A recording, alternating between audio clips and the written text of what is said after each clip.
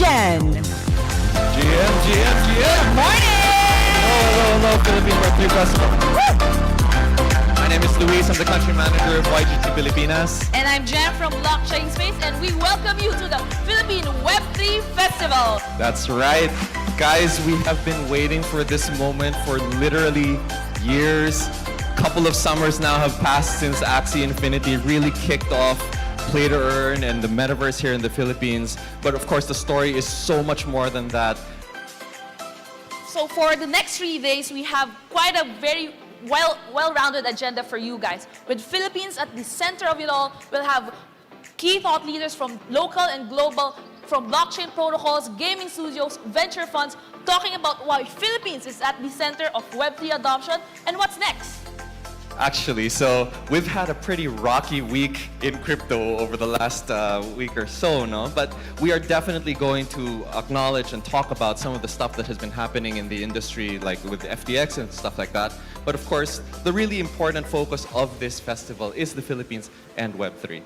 Today, we will get you up to speed to the history of crypto here in the Philippines, outline some of the key players in the space, and introduce you to the hottest creatives and learn more about the impact of the technology in the space.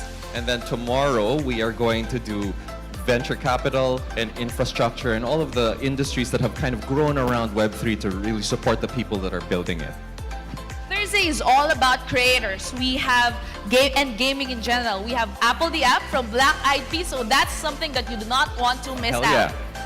And then on Friday, we are going to end the whole week with a pretty awesome Axie Open Manila. It's the largest Axie Infinity tournament in the Philippines. The total prize pool is over $100,000. Wow. We are expecting 256 of the best players in the world to be coming in and vying for this competition. We're super excited about that. We hope that you can also join us there. That's going to be in Circuit Makati. So that's going to be on Thursday, right, Luis? That's going to be on Thursday and Friday. Friday is the finals, yes. So the Web3 Festival would not be possible without our sponsors, our co-presenters, GCash, our official wallet partner, Globe, our official telco and connectivity partner, Metaverse Go, our games and NFT discovery platform, our title sponsors, Binance, our official Web3 partner, our platinum sponsors, Polygon, Huawei, our official cloud partner, and Angkas, our official transpo partner. And amongst our gold sponsors, we have Xpla, our official blockchain partner, Metacare, Genesis Universe, Playground Zero, Fante Studios, Crypto Unicorns, MetaClash, Mix Marvel and MetaScene, Play Mining, BNB Chain, Modhouse, Farcana, Civitas, Binary X, and OKC. There you go. See, a lot of players That's are basically coming everyone. to town. So we have exhibitors area outside, and then we will have a full day ahead. And if you want to visit our sponsors, our booths, just drop by. We have a lot of they have a lot of merch for you guys. So it will be a busy day ahead. Also, please don't forget that there are digital passports for everyone. You can actually use these digital passports to win prizes. I believe today's is going to be sponsored by Huawei. So just go towards the registration area. You can grab a digital passport there. There will be some challenges throughout the next 3 days that you will need to complete in order to win those prizes. Awesome. So we have a big day ahead. So go grab your coffee. Later at 9 beers. And see you guys. Thank you, everyone. See you soon. Thank you for that welcome, Luis and Jen. And now we open the Philippine Web3 Fest by learning about DICT's vision for the Philippines so we can all understand the role that Web3 has to play in obtaining that goal. Everyone, please welcome on stage ASEC Jeffrey Ian C.D.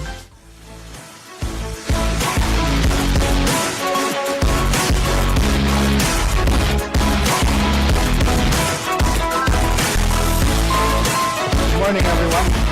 So now seeing all of you, I think I'm overdressed. I'm grossly overdressed.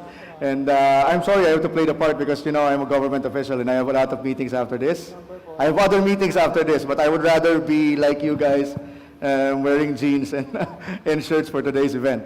I also see a lot of foreigners today. Magandang umaga. Good morning. Our IATF or our COVID restrictions have started to go down. A lot of people here are not wearing masks, including me. So I hope that you enjoy the environment and have some time to go around Manila and even better if you can go around the country. Boracay is already open, by the way. It's one of the world's best beaches. So again, good morning, and I see you have a lot of events also. I myself am a gamer in my past life. Actually, I'm still playing, no? I just pulled Yoimiya from Genshin Impact, if I have time. And I also used to mine Bitcoin because in the past, when you're a gamer, you have the gig, you have the equipment to be able to mine. So it's really nice to be here. It brings back some memories. But first, before I continue with my keynote speech, by the way, they gave me 20 minutes. So I'm sorry if I have to bore you for the next 20 minutes. I'll try to be more engaging. But my speech won't be 20 minutes. I guess it's around the 10-minute mark. But first, let me extend the department's apologies because your invitation was not actually for me. Sabit lang ako. The department secretary, Attorney Ivan John Uy, is present in another equally important event, the ASEAN Innovation Summit. And he extends his sincerest apologies for not being here, but he wishes everyone the best of regards, and he thanks you, especially the organizers, for making one of these events possible. I would even say this is a historic event. Because there's not even an industry that represents you guys, the Web3 industry. So I think after this, that's what you need to build on, to be able to build your own industry so you can represent the industry when we meet at the Department of Information and Communication Technology. So I was asked here to speak about the ICT strategy for making the nation ready for Web3. And I am very, very happy to inform everyone today about the ICT strategy to ensure that our country successfully rides the next wave or to the next iteration of the World Wide Web. The fundamentals are actually already there. I'm also Vice Chair of the Digital Inclusion of the Bangko Sentral ng Pilipinas. And the Philippines is one of the early adopters as a nation. As a nation. Perhaps we lack the technology and the skills capability, but as a nation, we are one of the early adopters of cryptocurrency. And the ability, and we are actually mainstreaming it. We have wallets that will allow our OFWs, which is our #1 source of income, to be able to remit their hard-earned money using cryptocurrency, faster and cheaper way, to be able to send money to your relatives here in the country. However, there lies a difficulty because today my subject is not only blockchain is not only Bitcoin but Web3. So before I give my idea or give the DICT's programs about Web3, let me first ask you, what for you is Web3? Sige nga, do you have any idea about what is Web3? And what do you think is the next iteration of the World Wide Web going to be? No? I have to admit that also as an academic and also as a person who had been in this sphere for a few decades, there is no consensus as to what the next technological advancement of Web3 is going to be, except that Web3 is all about the decentralization of the internet. The only consensus about where the next technology is going to be is the decentralization of the internet. So, by moving away from central regulators, the internet, or at least those that support Web3, wishes it to be more free. But you have to also admit that the economic crunch and the socio-economic divide that sees the rich become richer and the poor become poorer spurred enterprises to move the other way. There is now a highly centralized internet. And even social media is aggregating on a small number of tech players or tech giants. In fact, even cryptocurrency and stable coins, the management of which are being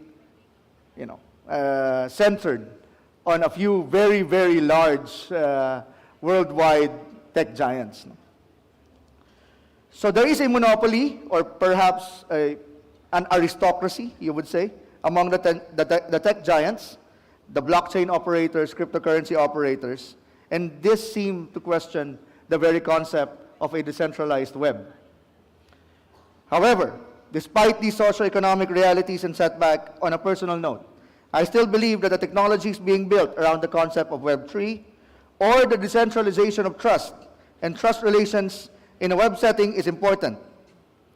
And let me remind everyone in attendance today that this concept of a decentralized internet is not unique to Web3. This has been an ideal since the beginning of the internet boom, nung nagsisimula pa lang yung Web 2. Okay? It dates back in the internet bubbles of the early 2000s, during the peak of the Web 2 innovation. The root of trust, are you aware of that in cybersecurity? The anchor of trust or root of trust concept is in the very DNA of the design of the internet. Domain name servers are hierarchical, where at the very top sits an implicitly trusted system. And you know what implicitly trusted system means? It means that to be able to trust a system, a higher system has to issue a certificate saying they trust you. But at the top of that hierarchy, it is implicitly trusted. Nobody questions it. And on top of this hierarchy, the root DNS, as we would say, are maintained only by a handful of organizations. Hindi ko na sasabihin kung sino sila, but you can research. Most of these organizations reside in the United States.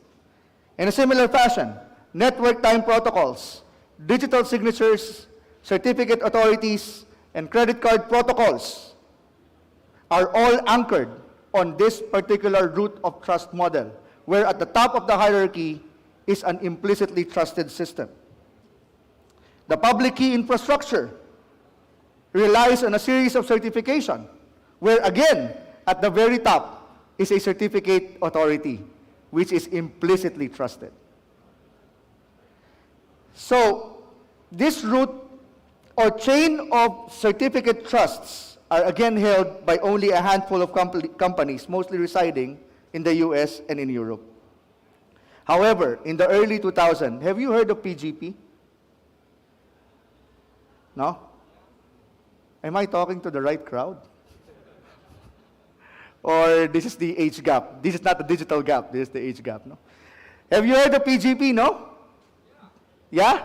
I can hear some people. Can I have a raise of hands of people who heard of PGP? Mostly foreigners and those of my age, I think. Huh? Yeah. PGP, Napster, peer-to-peer. Wala pang blockchain. the early adopters of what is called the opposite of this implicit trust anchor. The concept in digital security where there is what is called a network of trust, where there is no implicit trust on a hierarchical layer. This is the motivation behind such technologies as PGP, Napster, well, etc. This is truly a fascinating idea, that the web can move away from a vertical hierarchy to a more circular concept and a network concept based on a community of trust. But how did this idea came about? As I mentioned earlier, the concept of the decentralization of the internet, which is at the heart of the Web3, can I call it a revolution, did not start just recently. It was born almost at the same time as the internet was booming. And the only way that we can explain further where we're going with Web3 is to briefly look at how the internet was born. The World Wide Web was invented by Sir Tim Berners-Lee. Everybody already knows this, I hope, right? He was working at CERN in 1989. That's him when he was younger. The first website was unfurled in 1991, and naturally it was of his physics laboratory where he was working, the CERN Institute. Next slide. Yeah, that's how it looked like. Ladies and gentlemen, welcome to the first website that was unfurled in 1991. No? The HTTP protocol was initially created as a digital bulletin board used by researchers to publicly post notes and communicate with each other. And this concept became famous in universities and researchers across Europe and the United States. By mid-1990s, Netscape Navigator. Sino nakaabot ng Netscape? You did? I'm still not talking to the right crowd. Later on, maybe when I'm in Web 2, you all know about this. No? Became commercially available, and Netscape helped in mainstreaming the internet. This, basically, static webs and static websites is what Tim Berners-Lee mentioned as Web 1. However, in the early 2000s, the usage of internet expanded. And this gave rise to, so bandwidth grew, there is a surge in web capabilities, and it took a more creative turn. A new group of avant-garde technologies emerged fresh from college and universities and gave rise to dynamic content. So in 2004, YouTube became an online sensation, and about the same time, MySpace was born. These were the predecessors of what you would now call a social media. Nauna sila sa Facebook. But actually, more revolutionary than Facebook was YouTube. Because, and this is an important concept, so that we understand how regulators should think about the Web3. This is a very important concept. Why do you think is YouTube very important in this realm? Why? It is for the same reason that Netflix, etc., became famous today. YouTube democratized access to video away from the monopoly of cable providers. It gave content back to the people. Anybody can create content as long as somebody watches your content for free. Well, in fact, you can even charge a few dollars or pounds for it, right? So, why was Napster important? Because at that time, if you remember that age, you can only buy, if you love one music from one author or one musician, you'll have to buy the entire album. An album of 10 music records, even though you only love one. You remember that? No? But with Napster and with Apple Music and streaming music, you can enjoy that one music and pay only for it without buying the entire album. So again, it liberalized access back to the people. It democratized access to information. That's how important, that's how we should view the evolution of the internet and how decentralization is improving the way we access data and technology. Let there be no mistake, today we are still in Web 2. We're not yet in Web 3. We are preparing for Web 3. Web 2 was 5 times more life-changing than Web 1. New tech companies were formed, which only centered on social media. Facebook is a, ano ba to, multi-billion or trillion-dollar, I think the last time they're a multi-billion-dollar company. And their only commodity is a social media application.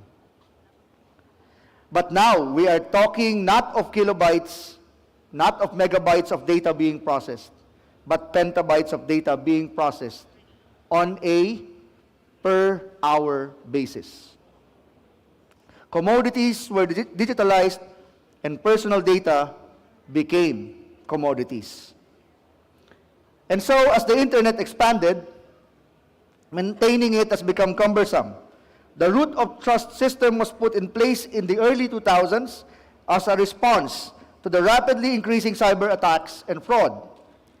However, in the shadow of the internet, cyber activists emerged, questioning how evidently the internet, while expanding its platforms and providers, are converging only to a small number of tech giants. Not only that, governments started to exercise their power over content. Censorship became prevalent. It's not government's fault, because as social media expanded, fake news abound, and even national governments are being threatened. Again, at the heart of this is the root of trust concept, which I discussed earlier. And this was pushed by the credit cards and financial institutions, which supported the root of trust and central authority schemes to secure internet transactions. Do you know where your credit card transactions go? To a centralized system. I wouldn't take your time to discuss how the MasterCard and Visa protocols and the CV3 protocols are used, but yes, they are highly centralized. And that is why Bitcoin was born. To question the same concept of the convergence of a technology in a minimal number of tech giants, but using cryptographic primitives to exercise a network of trust, as versus the hierarchical trust. So actually, Bitcoin was first used as a model by cyber activists to show that even the financial sector can be decentralized. Okay? So this calls for decentralized internet became louder, and you now have internet as a right. Peer-to-peer transactions boomed. Freedom of software, open architecture, and open data sets became buzzwords. Amidst this context, as I mentioned, Bitcoin was born in 2008. And so now we are talking about Web 3 and its central idea of decentralization, and how governments should view how the Web 3 should evolve. As I mentioned earlier, there is a debate as to what form the next great iteration of the web would happen. But this next iteration has a consensus. It is by putting data to the people and a highly decentralized web that puts the power into the masses and away from regulators. That's counterintuitive from a government official, by the way. No? A web that cannot be regulated. And this is the vision of a transformative technology of where Web 3 should take us. And the key word here again is decentralization. Remember your P2P sharing systems. Remember that Napster at the time was illegal, although I have it.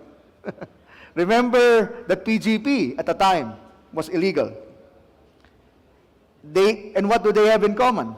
They changed the game by moving away from that central trust authority system to a network of trust. For those who are academics, go ahead and search about it. It is what gave power to blockchain.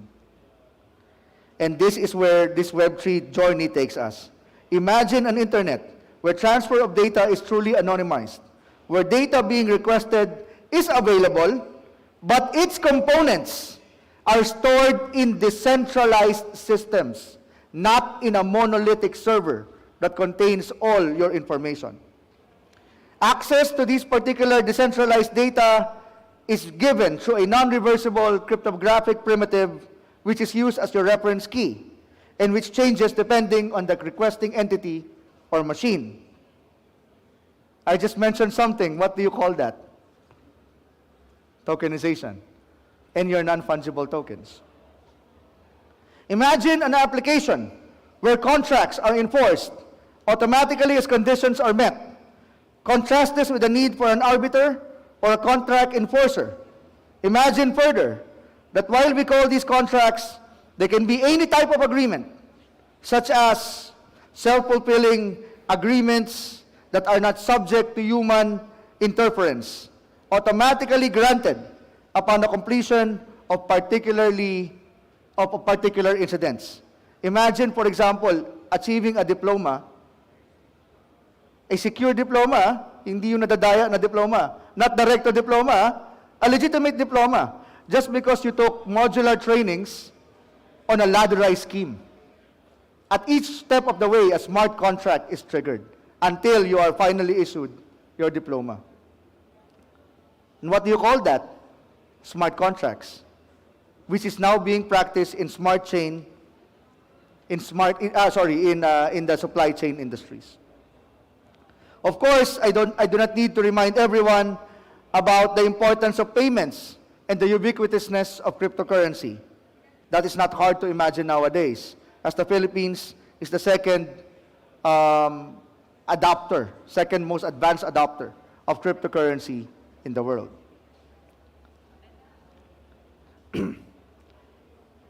But on top of these examples is a system of storing data that does not rely on a single entity to maintain and keep, but rather a distributed ledger of transactions that even though it is public, it is non-repudiable. And that is the concept of blockchain. I can go on and go on with a lot of the technologies as the basis of the building blocks of Web3. However, let me now go to what should we be doing, the DICT should be doing about this. So, last week, I was actually in Incheon, Korea. Sabi niya, time's up. Can I have like 3 minutes, no? Last week, I was in Incheon, Korea. I was attending an event held by the United Nations, Asia Pacific Training Center, no? Asia Pacific ICT Development Center. And various participants from different nations around Asia shared their best practices, current projects, and future plans. One very interesting module was Frontier ICTs, which highlights the blockchain technology and its impact on different government projects and programs. Blockchain is recognized as an important means of achieving the 2030 Sustainable Development Goals of the United Nations. It has a potential and huge impact on the specific agenda on socio-economic development, policy making in most nations. And here is where it is important for the ICT to remember. The decentralization of the web is an important factor of the SDG goals, of the Sustainable Development Goals. Do you know what the Sustainable Development Goals in one phrase meant? Yung United Nations Sustainable Development Goals? No one should be left behind. That's, in one phrase, that is the Sustainable Development Goals of the United Nations. So in one main realization here is that we should be, the DICT should be at the forefront of this particular, we don't want to regulate, but we want to train people, more and more people, about Web3. And this is where the development of the ICT Academy is, no? We would like to announce also that we are developing the ICT Academy. Can you show us the slide on the ICT Academy? Ayan, that's how it looks like. It's in Valenzuela. And the trainings that we will be giving there are based on the 4 emerging technologies: animation and graphic design, which is used for gaming, cybersecurity, robotics process automation, and blockchain cryptocurrencies.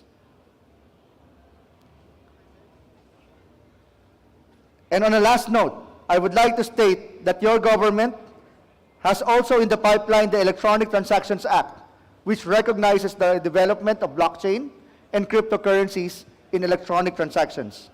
We also have pipelined in the Senate the E-Government Act, which would require all schools being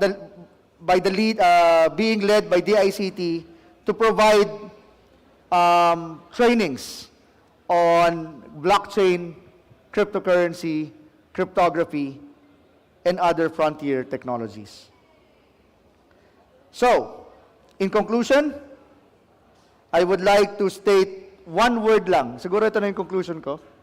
Yung stakeholder, yan.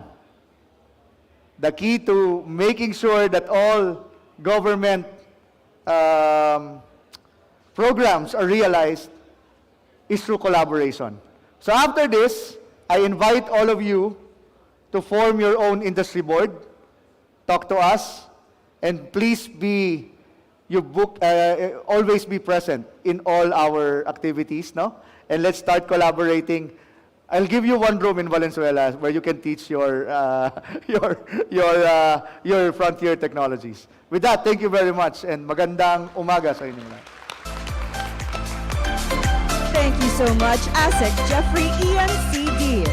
To share with us the history of Crypto PH, let us now all welcome on stage Colin Goltra from Yield Guild Games, or YGG. Hey everybody. How are we doing today? Good morning, Manila. Is it still morning?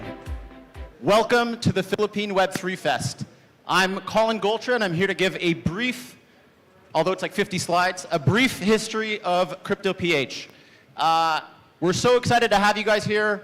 I'm going to try to demonstrate that the conference you see here today is the result of nearly a decade of work as an ecosystem, as a community, as an industry, and I think we're so excited to have an event of this magnitude and this scale, and to host kind of people from our own ecosystem, our own industry, as well as major players internationally. So we're super excited to have you here. A quick introduction about myself. My name is Colin Goltra. I'm Filipino-American. I'm originally from California. I grew up in the Bay Area, sort of started my career in Silicon Valley. My background is in tech, finance, and economics.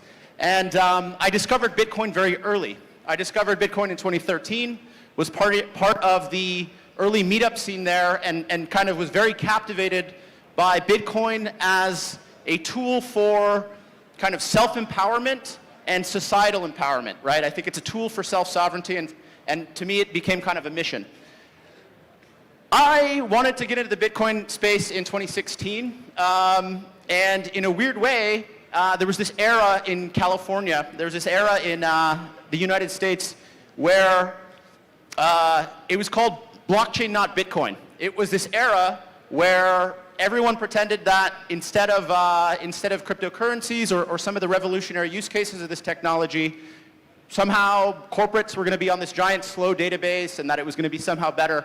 And in a weird way, adoption was, I think, very misguided.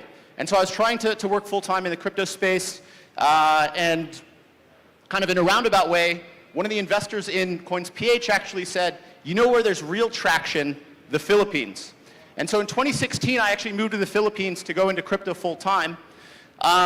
You know, in 2016, as I mentioned, even then, you know, it was kind of, there's early signs of traction, of adoption.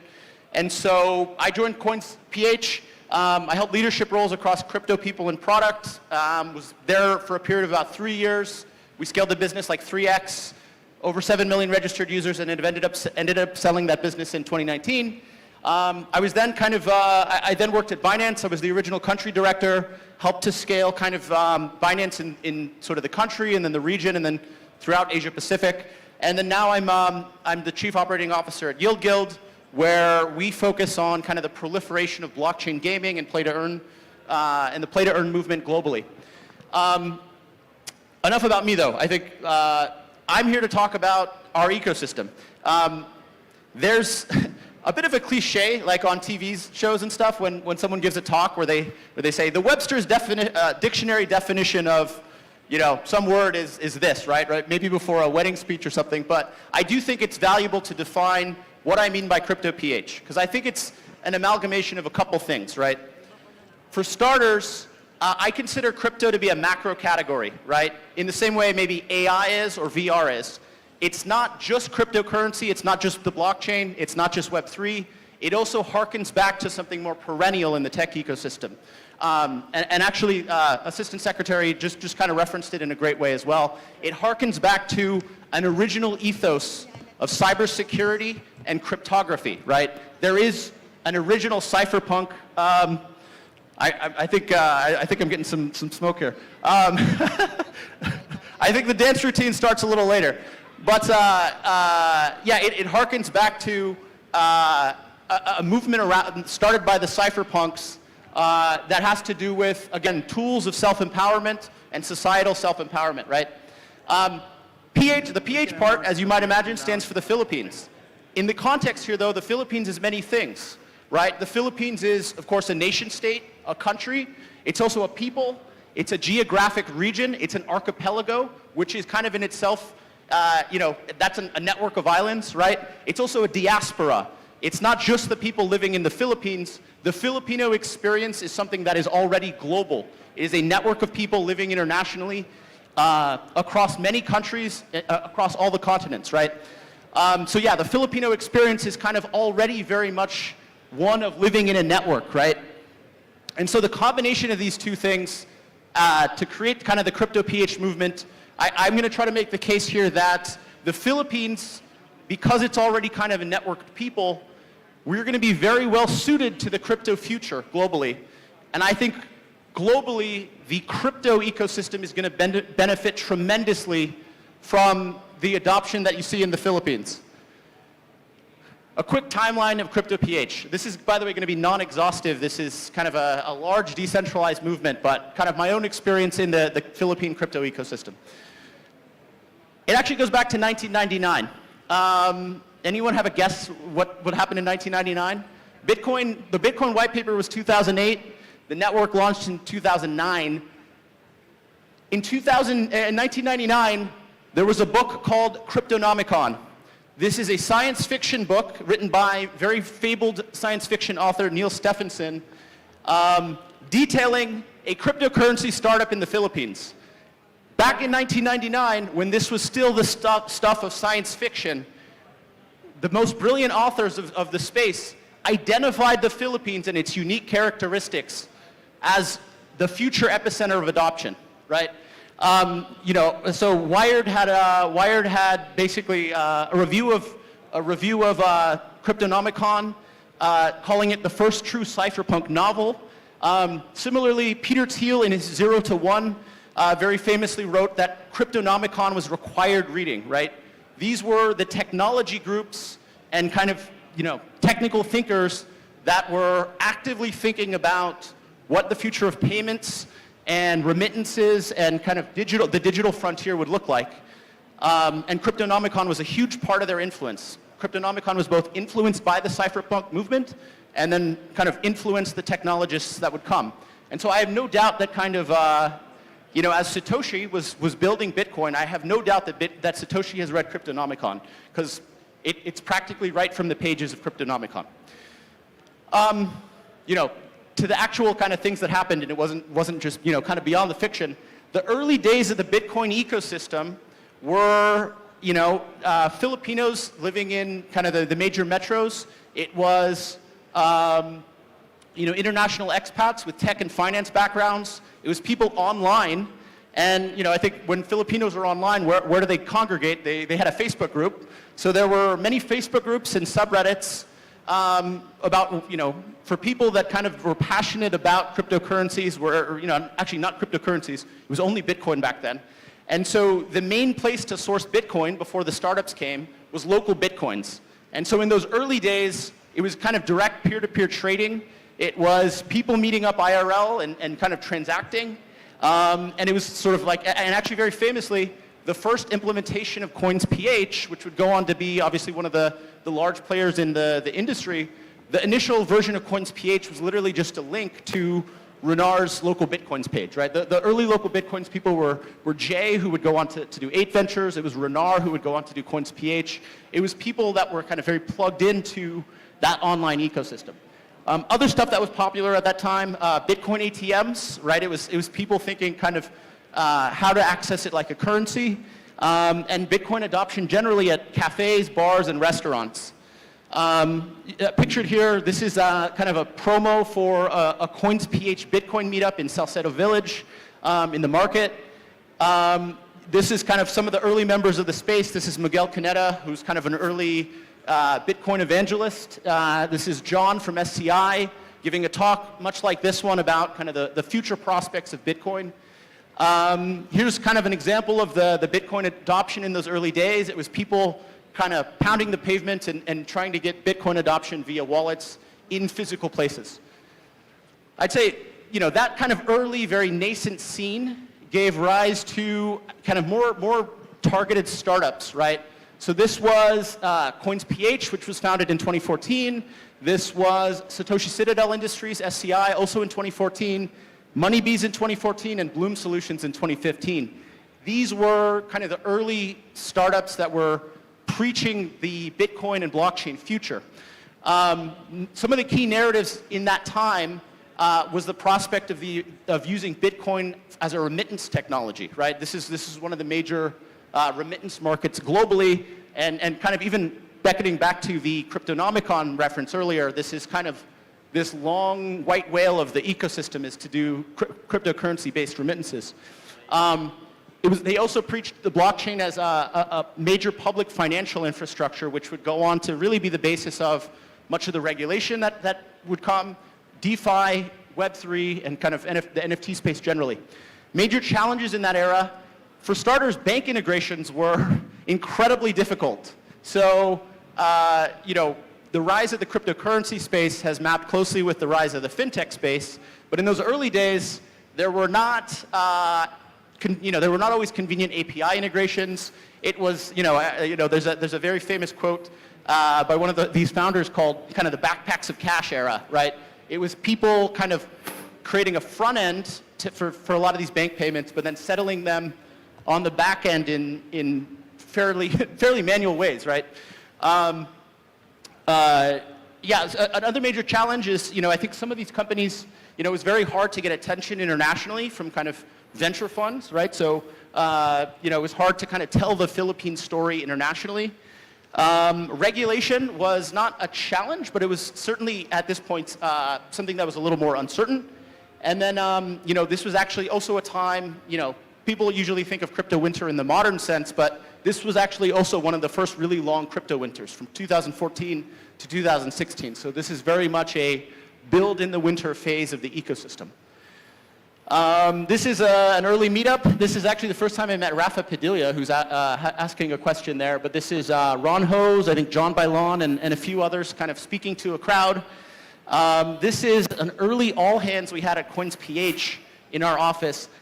That office, just as a random aside, was the same office they had when they were 4 people. And when we were 30 or 40 something people, we had this tiny office and it was bursting at the seams. But we were growing quickly, and I think we were growing, dramatically outpacing the space that we had. So that's an early all hands. So that startup era ushered in sort of the next phase, which I call the institutional era. So, I mentioned the regulatory issue early on. These startups, I think, what they did very well is they were very forthright and collaborative with the BSP. And they worked closely with governments and sort of regulators to address kind of the issues or concerns that they might have with consumer protections, KYC and AML. They worked closely with regulators to create the virtual currency exchange license, the VCE, which at the time was one of the first of its kinds. So it was a very progressive piece of regulation in a relatively early phase of the global crypto ecosystem. And so, yeah, the BSP was very progressive in its regulation of cryptocurrencies early on, and generally they created a license that gave a lot more credibility to those startups as they kind of ascended to more of a mature phase. Another institution to give a quick shout out to is Union Bank. Union Bank really kind of took the mantle of engaging with blockchain technologies at that time, and still holds it, I would argue. So yeah, they provided banking services for local fintechs and crypto platforms, as well as kind of they had collaborations with Consensus. They had this this interbank rail for regional banks called Eye to Eye. And I think generally they had several sort of internal initiatives like the Blockchain Institute to proliferate this, ideas around the crypto and blockchain future within their own organization. So kind of credit to them for being an early adopter. Maybe the last couple pieces here, in this quasi-institutional phase, there were a lot of industry trade associations forming kind of in collaboration with the different startups and banks. There was the Blockchain Association of the Philippines, and then actually also PDAX formed in that time, which also was fairly progressive on the regulatory front and tried to address it very early. Couple pieces here. So yeah, this is an article during the formation of the Blockchain Association of the Philippines. This is kind of Consensus's case study for Project Eye to Eye. It was their rural bank interbank rail. And then I'd say in parallel, so you'll see these dates overlap. In parallel, there was kind of an institutional scene with businesses and regulators and sort of financial institutions. But then on the community front, I'd say there was a very robust meetup scene. So the dates here, 2017 to 2020, you'll notice this is kind of, it's not the Bitcoin space anymore, right? It's the blockchain space. It's the crypto space. It's the Ethereum space. It's people doing, certainly ICOs were popular at that time, but also people kind of wanting to become better blockchain devs. People wanting to do kind of other use cases with the technology, right? This was a super exciting time for the ecosystem. And so a lot of kind of, I'd say a lot of coalescing happened at this time. So some of the key players of this time, so Bitpinas, which is kind of our paper of record or blog of record, they really came onto the scene during this kind of community meetup era. Blockchain Space, which would go on to do many other things, but Blockchain Space was literally a space for blockchain meetups at the time. I'll show some pictures in a moment. We had two meetups as well, the Makati Digital Currency meetup as well as the Manila Ethereum meetup, where organizers would have us, talk about crypto tokenomics in a very early stage, right? They'd have us talk about kind of, future smart contracting technologies and these sorts of things. And then the last, one of the other community groups that I'd say was really notable was Block Devs Asia. They had the mission of training people how to do smart contracts and build on the technology, and they would go on to found their own projects as well. Couple notable meetups. So one that I'll show you guys in just a moment was there's a very famous blockchain gaming meetup. There's a couple of them that happened in 2018 and 2019, which kind of become the basis for the future of the space. And then the last one is, at this time we also birthed the hashtag CryptoPH as sort of a reaction to the industry groups and more of a decentralized community way to organize. So this is a very early meetup we did at A-Space. We had reserved the event space, but they kicked us out for another meetup, so we had to do our meetup in the kitchen. This was, I think, the Manila Ethereum meetup in 2017. Here's a couple pictures of blockchain space. This is kind of the original actual space, right? This is when it was like a co-working space, an event space. So very cool to see the origins of this kind of basement room to a conference like this. Here's Peter Ng, looking much younger before launching a token, as well as an early meetup from Launch Garage, which was very present in the ICO era. Here's a couple events by the Block Devs team, kind of trying to get development in the Philippines. Some early sort of talks with the Manila Ethereum meetup and the Makati Digital Currency meetup. And just so it's not only a highlight reel, we had plenty of our own fumbles as well. So here's a BitConnect meetup circa 2017, which is a little dishonorable in hindsight, and then EOS, which also didn't quite work out. So let's this not be just a pure highlight reel, right?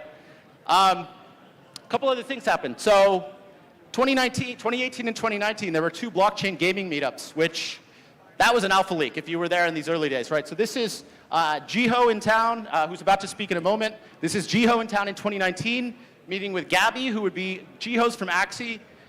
Gabby would go on to found Yield Guild, and Peter, who would go on to kind of pivot blockchain space into a guild platform. So this was very early days of this was very formative in the global kind of blockchain gaming industry, right? And then also just as a quick aside or quick shout out, I've been very Manila focused, but Crypto PH is the whole country. And so, in 2019, BCole was doing meetups as well. Cebu has their own crypto scene. And so, want to give a shout out to them as well. We are now in the Web3 era. And also, I'm running out of time, so I'll try to get through this a little bit quickly here. This is kind of why we're here now, right? So we've gone from a Bitcoin ecosystem to a blockchain ecosystem to kind of Web3. It's the future of kind of it's the next wave of the internet with kind of crypto economic primitives, right? There's been some key developments. Basically, the meetups ended. COVID happened, and we were all locked inside. Our community went online. We turned to Twitter and Discord, Telegram, and Clubhouse to organize instead. And so, in a weird way, we kind of went web native, right, for Web3. The other thing that happened was, very sadly, a lot of people lost their sources of income, right? And they had to turn to alternatives that were online, right? And so they had to find ways to earn online to replace, say, their driving route or their store shift, right? So there were key players that emerged in this time. One of the major trends that happened was kind of the proliferation of NFTs and crypto art. One of the first projects I collaborated with Gabby on is Nara Gallery. Luis Buenaventura, my colleague now at YGG, really came to prominence in the crypto art scene. He brought kind of key cultural figures like Heart Evangelista into the NFT space. And then kind of the bigger trend, though, is the rise of Axie as a dominant cultural force in the Philippines, right? And so in 2020, you see here, there was the discovery that people were, basically earning money at home and, replacing their income. And so, this was a period where Gabby and I were collaborating a lot. And ultimately, this led to Leia, who's in the crowd now, connecting with Jiho, who's about to speak, and creating what was kind of the seminal work of Crypto PH, which was an article on CoinDesk about the rise of play-to-earn gaming in the Philippines. Some other things that happened, the major kind of economic trend here was people were not just replacing their incomes or supplementing their incomes that they lost during the pandemic, but they were altogether earning way more than they had ever done. Wages in Axie Infinity during Axie Summer 2020 and 2021 far exceeded the minimum wage in most provinces, or in all provinces. This is via BitPinas. And there was a period where actually the SLP PHP trading pair was larger than the Hong Kong PHP remittance corridor. So this was a huge economic swell of economic activity into the Philippines. There was a documentary, Play to Earn, which was a major part of this trend, and I think really showed the world kind of what the Philippines had to offer in the crypto space. The fervor was so crazy that people were getting tattoos, they were buying motorcycles. This was major income. This was life-changing stuff. I think that something that emerged from that was the idea that you can aggregate assets and find players for these play-to-earn games. And so out of that, Gabby actually found a business model that created YGG and Yield Guild, right? I'll finish up quickly here. So what's next so that's kind of the emergence of the Web3 space in the Philippines. What's next for Crypto PH? So I think that the Philippines has always been at the forefront and kind of one of the dreams of crypto adoption, right? That dates back to the 1990s, right? And I think the Philippines is finally stepping into those shoes, right? I'd say in the early days, we were yet another Bitcoin ecosystem. And now I'd say we are one of the main centers of Web3 and crypto and sort of blockchain gaming, especially adoption globally, right? The scene is now so large that there are more projects than I could ever keep track of. So sorry if you didn't get a shout out in this talk. Tons of crypto startups and projects, many getting international funding. Remember that's been kind of a long-standing and serious issue. And I think startups in general, working in crypto and working in tech, is now a viable career option for Filipinos coming out of university in a way it wasn't previously. This was some data from 2020 where the Philippines became a top 4 MetaMask market, mobile MetaMask. This is some data from early 2021 showing that how high the rate of adoption for kind of crypto wallets was, and I think the Philippines is second in this chart here. And then kind of the last piece I would say here is, one of my core kind of theses now is the major global economy in our lifetimes, in the 21st century, I think it's going to be not based on geography like it was previously or industry. I think it's literally going to be a binary about whether or not you earn your money on the internet. And I think the internet as a superpower is going to make all the national economies look very provincial. And so I think this is going to be a tremendous opportunity for Filipinos trying to work in the crypto metaverse. I think it's kind of the next job frontier. And I think the Filipinos in general, we have this movement of OFWs. Filipinos are very adept and have significant expertise going to new job frontiers, taking risks, and earning in those frontiers. And I think the metaverse will be no exception. And so, yeah, I think that there will be a new class of metaverse Filipino workers, and I think it's going to have significant societal changes for the Philippines. And I think it's based on the work that our ecosystem has done for the past decade. And so, yeah, mabuhay world. We're so excited to have you guys here at the Philippine Web3 Festival. I think we've worked like a decade in our own way to make an event like this possible, where we have a ton of industry players locally, as well as people internationally who really care about what we're building here.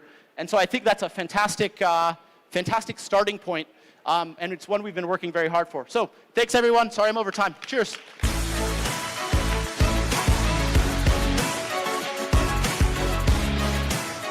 Thank you very much, Colin Galtra, for enlightening us with that story. We would now like to announce that the VIP Lounge is now open. VIP ticket holders may now access and enjoy the VIP Lounge. Moving on with our program, we are delighted to be joined by the man who, in many ways, was the catalyst for the Philippines bursting onto the world stage through Play to Earn. He was first here at a Crypto PH meetup in 2018 with Gabby Dizon of YGG.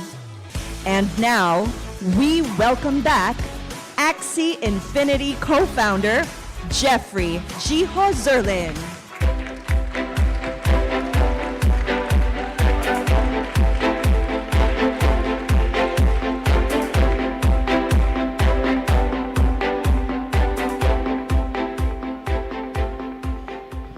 Wow, this is really surreal. I remember being in the Philippines in 2018 and 2019 and speaking in front of maybe 10 to 20 people. And yeah, I can't even count now. So this is super special, and it means a lot that you all have gathered here.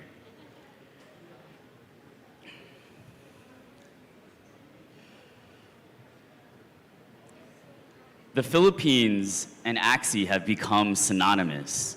I got here a couple of nights ago, and it's been a really hard week for the industry, but as soon as I got off the plane, as soon as I started meeting people here, I could tell that Axie is alive, and the beating heart of the Axie Nation is strong in the Philippines.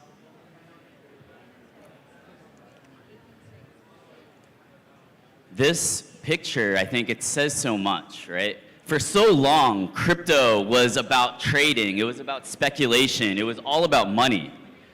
But with the rise of Axie and the rise of the Filipino Web3 scene, we saw how everyday people, gamers, brothers, sisters, even grandparents were finally getting involved in crypto for the first time. That's something that I'm really, really proud that we were able to catalyze. Together, Axie and the Philippines have really accomplished amazing things together in this kind of dual partnership approach.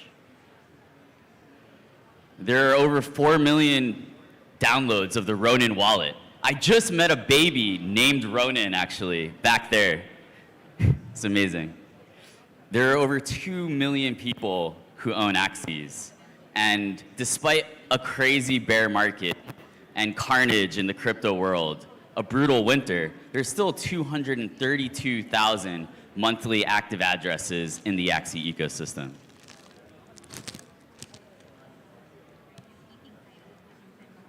And very quietly, Axie is actually the #1 NFT project of all time by volume traded, beating even projects like CryptoPunks and Bored Ape. So one of the things that I wanted to do here, while I have your attention, while I'm in the Philippines for the first time in 3 years, I wanted to say thank you. I wanted to say salamat.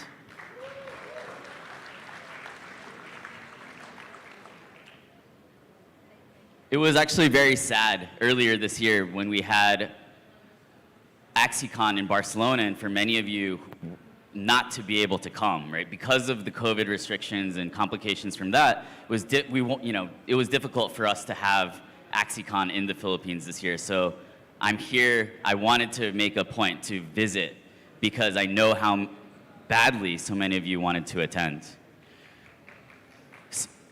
So why is Philippines and Axie such a good combination? Why does it work? Well, I think there are a couple of reasons, right? First of all, Filipinos are gamers. You love games, especially mobile games. I think it's also maybe the traffic and the commute, right? You have extra time each day where you need a little bit of enjoyment. Many games actually launch in the Philippines first before rolling out to global markets.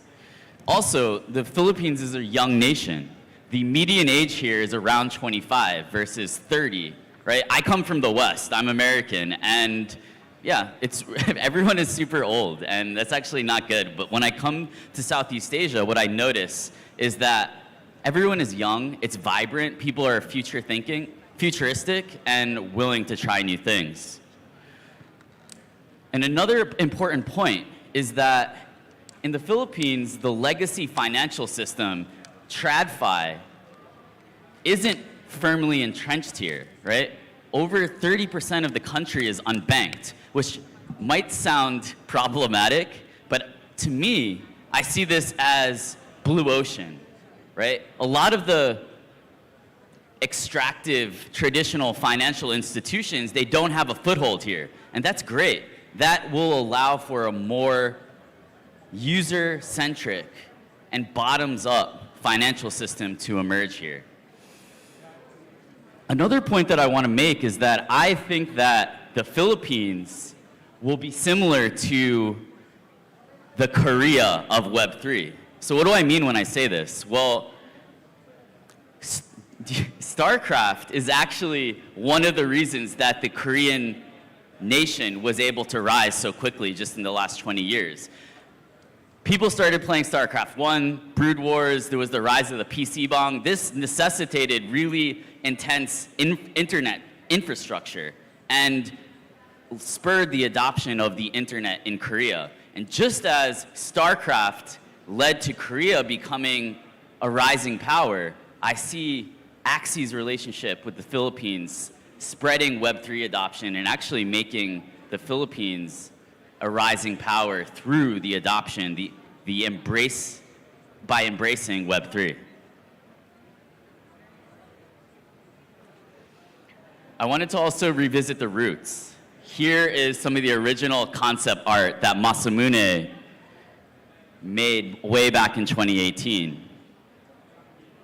Back then, it was really hard to imagine that all of this would unfold. I think our initial vision was very innocent. We were CryptoKitty players, for the most part, that just wanted to do something better. I came from the community. Chung came from the community. We just saw an opportunity to make something better, a futuristic pet, something that you could battle, something that you could love, something that you could upgrade over time with your time and effort and your skill, your proof of play.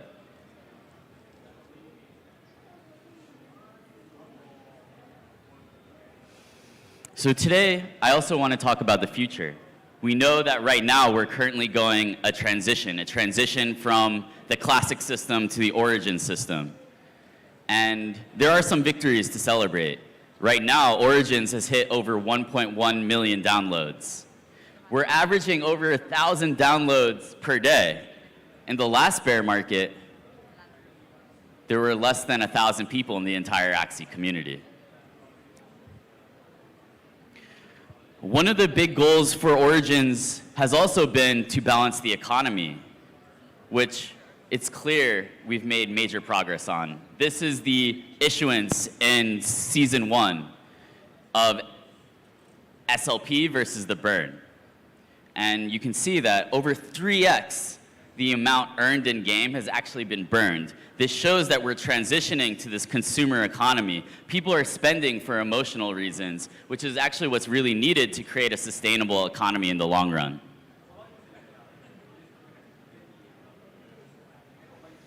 But Origins is not good enough. Let's be realistic about where we are. There's a lot of work to be done, and there's a lot that needs to be improved.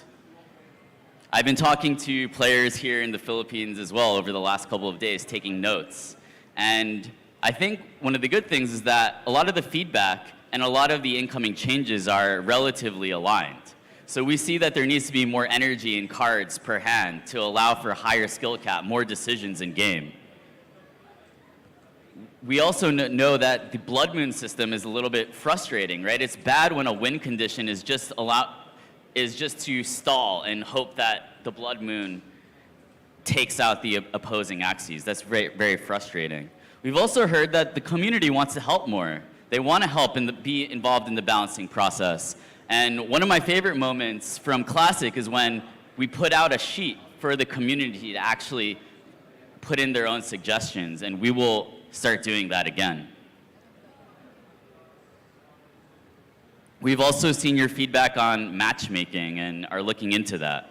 Right? One of the big reasons that it makes sense to use tokens to incentivize play is that the more concurrent users there are, the more fun the game is, because you're getting a better match with someone at your skill level, a better, faster match.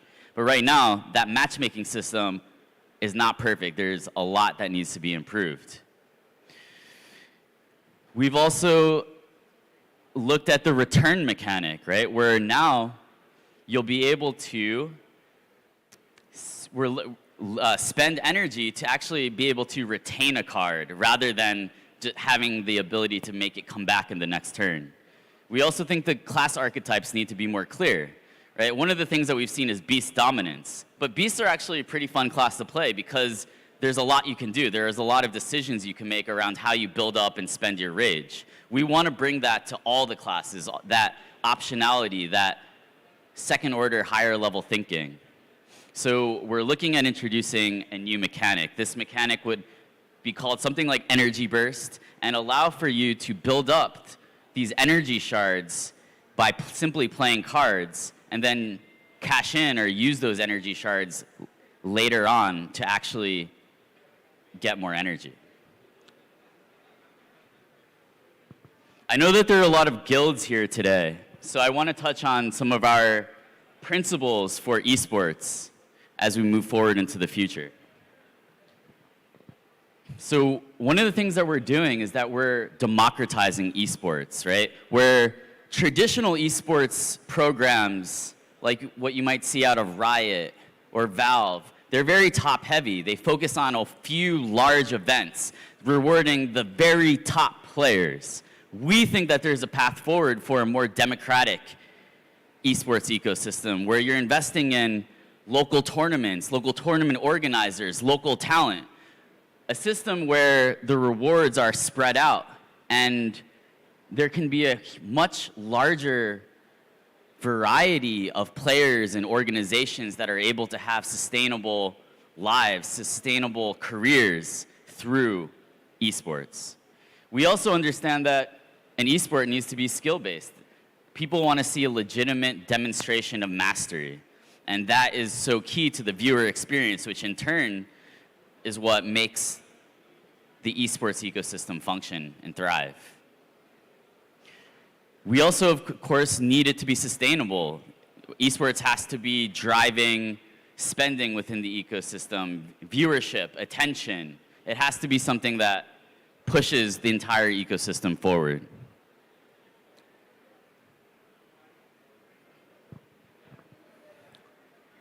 Today, I also want to introduce a new concept. But it isn't really a new concept. It's actually us returning to our roots. So I know that when I discovered Axie way back in 2018 as a community member, I was enchanted by the idea of a digital pet that you could build a relationship with, that you could improve over time, that you could even actually make more rare over time by putting in your time, your effort, your skill.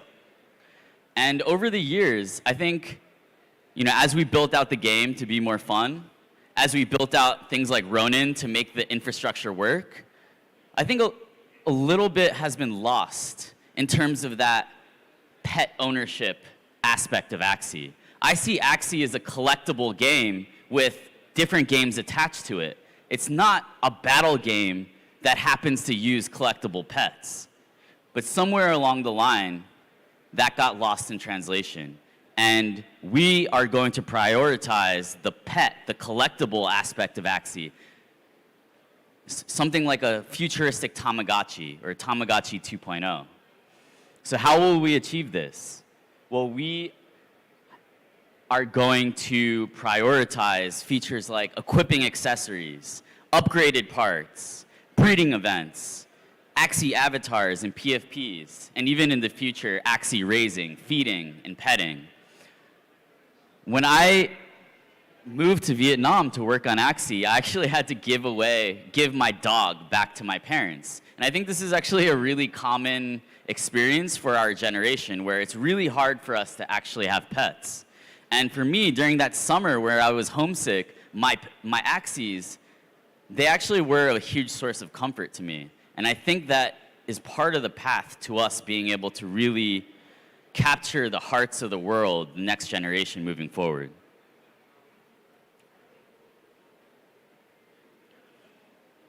So this is a preview of what Axie Core might look like on the marketplace. So these are accessories, and you can see that there are different slots where you can attach these accessories to your Axie. You can see that there's also an upgrade tab.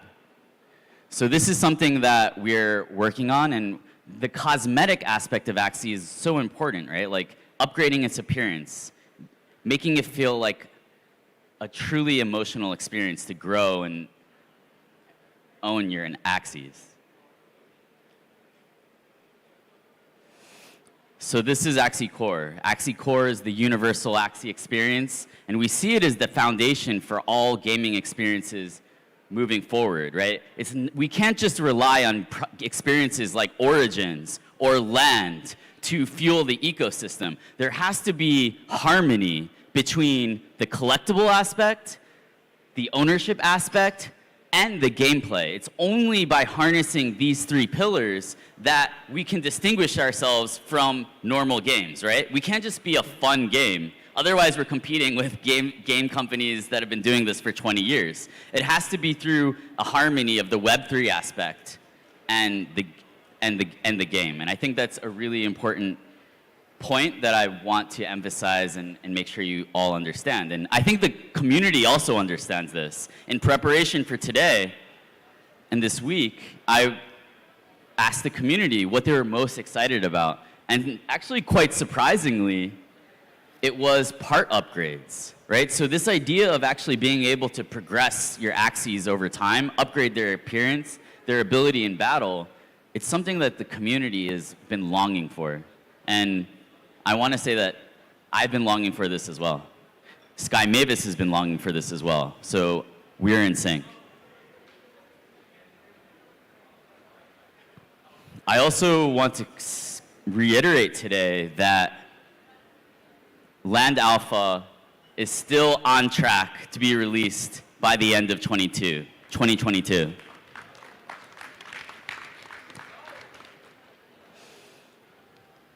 And for those of you that do not have land, I also want to let you know that we're working on a delegation feature, right? So this would allow something like a scholarship system to work with land. This will not be in the initial alpha, but it is something that the team has in the roadmap. So yeah, I wanted to make sure to make that point here.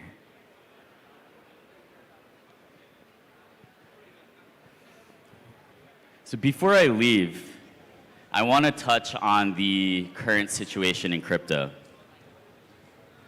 The last week has been a bit depressing. Many people have gotten hurt. Users, right, retail investors have been really damaged by the actions of careless exchange owners. And it's something that in 4 years of crypto, I've never really seen anything like it, and it's disgusting. But I also want to let you know and make sure that everyone understands that Sky Mavis, Ronin, Axie, we are unaffected by FTX. We had no funds stored on the exchange. And we see this as an opportunity to keep building. For us, we were born in the depths of the bear market, 2018, 2019. That's our bread and butter. We prefer to be in these types of situations. For us, wartime is normal. And I want everyone in this room to know that we will be here building alongside each and every one of you. And yeah, and your trust, your support, your love, it means a lot to us. And yeah, I feel so blessed to be here. Mabuhay, Philippines. And yeah, salamat again. And I feel like I owe you all so much. And yeah, I feel I'm getting emotional, so thank you. Thank you, Jiho, for that presentation. And now, to expound more on that topic, we'd like to call on Ralph Rivas from Rappler to join Jiho on stage.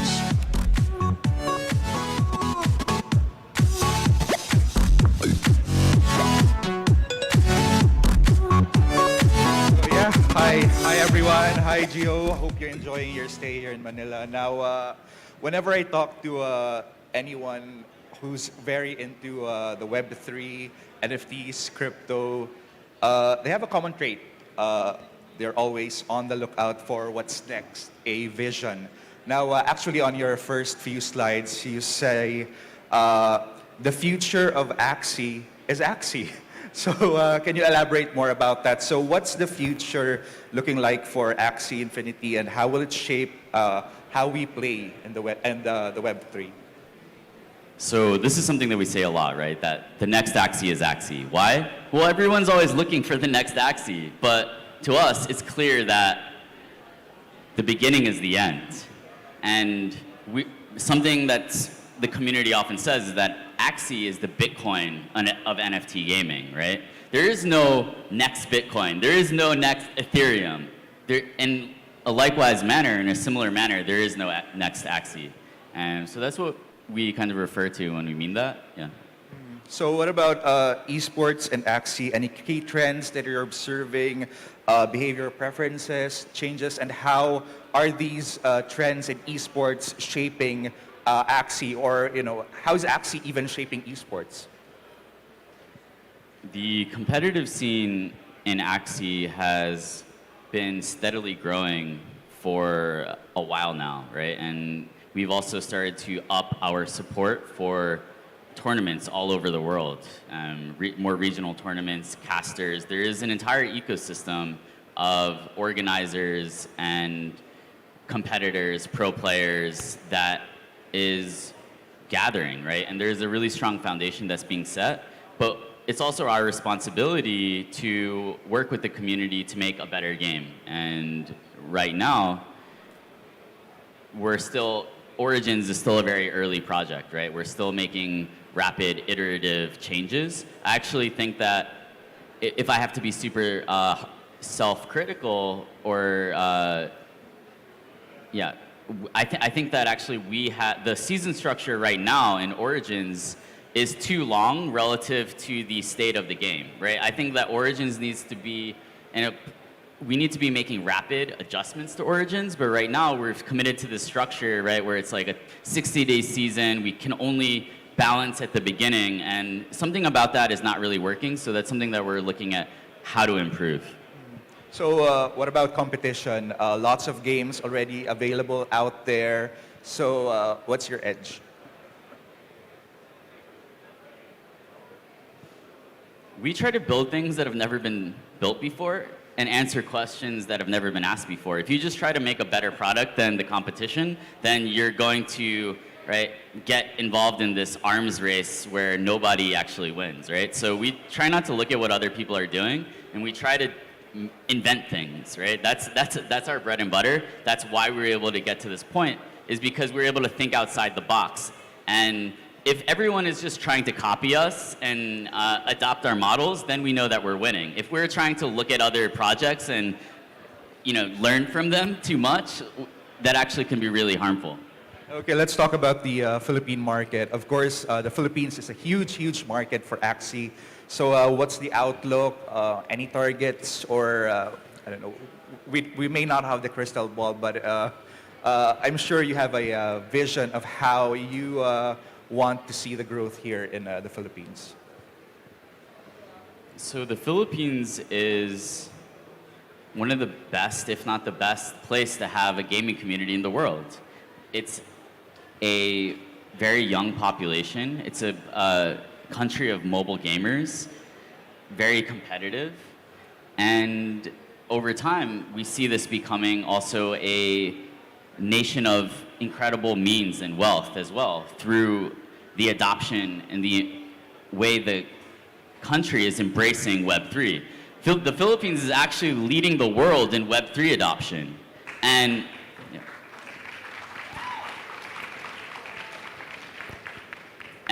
right now, when the world kind of discounts the benefits of Web3, that might not seem that important to everyone, except for those in this room.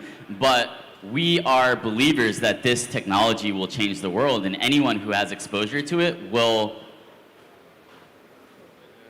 have this path towards a more prosperous future. Now, of course, we need to talk about the sensitive topic, of course, of the Ronin bridge hack. Now, the money was returned. I mean, people that lost their money were able to get their money back, but of course, the players were spooked. So, any assurances, or how moving forward? How do we move forward from this? Sure. So, as we pushed for mass adoption, you know, we were driving like 130 miles an hour, and as Axie blew up, right, the amount of value in Ronin really skyrocketed. So definitely we made sacrifices on that push for mass adoption, and you know, it was a mistake. But luckily, I think the outcome has been relatively smooth, right? Everybody has been made whole. All user funds on Ronin were quickly back to one-to-one. And I think actually our response to that crisis is being used as a blueprint for how you should deal with a crisis and how you should react to adversity, whereas other founders seem to be, right, taking the easy way out and really destroying their projects because of that. Now, for new players and those that were spooked but are now thinking of returning, so how do we appreciate Axie at this point? Play to earn, play and earn, play and win. I mean, lots of jargons there. So how should we look at Axie? To me, like defining it through some 3 words like that doesn't even necessarily make sense, right? Axie is a digital nation. Axie is still a digital nation. Axie is still the best way to learn about Web3. Axie is still the best community in gaming. And Axie is still a place where you can earn real assets that you actually own with your time and effort. Now let's briefly talk about the Builders program. Basically, it's a program where you let the community engage directly with the Axie ecosystem. So how can this be the next path to decentralization and Web3 games?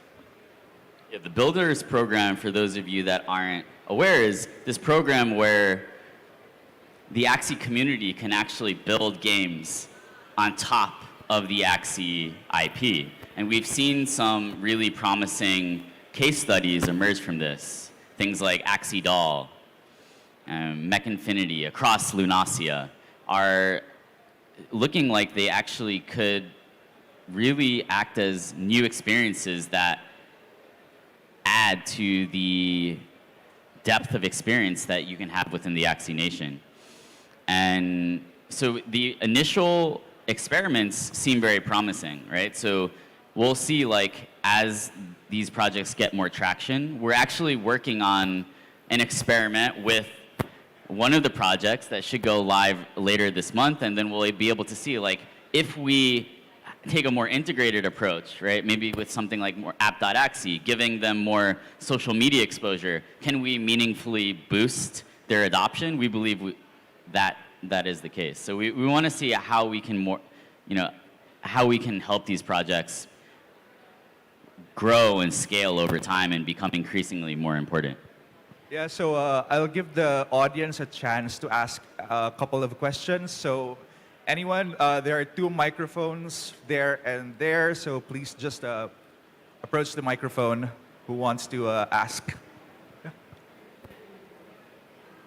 Yeah.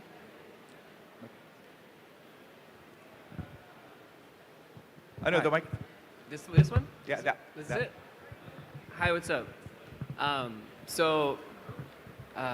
The tournament you guys are doing for $130,000, it's pretty awesome. And I saw the esports grant has $200,000 for a Thai tournament next year. And it's pretty exciting to see the support, especially since esports is more sustainable, like you said. But I wanted to ask how the play to earn allocation will be allocated going forward when we have things like land as well as origin. Like, is there going to be, a discrepancy between, which is more prioritized, especially since, if you look at land was important for raising funds initially for development. But as far as sustainability, breeding is probably going to be the largest driver for the treasury going forward, although you still have land sales and stuff like that. But like, how is Sky Mavis going to navigate, deciding, which one to allocate more funds of the play to earn allocation and AXS? Yeah, I think it's interesting that you bring up breeding, right? Because breeding has actually been the largest source of inflows to the treasury. So I think it could actually make sense, right, to see Axie Core as something, a gameplay loop that actually should receive some allocations of access as well. I think, right, like, yes, there should be clear KPIs in terms of, okay, if we allocate this amount of access to origins versus land, right? Like, what are the expected inflows to the treasury that the community can expect? What is the boost in adoption, right? Not everything can be deduced to revenue, right? Sometimes, right, you want to spur adoption, right? So it's like, are these products ready for more amplification, right? So, yeah, I think like the level of traction, the maturity of the project, the expected ability for, right, $1 of access to drive more access or more ETH into the treasury. These are all things that need to be taken into consideration. I'll also say that it's a pretty difficult process, and it's not necessarily something that there's a huge amount of history to draw on. So we'll navigate it together with the community. Okay, another question on the floor? Hi, my name is Isabella. I'm head of developer ecosystem of Router Protocol. But my main question is about education, the Philippines, and regulation. So actually, I come from the Philippines, and I'm the only Filipino in the whole Router Protocol team. And I don't have an education after grade 1. So I went from grade 1 to blockchain because of playing Dota. And I think a similar thing is happening with Axie Infinity, where really young kids are now learning about blockchain and crypto and SLP because of Axie. I have a lot of questions for Sky Mavis, but I guess I'll just try to do it 3 in 1. Basically, how would you what is one thing you want to see in terms of education for more adoption to happen? Like, what approach do you want to see? Are you bullish on having blockchain within our curriculums? And will you be willing to work with government agencies in developing public policy for public schools? And what Filipino characteristics did you see that makes you bullish on the Philippines? Thank you. Okay.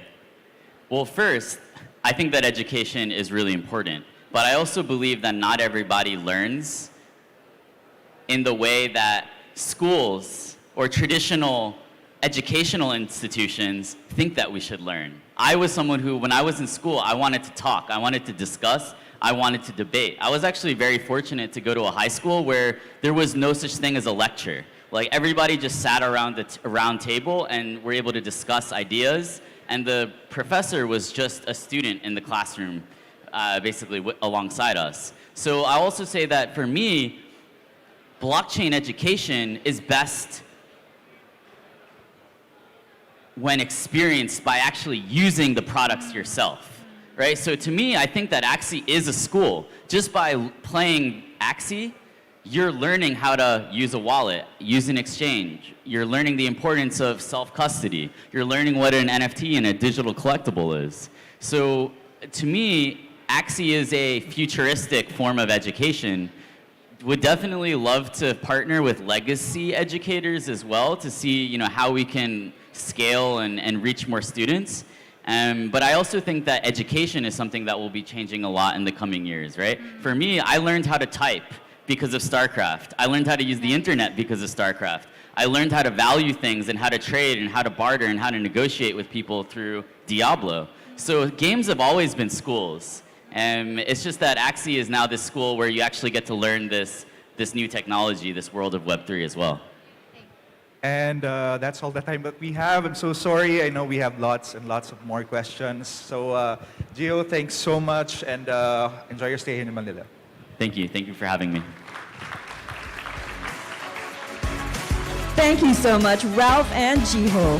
Before we move on to our next batch of discussions, we will be having a 10-minute break. We would also like to inform our VIP ticket holders that the VIP lounge is located at the right side of the Grand Ballroom. Feel free to take some photos and tweet.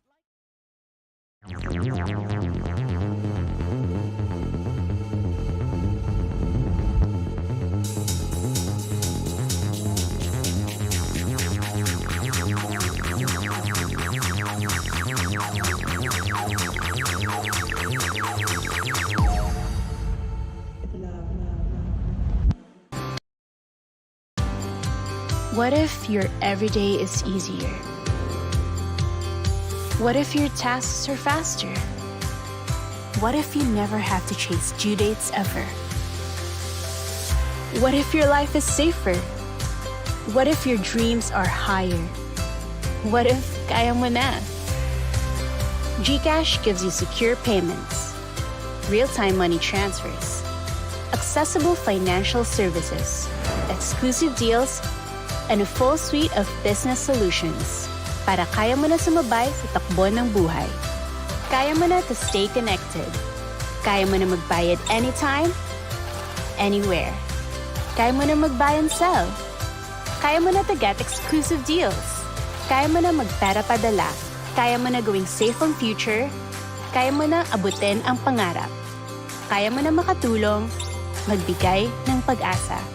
Kaya mo, GCash mo.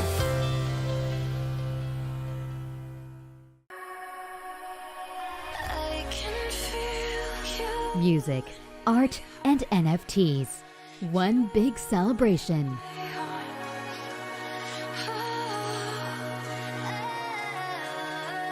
Over 10,000 G-goers. A recap of the best moments.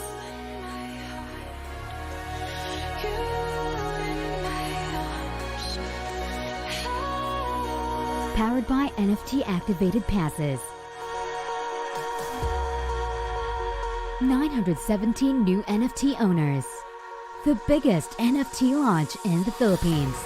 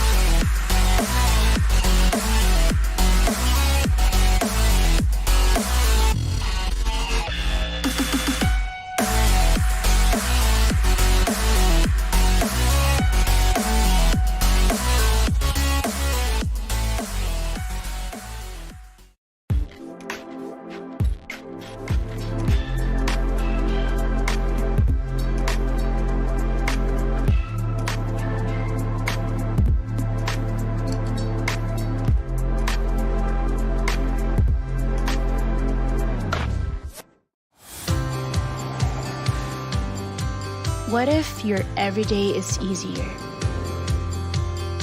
What if your tasks are faster? What if you never have to chase due dates ever? What if your life is safer?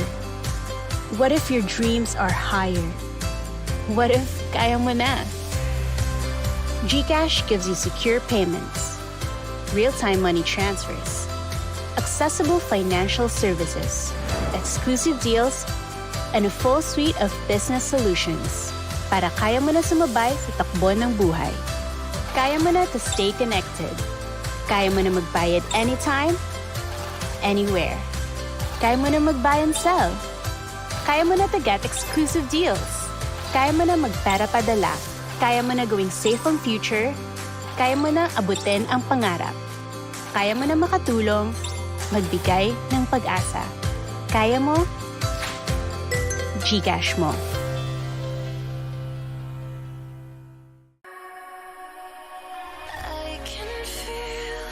Music, art, and NFTs. One big celebration.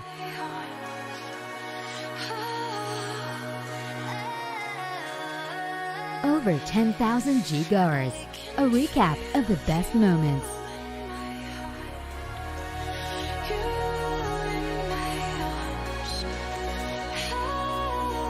Powered by NFT activated passes. 917 new NFT owners. The biggest NFT launch in the Philippines.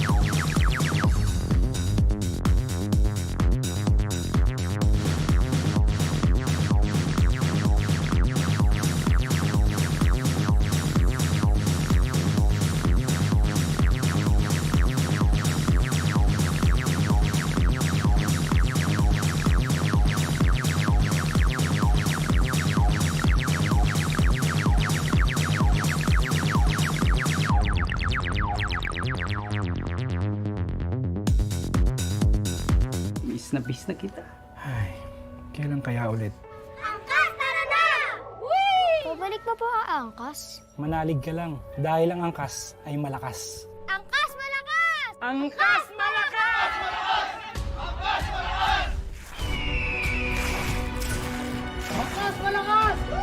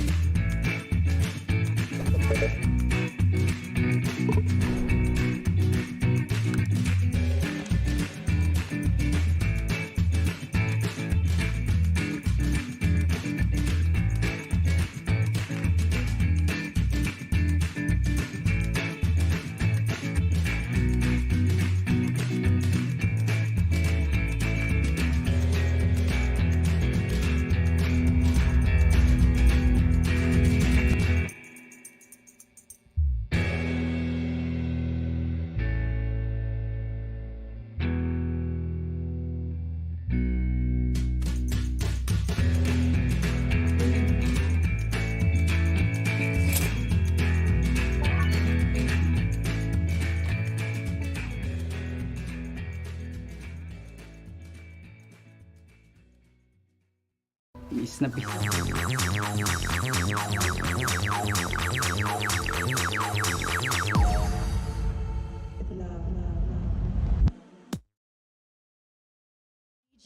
To talk about Filipino founders at the dawn of the open metaverse.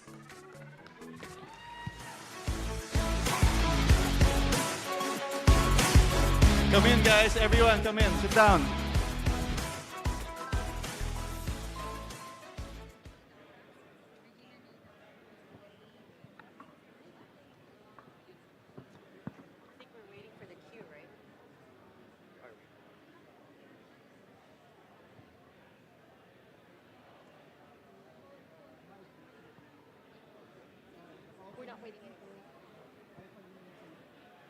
Go na.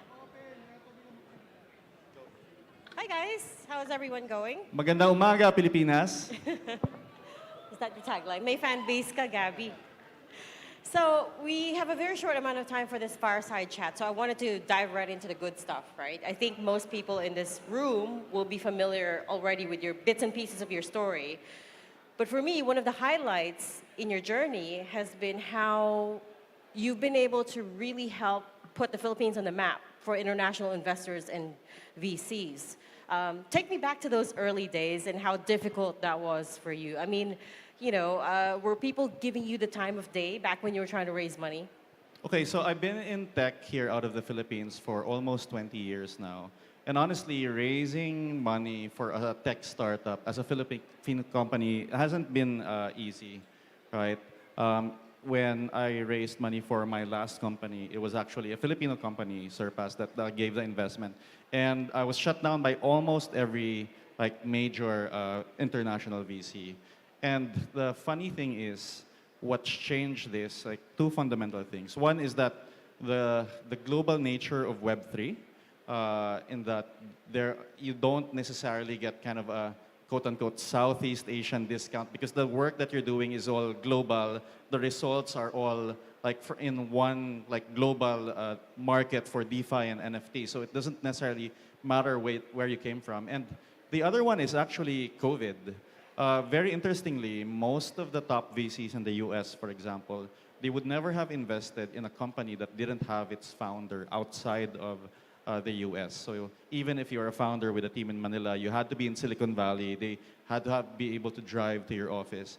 And what COVID did was it flattened the world so that you could get into top investors, Zoom slots, basically make your pitch. And they don't care where you're from because everyone is on Zoom. And so the best ideas kind of won out. And yeah, that's kind of a combination of how we got funded. Wow, something good came out of COVID pala, no? What kind of resistance were you getting? Talk me through some of these rejections. What were you getting told? So when we were pitching for YGG, we were pitching about the idea that we would basically buy assets in different games like Axie, draw a community to it, and basically lend the assets so that that could result in greater Web3 adoption. Nobody had seen the model before, so we actually got a lot of no's because a lot of the top investors you see today who are investing in NFTs and Web3, they didn't even have an NFT thesis back then. Or they were like, I don't understand what you're doing, or you're building on top of what? So they didn't understand the model. And fortunately, we were able to connect with a couple of really good international crypto VCs. One of them is actually here, Ascensive Assets. They've been our supporter from day one. DeFi Digital, which is very well known for backing Axie and AXS token itself. And they understand what they were trying to do. And they were like, okay, yes. So these are people that I didn't really know, but they got the idea. And that's what enabled us to get funded. So you feel like it was more a problem of you being too early to the game rather than not conveying the idea well enough? Yeah, definitely, because I've been pitching about NFTs as early as 2018, and we got so many no's from VCs then that are actually really investing now. And being early is it's a tricky balance because you want to be early enough so that you're one of the pioneers of the space. So you could, for example, say that myself or Gio of Axie, Yat, we're kind of pioneers of the NFT Web3 gaming space. But there was the period in 2018 to 20 that actually was really hard and painful, where we were just trying to survive because there was no market then. And like that's what we had to do to get here, was really kind of figure out how to survive the lean years in the last cycle. Right. I hope you founders out there are taking inspiration from this story. Who would you say gave you your biggest break? Biggest break. So I think, so funny, I met my first investor, Anil of Delphi Digital, on Twitter, right? So I was tweeting about NFTs 2018 to 20. I was actually doing stuff like, breeding, selling Axies. I was selling NFT insurance on Rarible, if you guys remember NFT Summer 2 years ago. And Anil of Delphi basically DM me on Twitter saying, hey, that's what you're doing, really cool. I'll give you like complimentary pass to our site. What he didn't know was that I had kind of a pitch in my back pocket for YGG. And I targeted Delphi specifically because I knew that they created the tokenomics of Axie. So they would be one of the few people in the world who understood what I was trying to do. And so I got into a meeting with them. It was Anil, Pierce Kicks. This is virtual. Yeah, Zoom, because everyone was just stuck at home back then. And like they got it. They actually helped us kind of really refine the idea of YGG further. And yeah, that's the biggest break I had. So like the moral of that story is that like shoot your shot on Twitter. Sometimes it works. And always have an elevator pitch in your back pocket. So do you think that after that first big investor, the doors opened wide for you guys? What happened was that we started building on top of Axie. Most of the people who were running scholarships back then were basically community doing it with their own money. And we were the only ones that basically were able to raise VC to do it. And we did it before Axie really, really took off. And when Axie took off 6 months later, we were basically the only one positioned on top of it. So we rode the Axie wave basically perfectly. And then after we rode that, that's when a lot of other guilds came out and started getting funded. So it was fantastic timing as well. Yeah, fantastic timing by sticking around the bad times, because that's the only way you kind of catch the timing to the good times. Let's talk about the thing that you brought up, the valuation discount, wherein international investors automatically priced purely local startups much lower, no matter the size of your potential home market, right? It's just a fact. How did you, talk us through what you did to get past that, and especially for the founders out here, what they would have to do if they came up against that at the negotiating table? Yeah, so that was really one of my biggest pet peeves, where people would like look at you a certain way or just discount you a certain way just because you're a founder from the Philippines. And I think in a big way, we've gone past that already, especially when we were validated with investment from A16Z.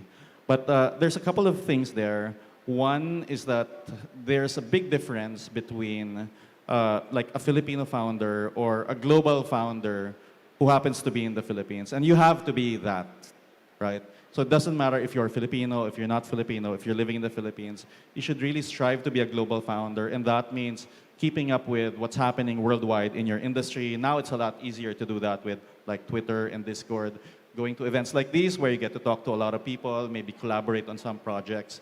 And now it's a lot easier to be able to say, I am a global project founded in the Philippines, doing something really cool.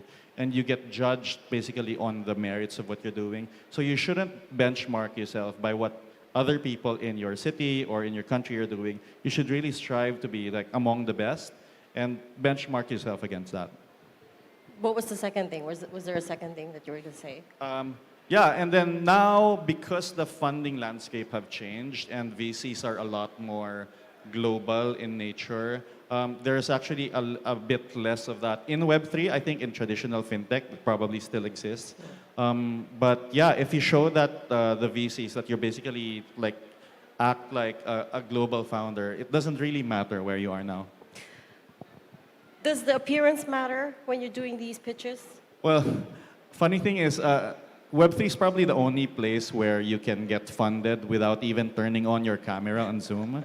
I mean, of course, everyone knows what I look like, but my co-founder, owl who may or may not be here. Most people doesn't know what he looked like. Ooh, And we got mystery. funded by one of the biggest VCs in the world with an anonymous co-founder. So I think that was a first for them. So your third co-founder may or may not be here. May or may not. You gotta solve that mystery, guys. Speaking about being a global brand, at the height of the Axie phenomenon, you had teams and players, not just in the Philippines, but also places like Indonesia, Thailand, Brazil, Venezuela even, Colombia. Ultimately, that meant that you were able to market yourself, sell yourself to investors as a global brand, right? Would you say that's still the case? Is YGG still a global brand? Absolutely. YGG is a global brand. It, of course, born and incubated in the Philippines, but it's definitely a global brand. Do you foresee a time when you would have to move the headquarters out of the Philippines for scale? Because we're a remote and global company, and everyone can actually live wherever they want. So, for example, YGG itself is a Swiss entity. So, our company is registered. It's actually not a company. It's an association headquartered in Switzerland. And then my co-founders are living between like Europe and the US, and the team is all over. So we do consider ourselves a very global company. So still very much global in that sense, but founded locally. Last I checked, actually, you had about, what, 15 games under your portfolio and about... 50 plus, yeah, 50 plus. 50 plus now, and roughly, what, $850 million under assets under management, or is that... I think it's gone down with the market, but yeah, still a pretty significant amount. And yeah, we've bought assets in over 50 games so far, and a lot more in the pipeline. There's a lot more in the pipeline. Are you at liberty to say? Well, I guess not the ones that haven't been announced yet, but some of the most recent ones announced. Like we partnered with Digidaigaku, for example, which is CEO is Gabe Ladon, so he's very like veteran of the game industry, and we bought a lot of their NFTs. My Pet Hooligan is something that we've been supporting. They've also been really cool. So there's a lot of really good games in the pipeline, and I think I'm really excited actually for next year because a lot of these games have been under development. They may have released NFTs. People are trading those NFTs, but the games aren't out yet. I think 2023 is when we'll see a lot of the really good content come out. You guys have made a real effort to try to bring more people into the fold. Talk me through some of your education programs and you know what the goal there is. Yeah, so the way to think about YGG is that we build our global community, and it's really a decentralized community. We have community managers all over the world, of course, starting in the Philippines. And these community managers are the ones that educate their own sub-communities on how, like, what opportunities are available in Web3. And that means there's a very heavy focus on education. If you were listening to Gio's talk, he was talking about, you know, people learned how to, so that they could play Axie, download the Ronin wallet, play the game, earn SLP, sell that to ETH, withdraw that to probably coins or Binance, turn it into pesos. There's actually a lot of education going along the way. And we think that this education is really key. So there's a couple of initiatives on our end. We partnered with NAS Academy for what we call the Web3 Metaversity. So it's a series of like community-based content courses that people can pay for, or if they're part of the guild, it's actually for free. So they can learn more about Web3. And second is that we're empowering a lot of our community managers and content creators. We have one of our top ones here, Kuku, of Level Up Guild. Yeah, Kuku has been like really tireless content creator and educator, and a real, I would say, like bright light for the rest of the community since day one. And we want to be able to enable that. We want to be able to build and train more Kukus, not just in Philippines, but around the world.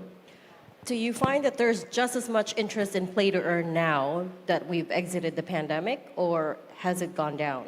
Globally, total game time has not gone down. In crypto, because of where the market is at, people have also left because maybe they want to play somewhere else, or when crypto prices go down, typically adoption goes down. But what's exciting me is that we've settled at a much higher base than we did 2 years ago or 4 years ago. And then we're building a lot more really good, real product, less speculative, more useful. And ultimately, this is what the space needs to be able to grow long term. Really products that people would want to play and consume and pay for and like have built real businesses around basically this tokenization of assets. So that's the thing that excites me. So I sharply focused on the long-term horizon. At this point, I wanted to open up the floor to questions. I can barely see through the spotlight, but if there's anyone who wants to ask questions, please just step up to the mics. Down the hall. I can't really see anything.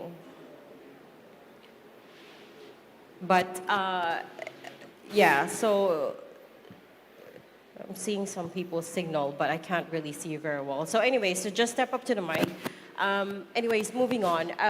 For the people here who aren't founders and aren't dreaming to become founders, but want to work in one capacity or another in the metaverse, what advice would you give them? And where are the good jobs? There's a lot of opportunities in Web3, and what I love the most about it is that you can do it from where you are. You don't have to move to Manila. You don't have to move to Singapore. You don't have to move to San Francisco. You show up online with your crypto wallet, with your skill set, with your ability to contribute to a network, right? Whether it's a guild, it's a game project, it's a DeFi application. All of these need more community members that have skills. So that's ultimately what we're doing as a guild. We're bringing community to Web3. We're arming them with the skills that people will need. We tag their skills so that people know how to find them.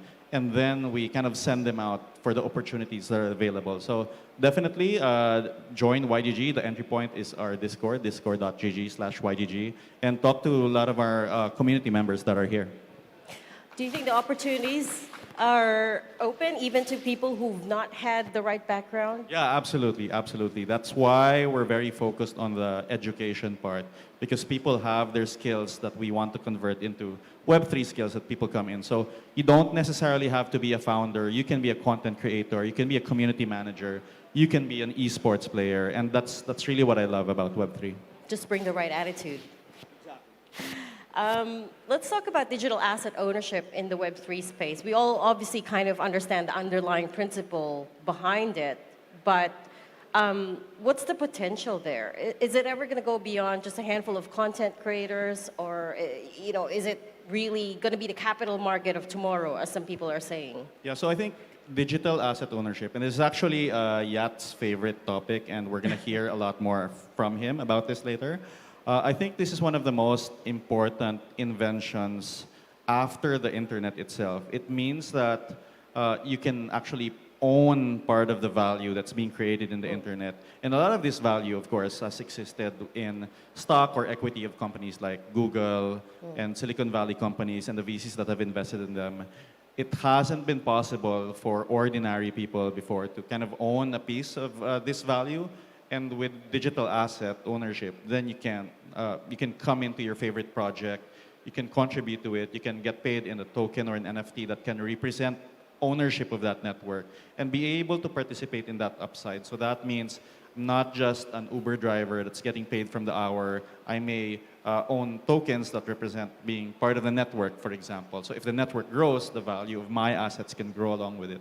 So I think that's a very important concept. Of course, we have to make sure that there is actual value behind that growth and not just speculation. But the idea that anyone in the world can own part of the network that they contribute to is a very, very, very profound one. And then what is the key? Are you supposed to be holding on to that asset for a long time, for a long period of time? Well, some people trade, some people hold for a long time. Myself, I haven't traded in at least 2 years, so I really identify more as a builder, so I don't really like speculate on assets anymore. But yeah, it really depends on what people's skills are.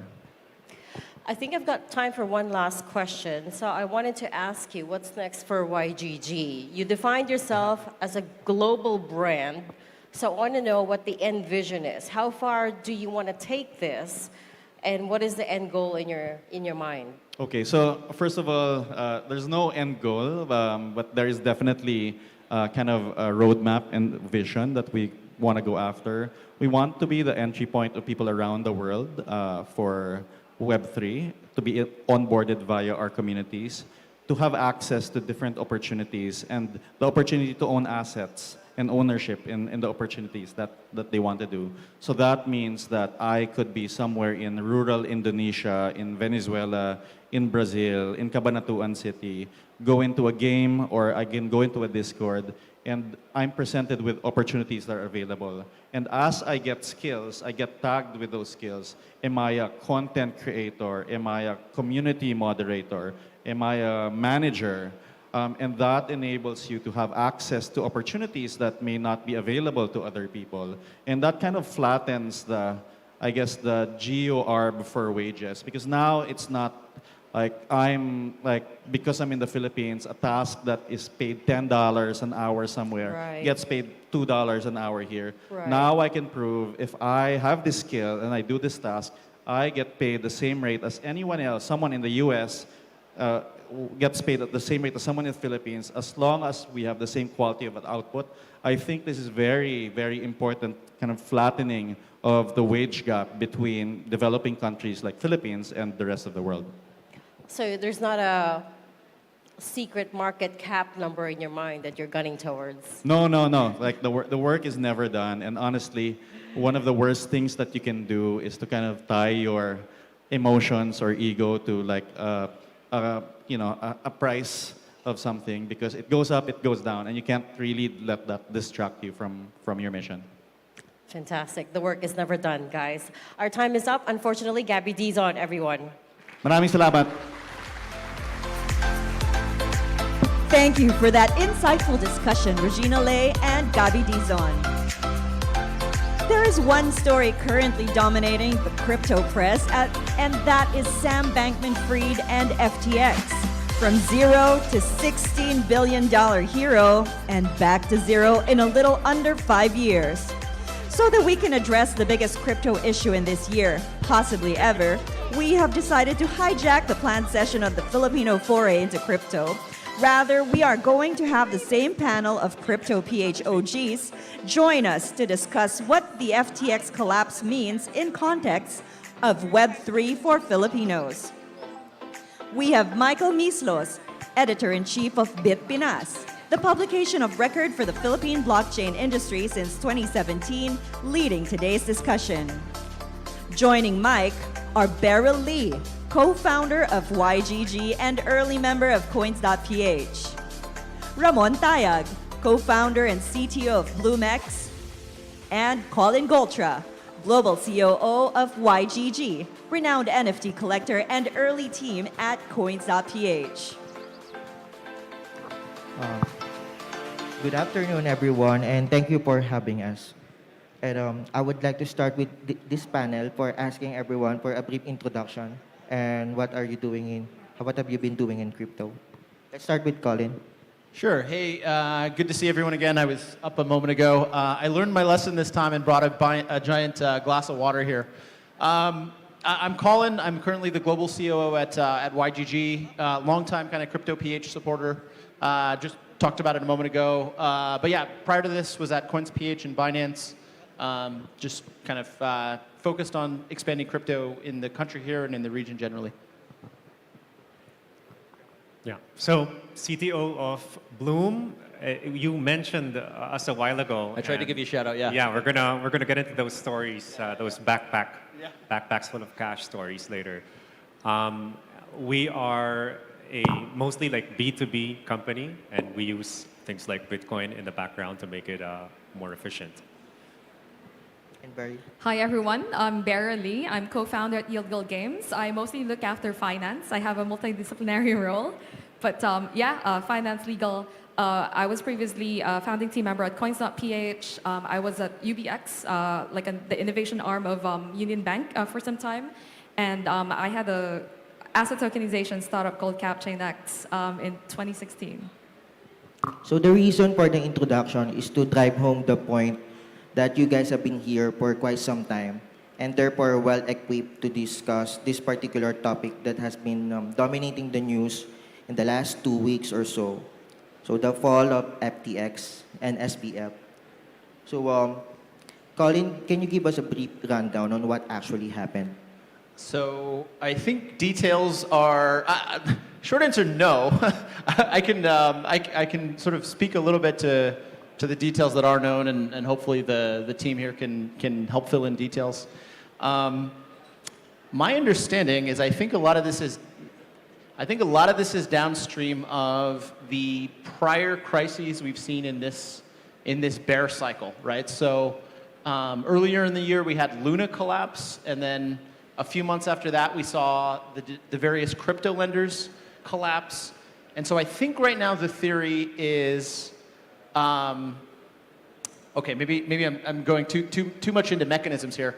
I guess the TLDR is FTX has gone under. There's a giant hole in the balance sheet because they took loans out against their FTT token, and then their FTT token tanked precipitously, and basically they got called, and there's a hole in the balance sheet.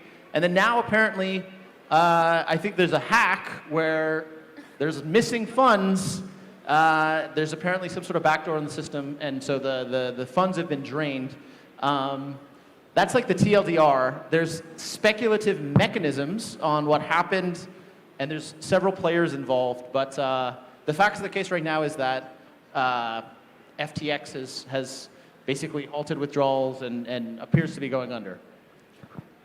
Yeah, and connecting it to the OG part, I mean, I'm not going to claim that, but that title, but this isn't my first bear market, and you see this kinds of things in bear markets, right? Like, was it Buffett that said, when the tide goes out, you know who's swimming naked?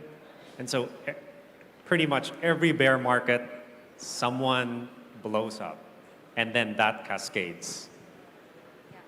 Happy to provide more details, right? So FTX is one of the largest crypto exchanges in the world.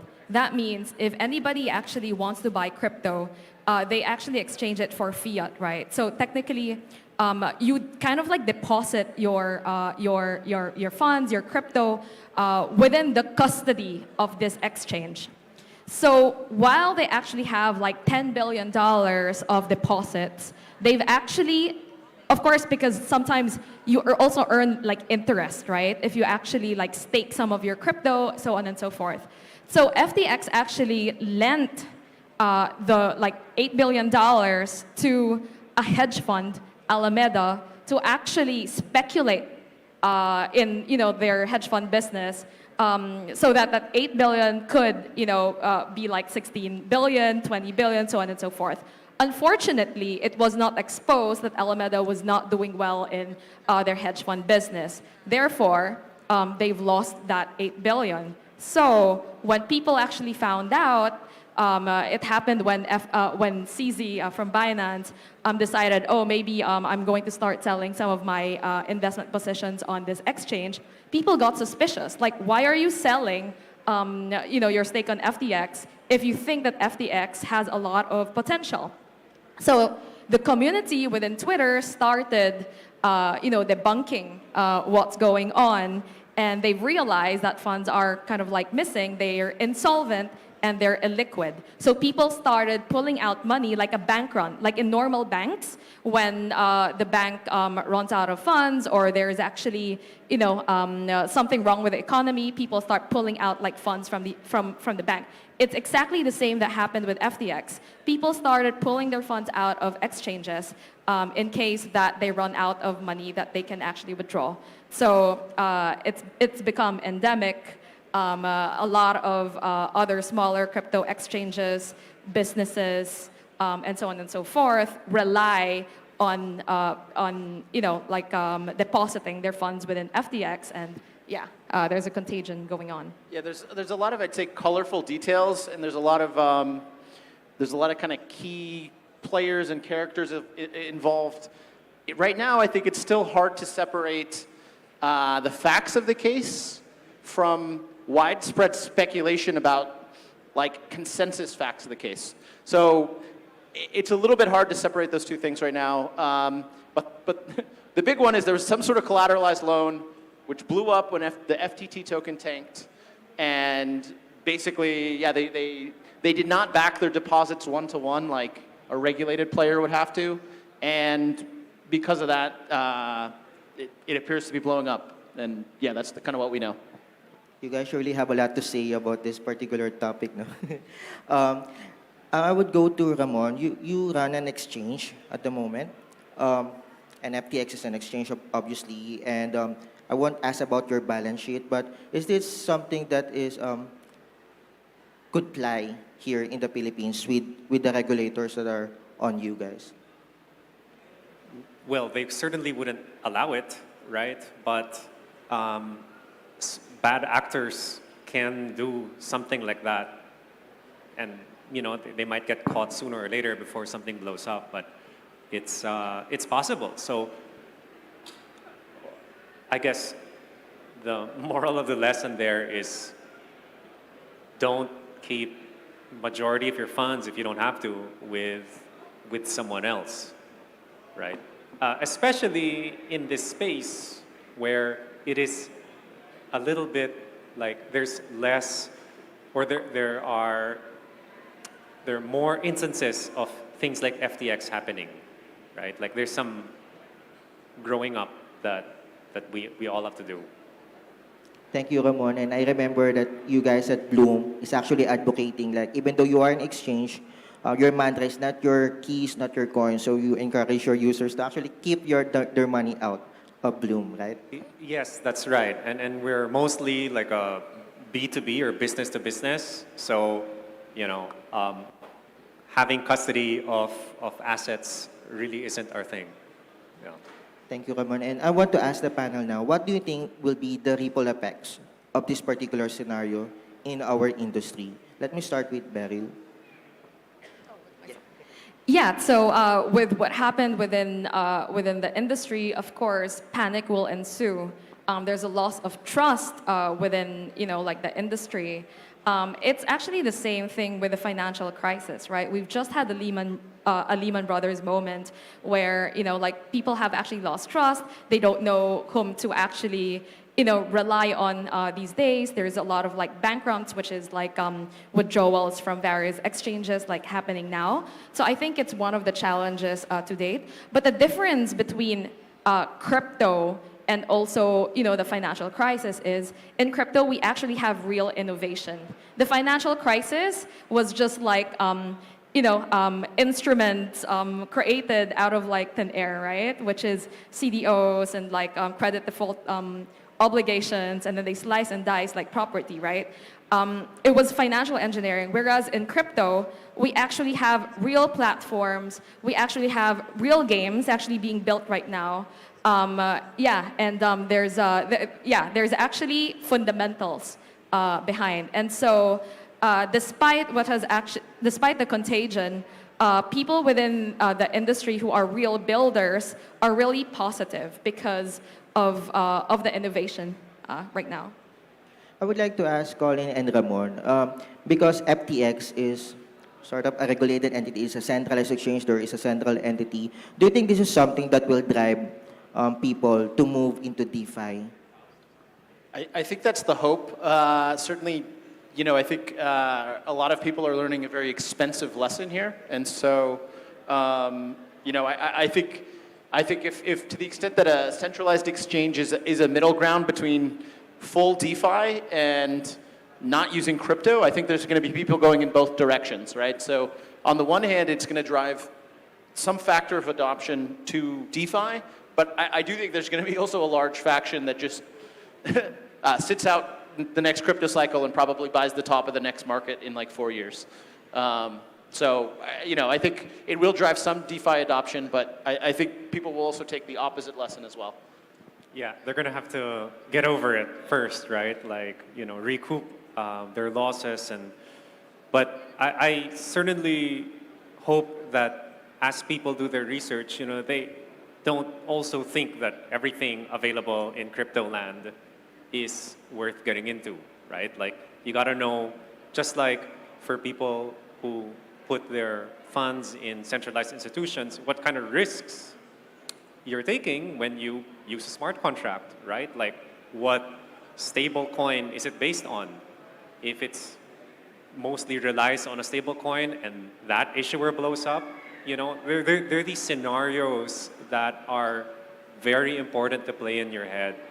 And when I was listening to some investors in the TradFi space, you know, one thing that struck me, something that they said, and it wasn't about FTX in particular, but just about investing and, you know, managing money.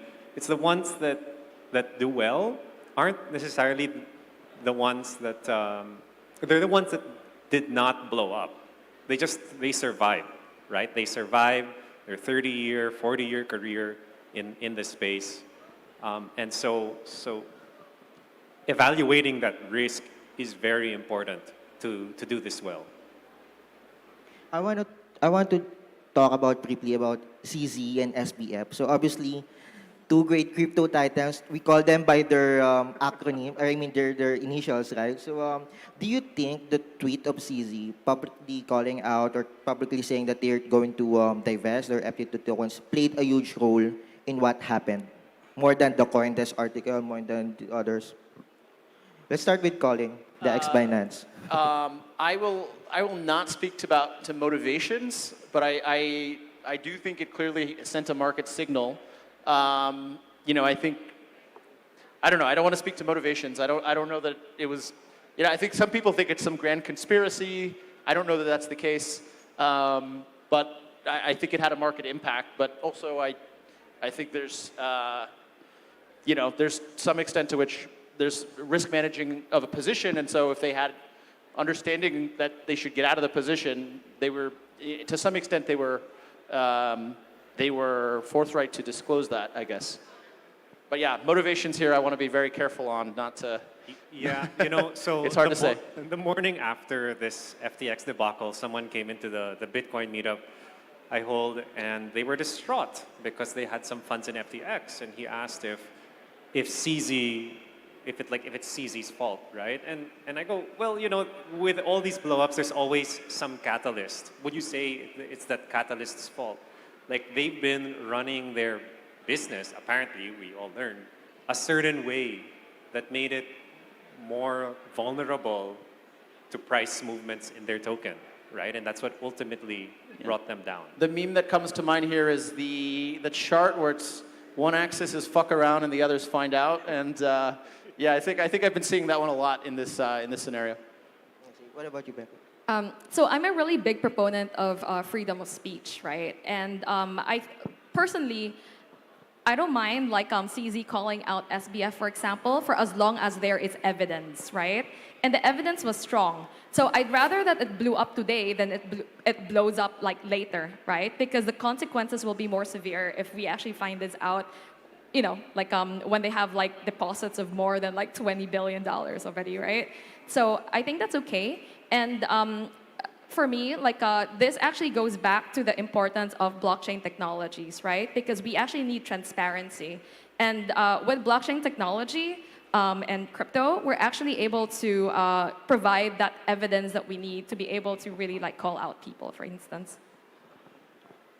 Actually, to add on to Beryl's point, I talked about effects, I talked about motivations. There's the third piece that I think Beryl raises, which is the right to do it. And I agree that I think CZ was fully within his rights to speak openly on an issue. Yeah.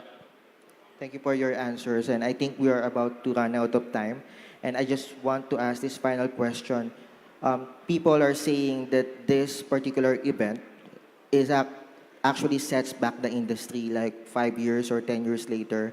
I would love to ask you guys, what does this FTX event, what does it mean for the Philippines, for Crypto PH, for our industry here locally? Maybe I'll start, Colin. Well, certainly if FTX was going to come in, I don't think they're going to anymore. I think beyond that, though, like I think Ramon made a point about kind of natural market forces. I kind of agree that something was going to blow up around this time anyway. And I think a lot of us thought it was probably Luna and the lenders. I think this is actually, I still believe that this situation is downstream of the Luna blow up. And it's a little bit of a folk belief for people that have been in the industry for a long time. But we are weirdly on these 4-year cycles loosely based around not loosely, but like, there is high correlation with kind of the Bitcoin halving cycle and just there's blow-ups and, there's this 4-year cycle. And so I kind of think if it wasn't this, it would have been something. And there would have been, I think there would have been some sort of natural blow-up. And maybe it would have been just the blow-ups we've seen already. But I do think something was going to blow up around this time anyway. And so there's an extent to which it's like, markets are not deterministic, but like, something was going to set us back just because there is some sort of natural market cycle. It's a very cyclical business. And so maybe that was already baked in. Yeah. So this is not the first. It's not going to be the last. So hopefully that people learn from this lesson and they evaluate the risks some more in the future. Markets are cyclical, right? And during the bear market, it's always the best time to build. And in the Philippines, we're known as really great creatives and builders. So just keep building. If you don't have any exposure to the entire FTX debacle, just focus and build. There might be people here in the audience who might got affected by FTX, by the implosion of this and even the implosion of Luna before. What do you guys can say to them? I'm sorry. Yeah, sorry to see it happen. It's brutal.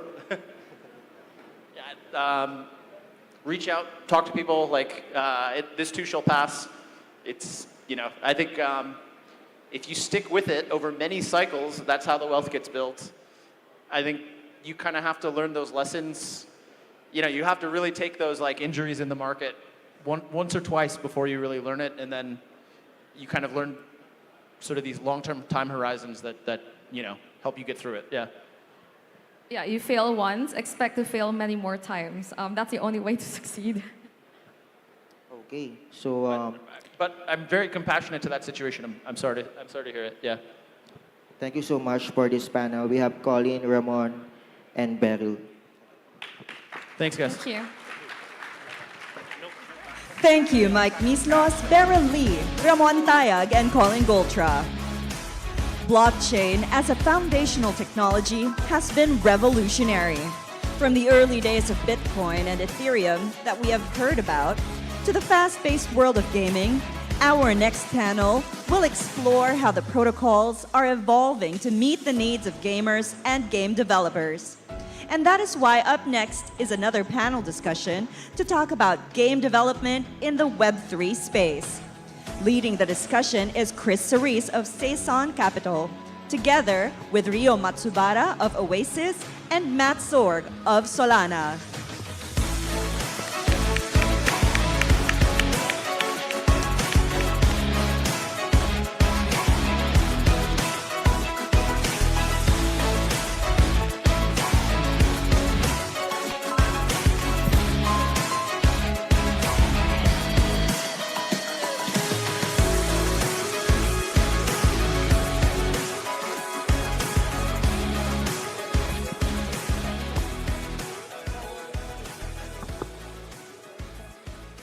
Okay, hi everyone. Maybe we can start off with a round of introductions first. Paul, why don't you go ahead? Hi, my name is Paul Kim. I'm the CEO for Xpla /C2X. We're a layer one, a gaming-focused layer one developed by Come2Us, which is one of the largest gaming companies in Korea. Happy to be here. I'm Matt Sorg. I'm head of engineering for Solana Foundation, which is kind of a general purpose next-gen blockchain that does tons of transactions per day at low cost, kind of doing the optimization layer while still remaining decentralized. I have a long history in gaming. I worked for Riot Games and I worked for Unity and a couple others.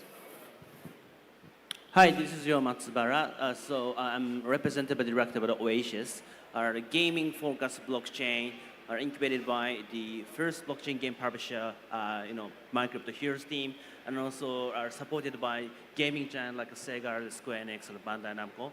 Yeah, that's what we are doing. Cool, thanks.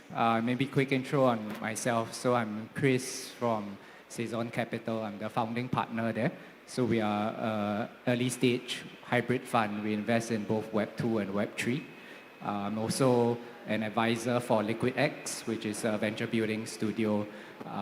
We are best known for acquisition of Pixelmon, a GameFi company, as well as a few content NFT projects. So maybe we can get started. It's a panel on Web3 development, but we, I guess, have to address the elephant in the room as well. So it's been a big week for crypto. We've had a few Black Swan events, with the closest one being just last week.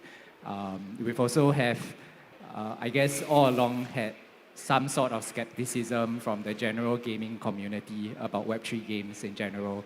How have you guys seen all these macro events affecting the general climate and sentiments around Web3 gaming? And also, because we're here, I believe we all have reasons to be bullish about it. So maybe share about your thoughts about where Web3 gaming will go from here and what your bull case scenario is for it. Real, maybe we can start with you. Okay. For Oasis, as we haven't launched the token yet, so for token launch timing, we are really, really sensitive because market condition has become a little bit awful. But about the game launch, so we are so bullish because we have strong contents with a strong backer. So there's no big inference, a bad inference about it. Actually, yeah. So the era of the fake, the high market value has finished. So it's timing for building real products. So we are believing. Yeah, I agree with that a lot. I think right now the market is around speculation, like who can kind of guess the right price of individual tokens or things like that. That's obviously will go away over time as you get just adoption and there's just natural buy-in, buy-out. And that's just going to come with great apps, great consumer apps. And I don't think it really matters like kind of the perception in the short term around certain things. Like consumers are just going to go where fun things are and where utility is. So if blockchain enhances that in some ways, and like that's really what everybody should be concentrating on. Is my product made better by this integration? And am I able to provide a better user experience, or those kinds of questions? Yeah, I think there is a risk to like regulatory things, just like the way this affected just kind of normal people. This wasn't like some yield. Like this wasn't normal, like because most of them just collapsed because of some yield that was unsustainable. This was, like something that feigned an appearance of a bank. It was just KYC. People were going in there without being greedy. They were just kind of holding funds there. So there's definitely a risk of what backlash will happen from that. But in terms of like creating user experiences, that's entirely unaffected, I think. Paul?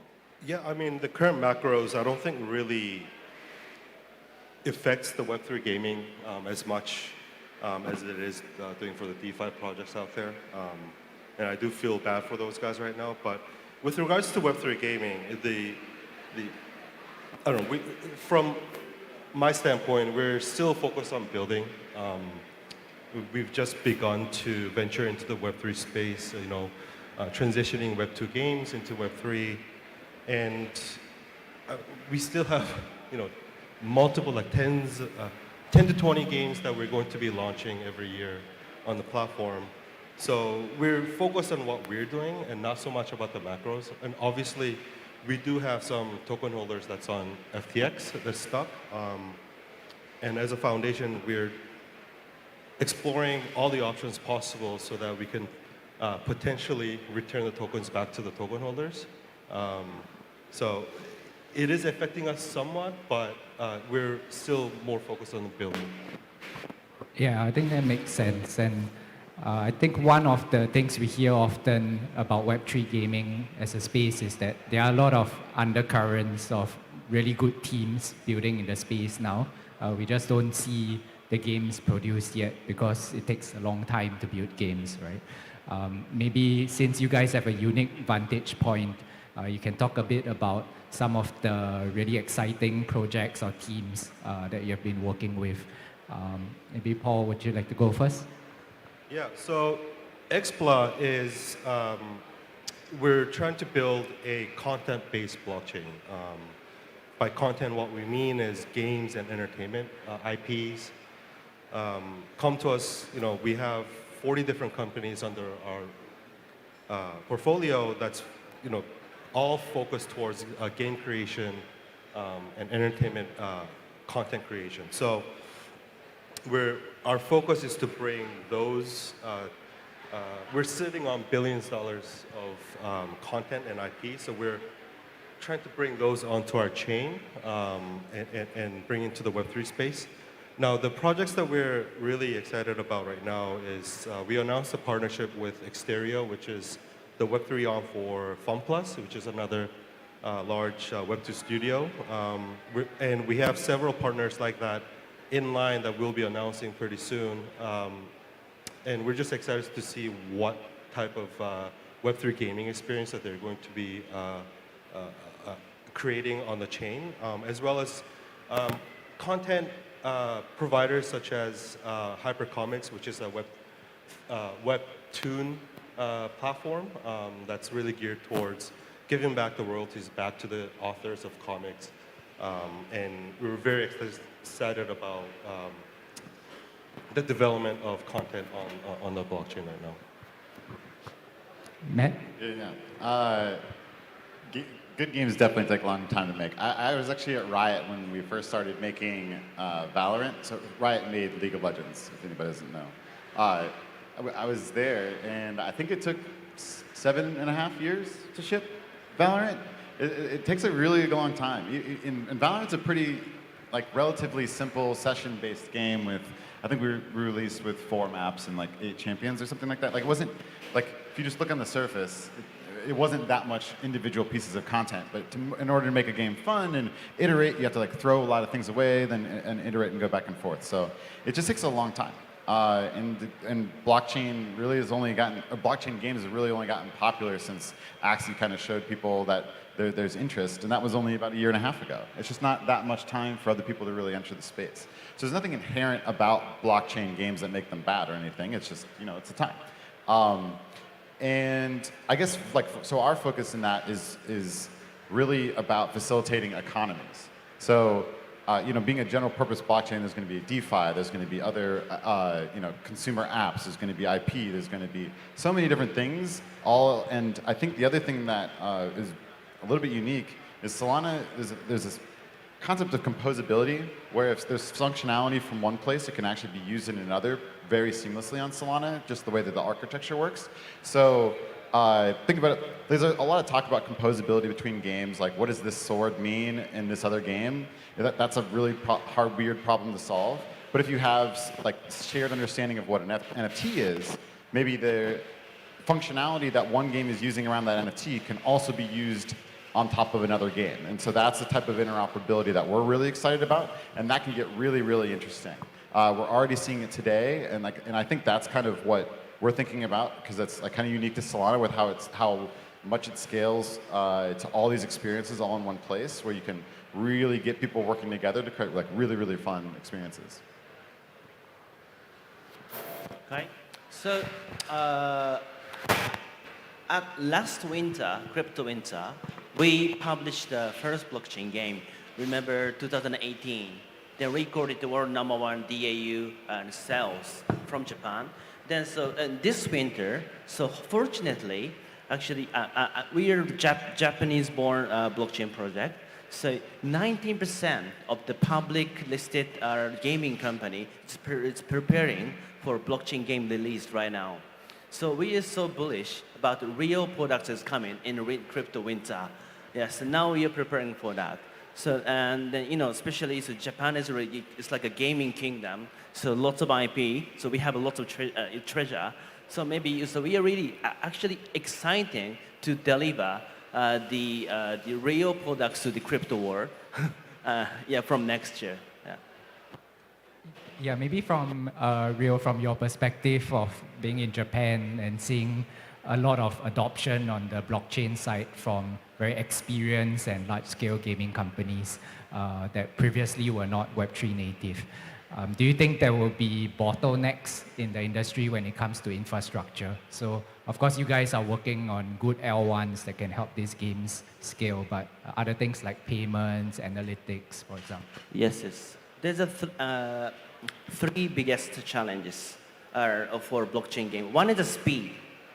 Second one is the gas fee. The third one is a bad UX. For speed and the gas fee, we're trying to solve. We have a zero gas fee model for users, and also instant transaction utilizing the layer 2 model, a double structure.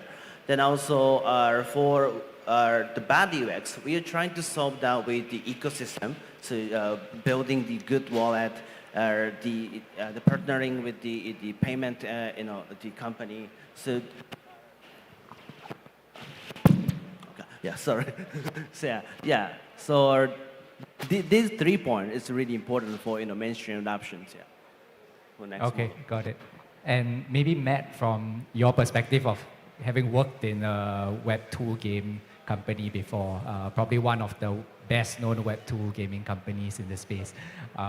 What do you think are some of the hurdles to large companies entering the space? I think we have seen a lot of that happening in Japan, but not so much in other parts of the world. Yeah, I mean, and part of the reason why I'm here is I agree. I think there's other regions. Oops, momentum of my water. I think there's other regions that are just really thinking about it much more deeply than like America, quite frankly. There's some startups that are definitely genuinely thinking about it, but not like the quality of like big companies that are really thinking about where their business models are going. It's like a kind of a testament to the forward thinking, like in Korea and the kind of these other places as well. That's why I'm here as opposed to in America. I think the barriers, I think he said it pretty well. I think Solana kind of optimizes for that in a lot of ways. We can get into the technicals, but it's like really provides a Web2 experience kind of natively the way that the architecture works. And so you have this really fast throughput. Everything gets like the total turnaround time of a transaction from the time the player presses a button to everything gets confirmed on chain very, very confidently is less than 2 seconds often. So it's just a fantastic user experience. And that's why a lot of things are, like a lot of consumer adoption is happening on Solana. I think Solana has, more transactions per day than all the public blockchains combined. So that's kind of what we're kind of excited, taking that base and then providing good facilitating good user experiences on top of it. And I think, I don't think there's any one thing. I think that's actually the kind of the point of Solana. It's an entire ecosystem of people who are independently trying to solve the problem. And there's going to be a bunch of people who are trying to figure out what is the right user flow? Is it a lazy mint? Is it a smooth on-ramp at the beginning? Is it, what is that optimal configuration of Web 2 to Web 3 along that sliding scale? And so there's going to be just multiple shots on goal, and I think it's going to be kind of an exciting time to see what really sticks with consumers. And also coming from a traditional gaming company that has had a large scale, and kind of comparing that against the last wave of Web3 gaming, where we saw a lot of adoption in Southeast Asia and here in the Philippines specifically. Do you think the next wave of Web3 gaming will see a similar distribution player base wise, or? Sorry, I think I may have missed your point. One thing I want to make clear, Riot did not ship as a AAA game. Riot was very much like a single A, scrappy studio, just making a really, really fun experience. But they had a new business model. So I think what they did relative to, so Dota was free to play, was a mod though, so they didn't have a lot of the systems in place for a lot of the social experiences and things. Then you had Han and a couple others that had gated experiences. Heroes of New Earth. Sorry, I'm speaking too much jargon. But what League really unlocked is this first-class experience that also was free to play, so you could have this social experience on top and this really easy entry, and you could create this really competitive environment. But it was because of this new business model at the time of free to play that really facilitated this flywheel of more and more players coming on, and you had this social pressure about who was good, and you got this competitive environment. So there's the opportunity to do that. What is that flywheel for blockchain? That's what the shots on goal are going to try to find. We've seen some glimmers of it, where people are like, oh, okay, if you can I would actually say the magic of Axie was that things like YGG could come out of it, and they could kind of permissionlessly arrange themselves. You know, we're still working out the exact tokenomics and everything, the way things mix out, but that's a fantastic thing. There's entire businesses being formed on top of a game, and that's a fantastic, you know, once that happens, engines can start being formed. Just similar to the way that you saw like content creation on YouTube. Once people started getting paid for Twitch and YouTube content, how much better did that whole ecosystem evolve? And so I think that's where, when you're talking about the next wave, like what is that? What were you discovering? Got it.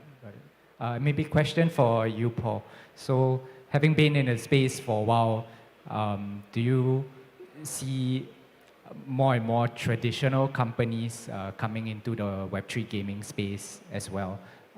And from your end, do you think there's anything that we as a Web3 native community can sort of help to onboard them? Yes, definitely. So a lot of the traditional Web2 gaming companies in Korea are considering Web3 right now that I know. And for us, we've just jumped into the fire. We've committed. So we've pivoted 100 degrees from Web2 to Web3. So all of the titles that's going to be launched going forward will be Web3. But I think the important thing for these traditional Web2 gaming companies is the preservation of their current Web2 business. A lot of these companies, including ours, we're a publicly listed company. We need to be responsible about our P&L and our financials. But the key here is how do we maintain the Web2 business and at the same time add that Web3 layer on top of that. And the way we're going about it is, so all of the games that we develop, which have been in development for the past 4 to 5 years, at least, they were designed as a Web2 game first. So they're designed to be on Apple App Store, Google Play Store. So all of the games will be launched there as free to play. But with our SDK, you're able to add on that Web3 layer on top of the existing games. So we don't have to rebuild the games. It's just an integration with an SDK. And that just enables a smoother transition, or smoother user experience for the traditional Web2 players to get into Web3. It's just one link to a wallet away from accessing the Web3 features. So the preservation of the Web2 business is super important for the traditional companies. And you could look at it as a Web 5.0 approach where you have the Web2 game side as well as the Web3 side. And I think that's going to be key for a lot of the traditional companies. And maybe playing the devil's advocate, so are there certain types of Web2 games that should not be on-chain? Should not be on-chain. I don't know. Do you? I mean, I don't think every game needs everything on game. Like if I'm playing Sudoku, like maybe I want my achievement on chain or something. But like it's a single player experience. There's no like asset generation. There's no, like maybe I could put the gameplay on chain. I mean, there's nothing that like, whenever you put something on chain, it's like the way I think about it is like, what is somebody else doing with that? Like as a marketplace, it's like a marketplace gets formed and you can have somebody else buy permissionlessly and you can kind of have this commerce that happens. So that makes sense to me. So that's usually with multiplayer experiences where people are kind of trading back and forth. But, and so maybe some games can make use of that are single player. But I think in general, think of that lens. What is being enhanced? What are other people, because you're sharing data when you go on a blockchain. Like what does that give me?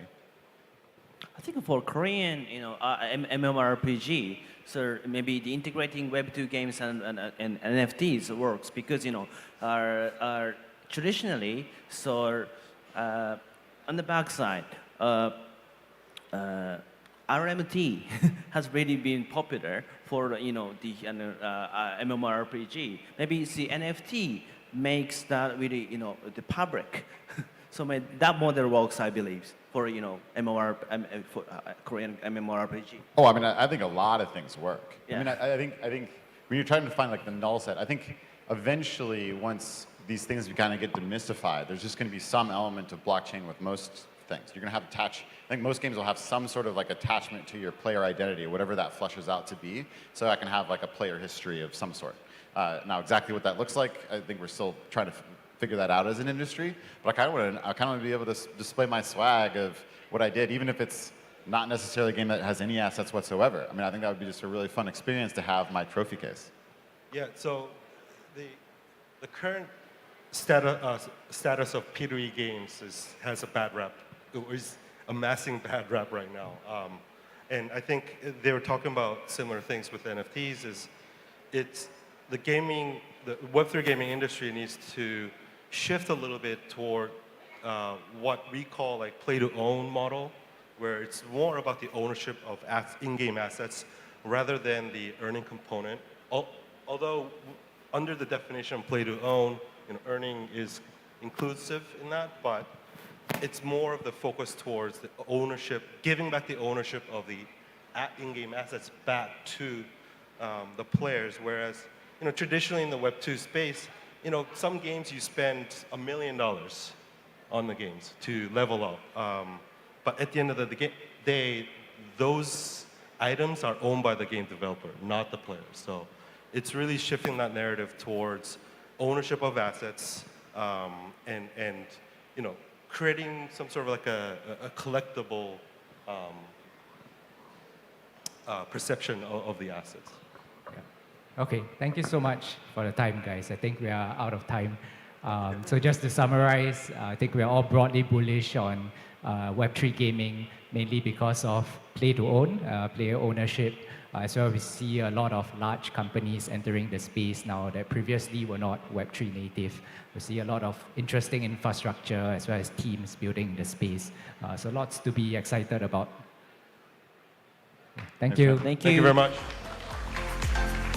Thank you, Chris Cerise, Paul Kim, Rio Matsubara, and Matt Sorg. And now, it's time for some fireside to discuss why digital rights matter.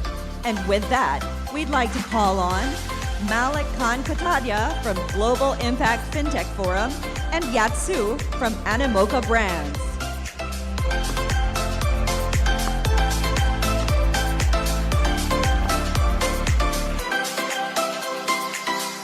Hi, everyone. Good afternoon. Well, I know it's crypto winter, but some more energy. Good afternoon. It's not every day that we get to have a fireside chat with someone like Yat, who's both a pioneer and someone who's robust enough in this space given what's happening. And we'll cover a lot of topics today. So I discussed with Yat, and we're going to skip the introductions. Anybody who wants to know more about him or needs to know more about him can check out his profile on LinkedIn. Let's jump straight to the meat of the discussion because we have limited time and I want to make the best use of it. Yet you have been known as a very passionate proponent of digital rights. And I think, despite, I'm sure, most of the folks here being well-versed with this space, I would like your very personal and clear articulation on how you see digital rights, because there still seems to be some sort of, if not ambiguity, different perspectives. Some people believe digital rights in terms of gaming rights, for those who game, and we heard speakers earlier from Yield, etc., all of those nice things that you've invested in. Some people talk about security tokens. Some people talk about securitized tokens, real-world assets getting securitized, and that's a digital right of a real physical thing. In your view, how would you define it in very simple layman terms for our audience? Sure. I mean, I think we can start with a very simple foundation. I can sort of lean off a quote from George Washington, of course, the first president of the US. He basically, what he said is that freedom and property rights are intertwined. You can't have one without the other. And the same is true for digital property rights. You can't have digital freedom unless you have digital property rights. The foundation of this is ownership. So when you think about places like the Philippines, obviously Axie is like the hit Web3 game here. The paradigm that made Axie powerful wasn't play to earn. Play to earn obviously was something that now play and earn sort of obviously was built here, but it came from ownership first. It was the ownership of the Axies that allowed someone like YGG to come and create a business on top of that ownership. And when you think of our history in the physical term, everything we do, whether it's car ownership, house ownership, shoe ownership, fashion ownership in the physical world, there are industries that surround and grow from that because of we can do business with a person who has that ownership. Meaning you have the true freedom to interact, to transact, and to own, and to do whatever you wish to. And that's what the digital world doesn't have. So that's the foundation. And I think to close on this topic, every country in the world, because after all, what you're all building here is virtual economies, which is basically like real economies. Every country that has low property rights, North Korea, some places in South America, and other sort of very, very sort of problematic places, have very low GDPs, very low incomes, because you can't build on something that could disappear tomorrow, that you don't have ownership. All the countries that have strong property rights, whether this is in the US or in Europe or Hong Kong or Singapore, have very strong GDPs, and that's not a coincidence. So if you translate the property rights ownership paradigm from the digital world, which is our equity, into the digital world, we're not only just going to create more equity in the world, we're also going to create an incredible amount of new sort of capital formation, right? And you can see this already in the form where it's not a 10 or 20% change, it's a 20 to 30x change because of the fact that you can now, give a loan to someone, or, have a rental product, or have a yield generation product on top of someone's ownership. Thank you, and that's interesting. You started with George Washington, and then you connected digital property rights to the GDPs of countries. So I think from gaming to the macro perspective, that's a great segue into the next thing that I wanted your perspectives on, which is Web 3.0. And I think, again, Web 3.0 is perhaps one of the most used/abused jargons around these days, and also something on which different people may have different perspectives. But very broadly speaking, we say Web 1.0 was about the static web, and when the internet was born about 30 years ago, then during the 99-2000 dot-com winter, when dot-com became a dirty word, and I was very much there. I was one of those failed entrepreneurs myself then. We saw from the ashes the phoenix rise and the birth of Web 2.0, and suddenly platform economics and platform economies became such a big thing. For those of you who may not know, one of my hats is I'm also a professor of fintech, so I teach fintech to MBA students, and I usually try and go back in history to give them a perspective of how we could perhaps look at how Web 3.0 will evolve, because there are always clues in history. It may not repeat, but it certainly rhymes. But the problem with the platform economies was we saw the rise of monopolies, walled gardens, and I just wanted to do a quick thing, Yat. I think this will prove the point. I will just ask all those in the audience who have used either Facebook or Instagram in the last 1 week to raise their hands. Pretty much 80 to 90%. And yet, how many of you get compensated for it, forget having a stake in it? So I think that growth of the platform economy and how it, again, was the next driver of that 20 to 30x kind of a thing is apparent.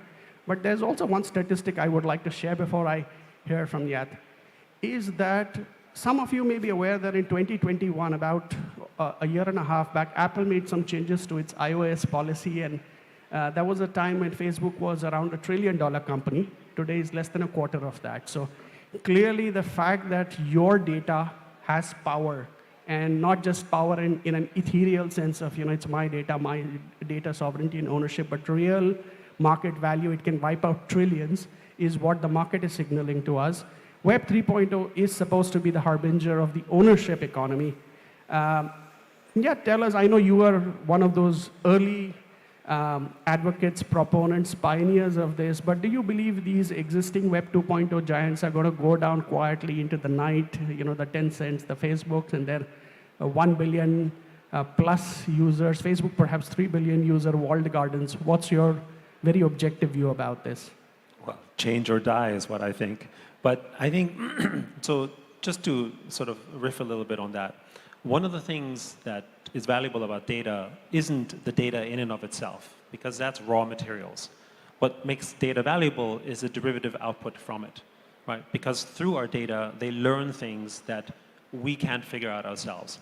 And it's a little bit like finding oil. If you found oil 500 years ago in your backyard, it'd just be a dirty sludge. But today, we have the machinery to make valuable energy out of oil. And that's the same for data. Because of AI and because of machine learning, we can take the data of billions of people and create things like, self-driving cars or automated analysis, or maybe even know things about us that we don't know about ourselves. So the problem is that that value chain isn't translated down to us. And that's the point about Web3. That's not to say that it has to be valuable. It's to say that we finally know what the value actually is. And because we have an ownership, we can then go and have intermediaries come in and say, well, maybe I can give you something better for that service. Like many of you here in this room are probably worth tens of thousands of dollars, if not hundreds of thousands of dollars to Facebook in some form or fashion. You just don't know that, but you are valuable to them. If you knew that you were worth $100,000 to Facebook a year, the natural response would be to go to Facebook and say, well, you should pay me a share of that. But if Facebook doesn't pay you that share, what will happen is someone else will go and say, oh, I know you're a really valuable person to Facebook.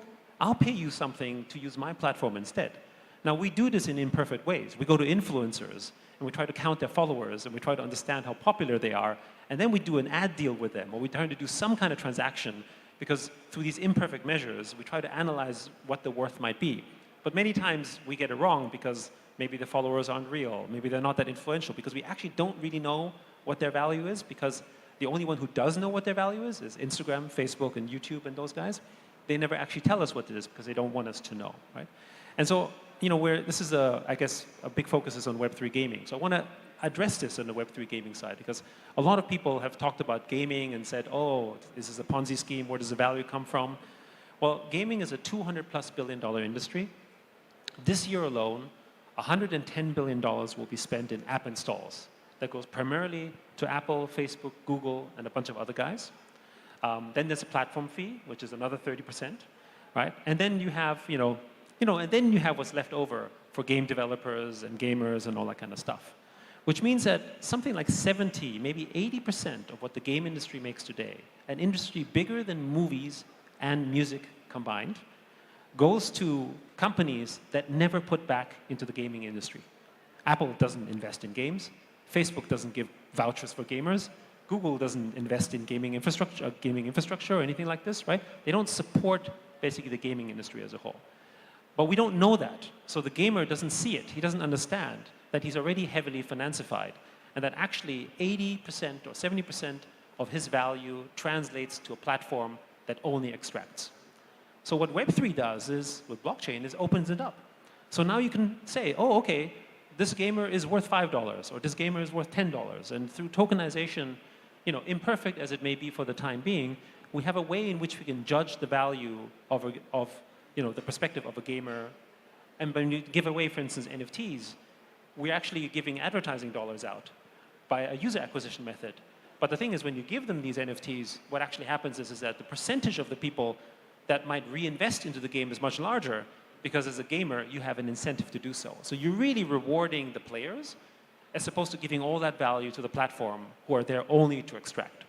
Right? And so this is a perfect illustration of how everything in the digital world is already financified, but we just don't see it. And this is very similar to Web 1. In Web 1, we did this with raw materials. The reason why we can buy rice for fair prices or for other kinds of materials is because we can see the farmer in China can see, oh, my rice is being sold for 100x. Well, I want more, right? So we went in Web 1 from the physical commodities and gave rise to companies like E-Trade and Alibaba and Amazon and all those guys, right? That was sort of Web 1. In Web 3, we're doing actually very much the same thing, but we're just doing it through the data paradigm because data is the most valuable resource. Thank you. So two very important points here: unlocking of value, democratizing of value, and of course, as we keep talking about the participative economy. Yat, again, you are known as one of the both pioneers as well as perhaps articulate proponents of digital economics in the Web 3.0 space. Maybe share a little bit of that with our audience. How do you see the economics of not just play-to-earn gaming, but Web 3 itself evolving, and the role of NFTs in something like that? Well, I covered some of that already earlier in terms of the value chain, but I think the important thing is that all of you here are building new economies. You're building like mini nations in effect. And so the way that we like to judge the success of these companies is not based on a pure profit and loss statement, But actually, obviously, you need to be sustainable. But we try to look at it in terms of economic activity, and which basically informs the way that we invest. So when we make investments, we don't just look at investing from the perspective of, is the company itself going to be very valuable? We invest from the perspective of what do we think it's going to add to the ecosystem. So does $1 million check create $10 million of economic activity? That's a win in and of itself. And our earliest investments in 2018 and 2019 actually came from that lens. I mean, we were one of the earliest investors in Axie Infinity and in OpenSea and those companies. We were hoping that they would do well, of course. But the investment lens didn't come from that perspective. It came from the perspective of, will it grow the ecosystem? And will it also assist in the growth of what we're building? And if the economic activity rises, then everything else is gravy. It just turned out that in 2021, that part may have accelerated faster than the economic activity, but that's the nature of capital markets, I guess. But generally speaking, that's how we look at it. And I think for everyone here, this is why open is so important. The more open you are, the more interoperable network effects you can have. I mean, imagine if you owned a car, but you were only restricted to use one vendor for the car, or two vendors for the car. Well, first of all, your choice of services is limited. The pricing of those services is going to be also monopolized, which means as a consumer, you have less choice, less competition, and we all know that that's a bad outcome. But when it's open to all to interface with, then you have an open market. Which is why the more open your digital assets are, the more free the market becomes, the more competitive, the better for the consumer, and the better for the market because you have competitive pressure, right? So you want, for instance, for your assets to have limitless network effects. You don't want them to have one or two network effects, right? If you own an NFT, is it going to be used by 30 games? Can it be used in a lending platform? Or can it only be used in one game, which is what we have with Web2 games, for instance? Well, clearly, there's a value difference between the two, for instance, right? So that's why blockchain is so exciting, because true ownership allows this. And now I can work with you simply because you have ownership. Thank you. I think all of us are aware of the power of network economics thanks to Web 2.0 and the platform economy. Now we are talking about network economics in the Web 3.0 era where ownership takes it to the next level.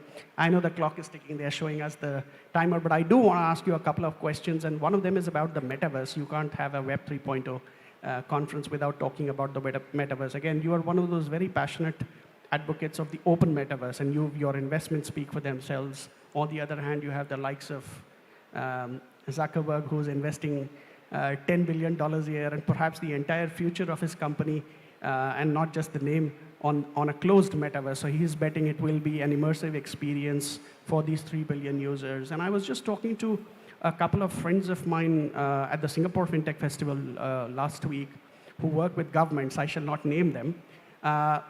They believe the metaverse cannot be open. By its very architecture and design, it has to be constructed as a public services.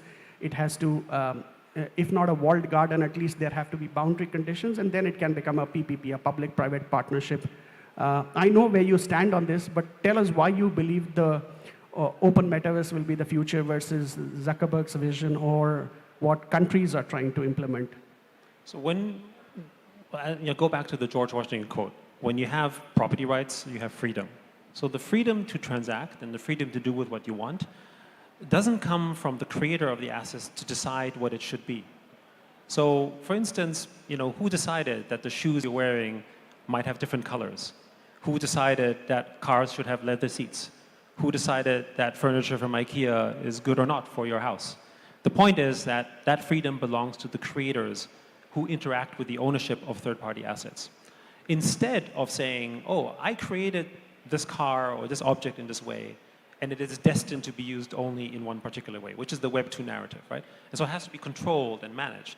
But I think the beautiful and disruptive thing about ownership is that, if we didn't have ownership of cars, we wouldn't have Uber, right? We wouldn't have, Lyft, we wouldn't have Grab, and these type of innovations possible because we'd have to seek permission from the platform, for instance, right? So I think the point is that, many creators might have this view that I know what's best for consumers, and, some people may have a good idea of that. But if you open up the wisdom and the capability of millions of people to transact with it, then innovation comes about. Some new idea will emerge that the best person will have never figured out, right? You can't compete with the wisdom of the crowds ultimately at the end of the day. right? And I think that's also one of the reasons why things like democracies are so appealing as well, because there's a way in which we can have an ideation process that can evolve from there. Thank you. Last question, but certainly not the least, the elephant in the room, and I know some of the previous panels covered this as well. We are in a deep, deep crypto winter, no denying that. And I can say from personal experience, I was there in the thick of the 2000 dot-com crash. As I said, I was a failed entrepreneur, so I have seen one boom-bust cycle. I was there at Citibank when the 2008 global financial crisis happened, and we didn't know on a Friday evening call that we'll have our jobs on Monday or whether the company will exist on Monday. I saw the first crypto winter with many of you here as well, so I'm not immune to these cycles. But there seems to be something, as we've heard, and let's name the name, FTX. A lot of people thought that was one of the more trusted entities, and here we are. Sadly, many people have not just lost their money, but lost their trust. What would your final words be to the community? So for all of you who have been here longer, you know what I'm talking about. 2018, 2019 was the true crypto winter. If this is the winter, it is colder than it was 6 months ago, but it is certainly not an ice age as how 2018, 2019 was. But there is something sad, of course, which is that in 2018, most people spoke about crypto in the context of scams. So it was really hard for us, for anyone in the NFT industry, because we're like, oh, here's another kind of token, but it is less liquid and you can't trade it. But would you like to invest in the company? So obviously that was a really tough time. When the Terra thing happened, actually more people lost money, which was sad. However, because of the people involved, most of the industry outside were like, well, these didn't seem like the kind of good actors anyway, and we're moving on. So the narrative that crypto was a scam wasn't really there. But what happened most recently with the whole SPF, FTX situation is that because he was so out there and was pushing altruism and everything, for a lot of mom and pops who had no idea about crypto, this became the narrative, right? And I think today we can safely say that, unfortunately, not only was he perpetuating fraud, but I think he's exhibiting sociopathic behavior, and I'll put that on record, because he's not serving our industry in terms of, you make mistakes is one thing, but now you let the industry heal. Because actually, one bad actor or a few bad actors does not represent our industry. We're not here because of what he did. We're here because we're helping people, financial inclusion, digital property rights, great games we're building, better entertainment, a better internet, right? A better future is what we're here for, right? But the world is now talking about that, and I think it's time we sort of hit the delete button on SPF and move on, and celebrate and take the opportunity to celebrate all of the most important things that we do. Like, for instance, most recently we sold NFTs and gave teachers literally a year's worth of their salary in some of these sales, or the kind of magic that Axie Infinity has done in places like the Philippines, for instance. Those are the victories we should be talking about. And I think I'll close it with a quote I just heard from someone at Brink, James. He said, we need to hard fork from the bad actors. So thank you. Well, life is so full of ironies. Someone who was touted to be the next JP Morgan, well, we don't know if that was the case, but it certainly turned out to be the next Lehman. But on a very positive and hopeful note, winters are when you put your head down and build. Decentralization and democratization has been proven to be good for societies, for individuals, and let's continue to do that. Let's weed out the bad actors and let's focus on what we can build. So please give a very warm round of applause to Yat. Thank you. Thank you. I really enjoyed that conversation. Thank you so much, Malik Khan Kotaria and Yat Siu. Before we move on to our next batch of discussions, it's time to take another break. You may take your lunch and come back after 40 minutes. And while waiting for our program to start, please feel free to take some photos and tweet like crazy using our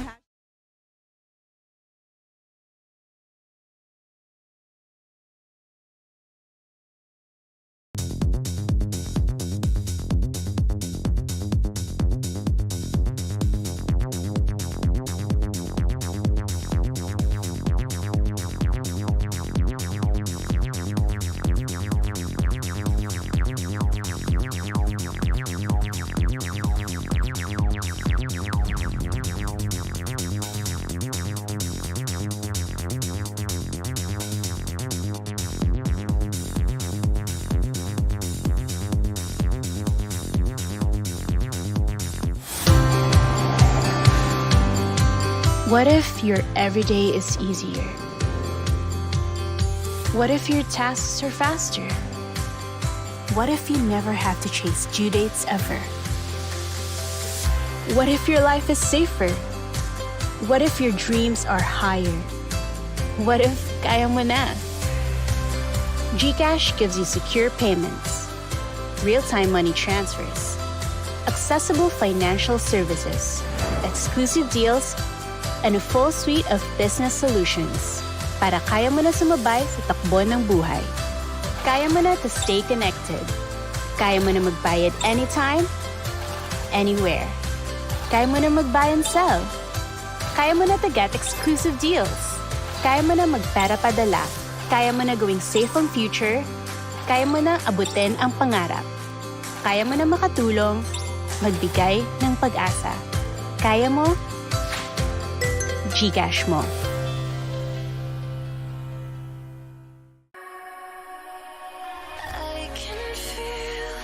Music, art, and NFTs. One big celebration.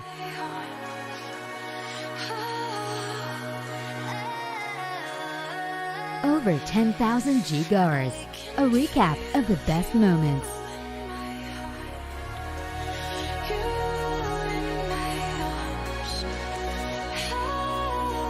Powered by NFT activated passes. 917 new NFT owners. The biggest NFT launch in the Philippines.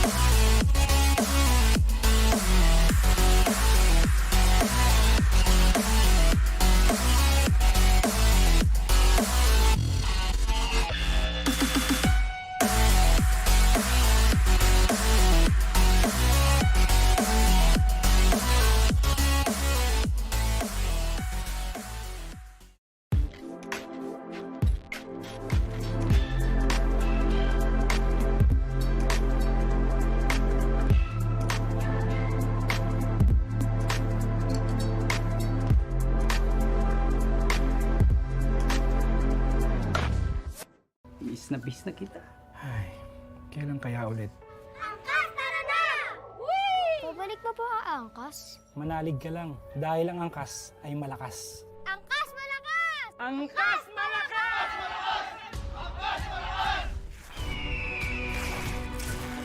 Angkas malakas!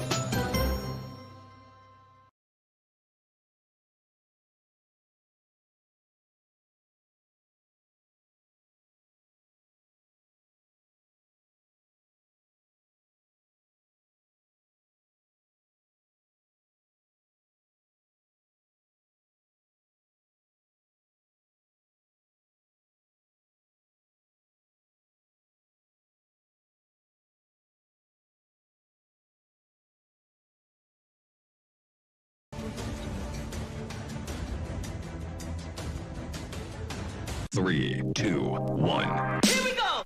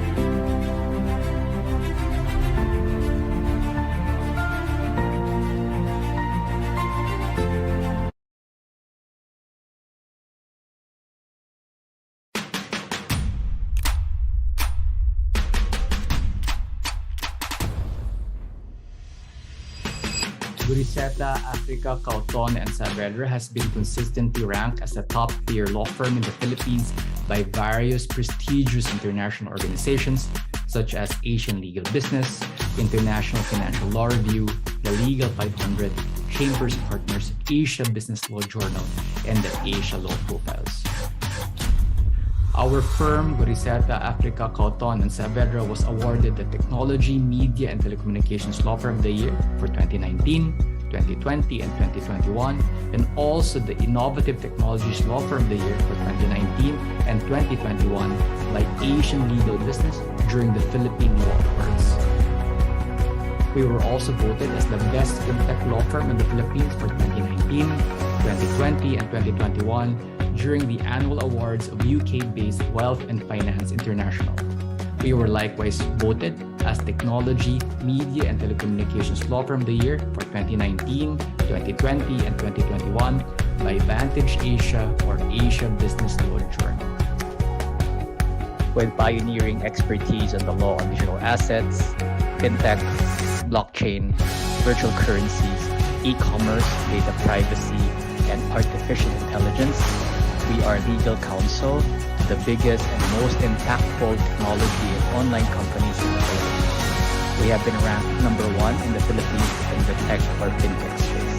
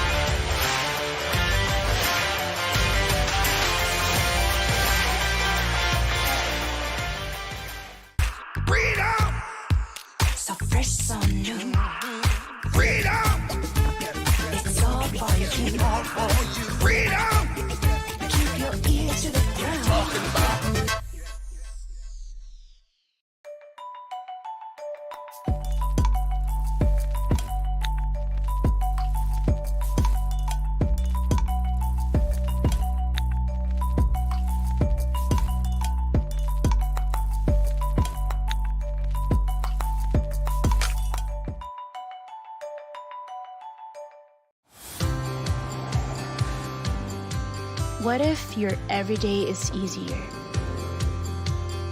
What if your tasks are faster? What if you never have to chase due dates ever? What if your life is safer? What if your dreams are higher? What if kaya mo na?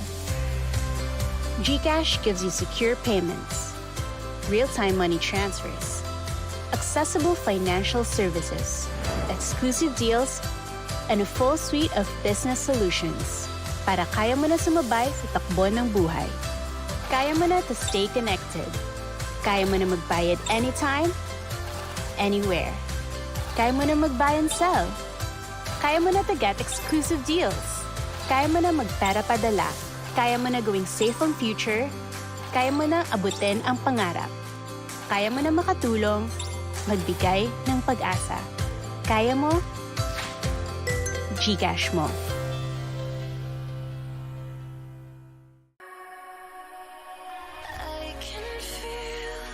music, art, and NFTs. One big celebration.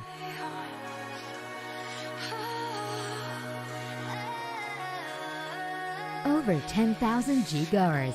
A recap of the best moments.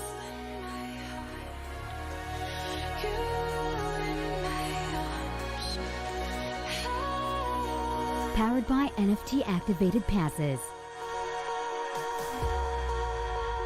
917 new NFT owners. The biggest NFT launch in the Philippines.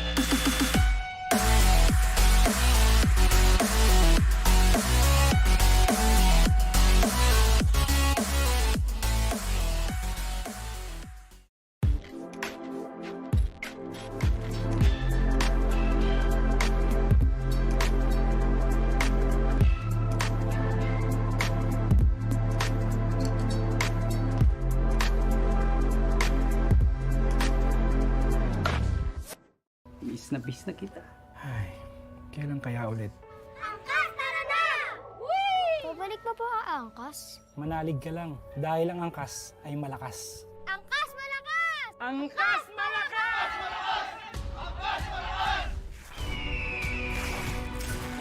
Angkas malakas!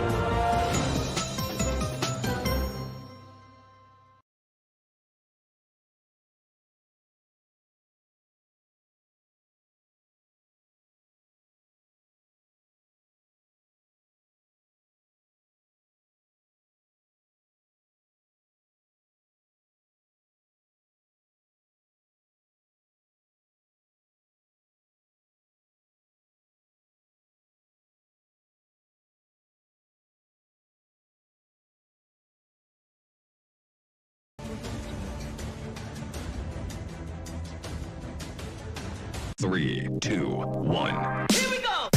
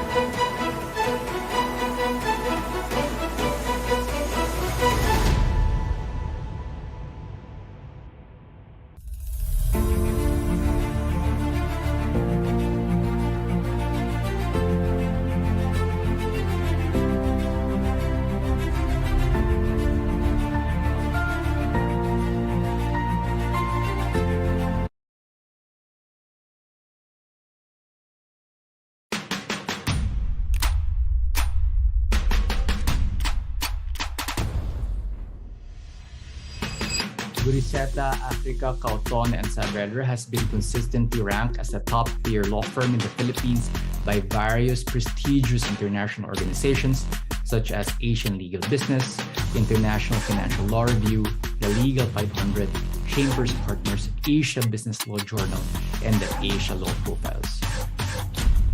Our firm, Goriseta, Africa, Cauton, and Saavedra, was awarded the Technology, Media, and Telecommunications Law Firm of the Year for 2019, 2020, and 2021, and also the Innovative Technologies Law Firm of the Year for 2019 and 2021 by Asian Legal Business during the Philippine Law Awards. We were also voted as the best fintech law firm in the Philippines for 2019, 2020, and 2021 during the annual awards of UK-based Wealth and Finance International. We were likewise voted as Technology, Media, and Telecommunications Law Firm of the Year for 2019, 2020, and 2021 by Vantage Asia or Asia Business Law Journal. With pioneering expertise in the law on digital assets, fintech, blockchain, virtual currencies, e-commerce, data privacy, and artificial intelligence, we are legal counsel to the biggest and most impactful technology and online companies in the Philippines. We have been ranked #1 in the Philippines in the tech or fintech space.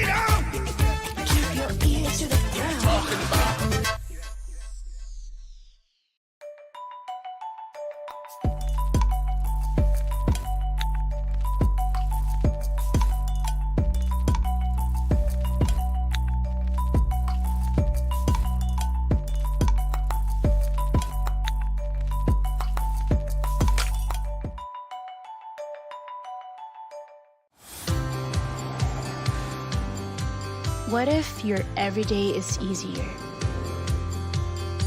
What if your tasks are faster? What if you never have to chase due dates ever? What if your life is safer? What if your dreams are higher? What if kaya mo na? GCash gives you secure payments, real-time money transfers, accessible financial services, exclusive deals, and a full suite of business solutions para kaya mo na sumabay sa takbo ng buhay. Kaya mo na to stay connected. Kaya mo na magbayad anytime, anywhere. Kaya mo na mag-buy and sell. Kaya mo na to get exclusive deals. Kaya mo na magpera padala. Kaya mo na gawing safe ang future. Kaya mo na abutin ang pangarap. Kaya mo na makatulong, magbigay ng pag-asa.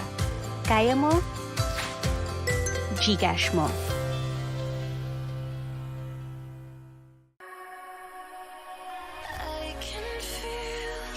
Music, art, and NFTs. One big celebration.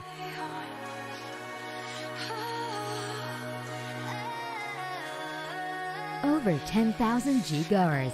A recap of the best moments.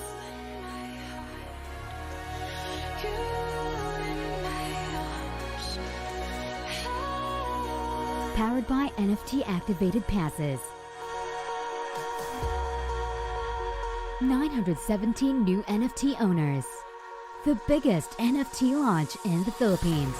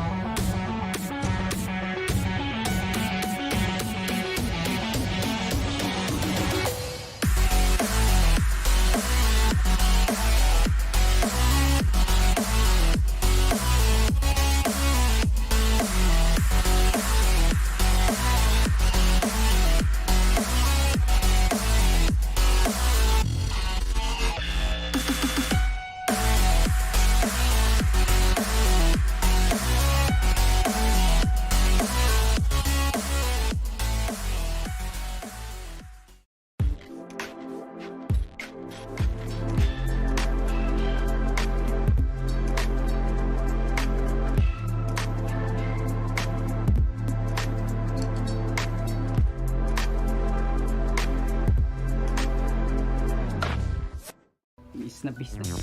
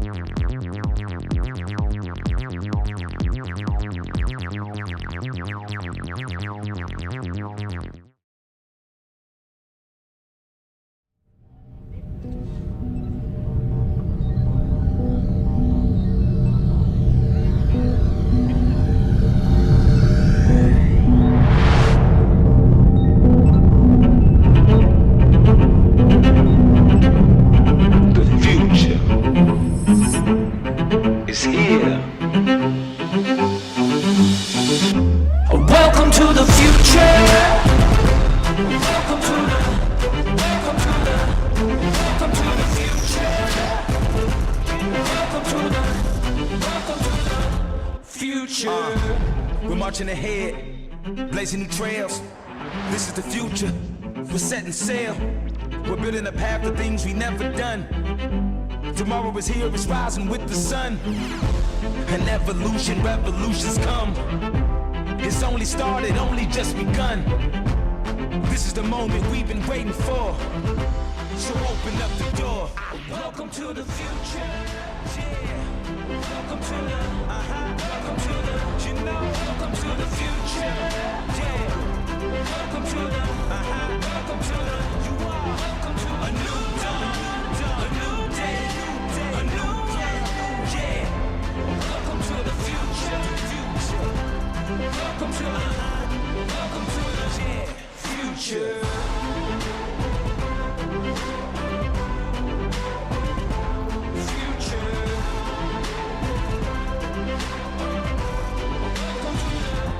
Future.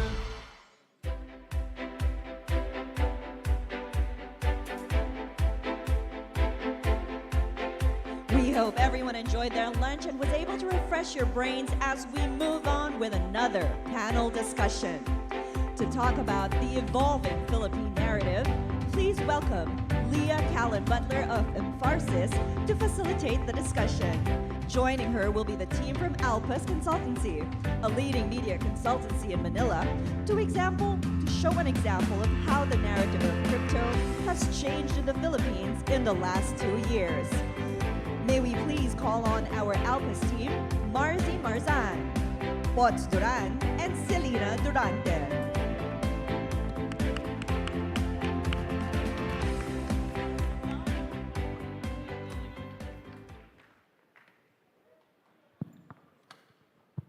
Thank you so much for that kind introduction. So my name is Leah Callan-Butler. I'm the director of Emfarsis. And I also write an opinion column for CoinDesk, which you might have checked out. I've written a fair bit about Axie in the Philippines. And today I'm joined by Marzi, Potts, and Selena from Alpas, and they're a PR agency here in the Philippines, which I've worked with a lot. And yeah, and for a while now. Actually, so I met Alpas back in the pandemic. I feel like you can't talk about Web3 in the Philippines without citing the pandemic. But they were just starting off the agency at that time.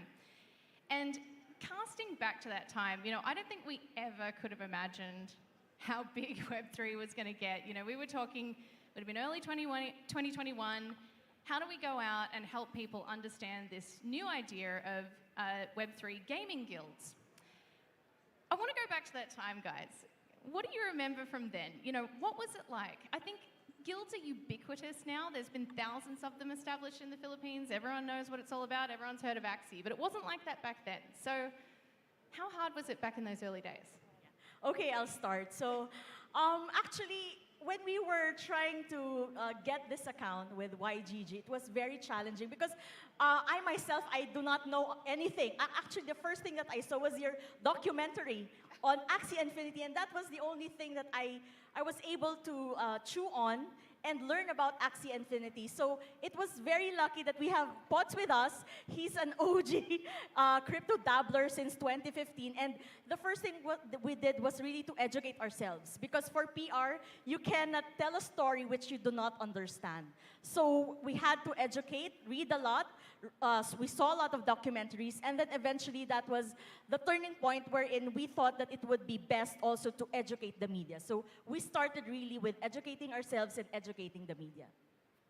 Do you want to add, guys? Yes. For me, I was very excited because as an Axie player and you guys entering the Philippines and actually experiencing the community and really growing the stories of the Filipinos through cryptocurrency and with the Axie, as I said. Yeah, it's very exciting. I do think, though, I just want to add there because, crypto can be difficult enough to explain as it is. And suddenly we're going out to people and talking about all these concepts on top of crypto. It's like, it's not just crypto, but it's also NFTs, and it's also games, and it's also guilds, and it's also scholarships. And, for the media, that was kind of hard. Like, what was some of the conversations that you were having with journalists, like, back in those days? I remember when we first started that engagement with YGG, they often lumped together YGG, Axie, and Play to Earn. Like, they all thought it was just one thing. So we felt that it was really important to have that media education session just so we can also really define what these entities are, what these terms are. It also helped us a lot to understand the space. And we also built that relationship with media from that on, and then we guided them all throughout, just so we keep them updated with what's new, especially with Web3. It's always changing. Yeah, absolutely. So obviously we know that was a total success. The play-to-earn story really took off. Everyone was talking about it. And it really put the Philippines on the map, not just in terms of adoption, because everyone wanted to play this game, but for innovation as well. So guilds like YGG and others that had started up and raised capital, and then many other innovations that had come after that as part of the Web3 movement, like Breeder DAO, XLD Finance, Metaverse Go, all of them are here today. But you know, the key thing about that was kind of unheard of. Right? Like, I think within this region, a lot of the capital, it tends to flow to other countries, you know, Singapore, Japan, even Vietnam, you know, it has a great brand for dev talent. And the talent, too, tends to go to those other countries. So how significant was it that this media story started playing out on a global stage and really turned heads to finally look at the Philippines? Right. I think it's very important because I think it put us on the map that Filipinos craves for innovation when there's a need presented. So I think we saw this with the start of the pandemic with GCash, with cashless transactions. And we saw this last year with Axie Infinity because I think essentially we were entering that our second lockdown and Filipinos were essentially bored and we had a lot of time, we had cell phones available, and we have internet connection. So what Axie Infinity brought us was an opportunity at a very difficult time. To add to what Pot said, I think it also made investors think that, hey, there's actually potential in the Philippines. Why don't we go there, right? Also, with that, as a result, could be more employment opportunities for us, more income opportunities.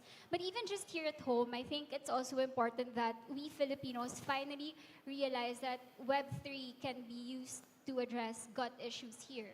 So I think that's very important because there's hope in that. Yeah, for sure. We are in a very different place now, though. So, you know, throughout 2021, I think all the stories were full of hope and optimism. You know, it was very much about saving the world. We've solved poverty with a video game, and people really fell in love with that idea. But then the narrative changed, and I was wondering what you think about that. You know, why did it change? What actually happened? Do you think that the scrutiny was fair on this industry? And what does it look like going forward? I think the start of June and July of 2021, that was where media started to pick up Play to Earn in Axie Infinity. And remember, I think it was July 2022. July 22nd or 23rd, wherein SLP reached 17 pesos.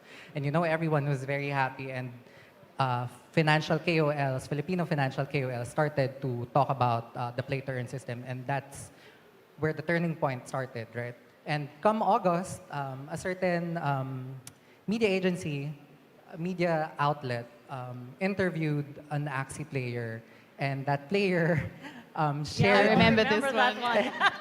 And he shared that through his SLP earnings, he bought a house and a car, and the comment section went wild because they were questioning him and they were calling him out because of that specific news story.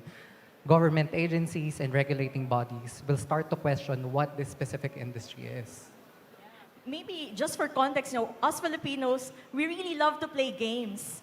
And it was amazing that you can earn while playing games, right? During the pandemic, a lot of people thought that playing Axie would be a substitute for as their only source of income. And they were just banking on playing during the pandemic, it was enough. But right now, we realize that, you know, the world has opened up and there's an opportunity already to augment your income, but also by finding other sources as well. So I think we need to be able to control that narrative and say, yeah, you can play and earn, but maybe, you know, not consider Axie as your only source of income at this point. Yeah, because we are in a crypto winter now, I would say, you know.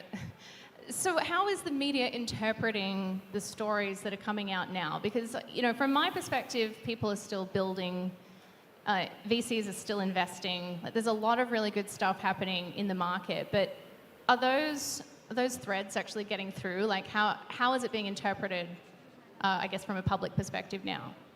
We notice, though, right now that media coverage is polarizing. So there are people who, of course, are very skeptical of what's happening in crypto. They've been skeptical since the start, and now that they see that it's the bear market, they feel vindicated, I guess.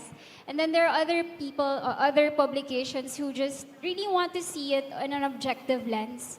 So I think it really depends on the level of understanding of the media. If they really know this space, then they're really looking at it in a more discerning manner and covering it in such a way.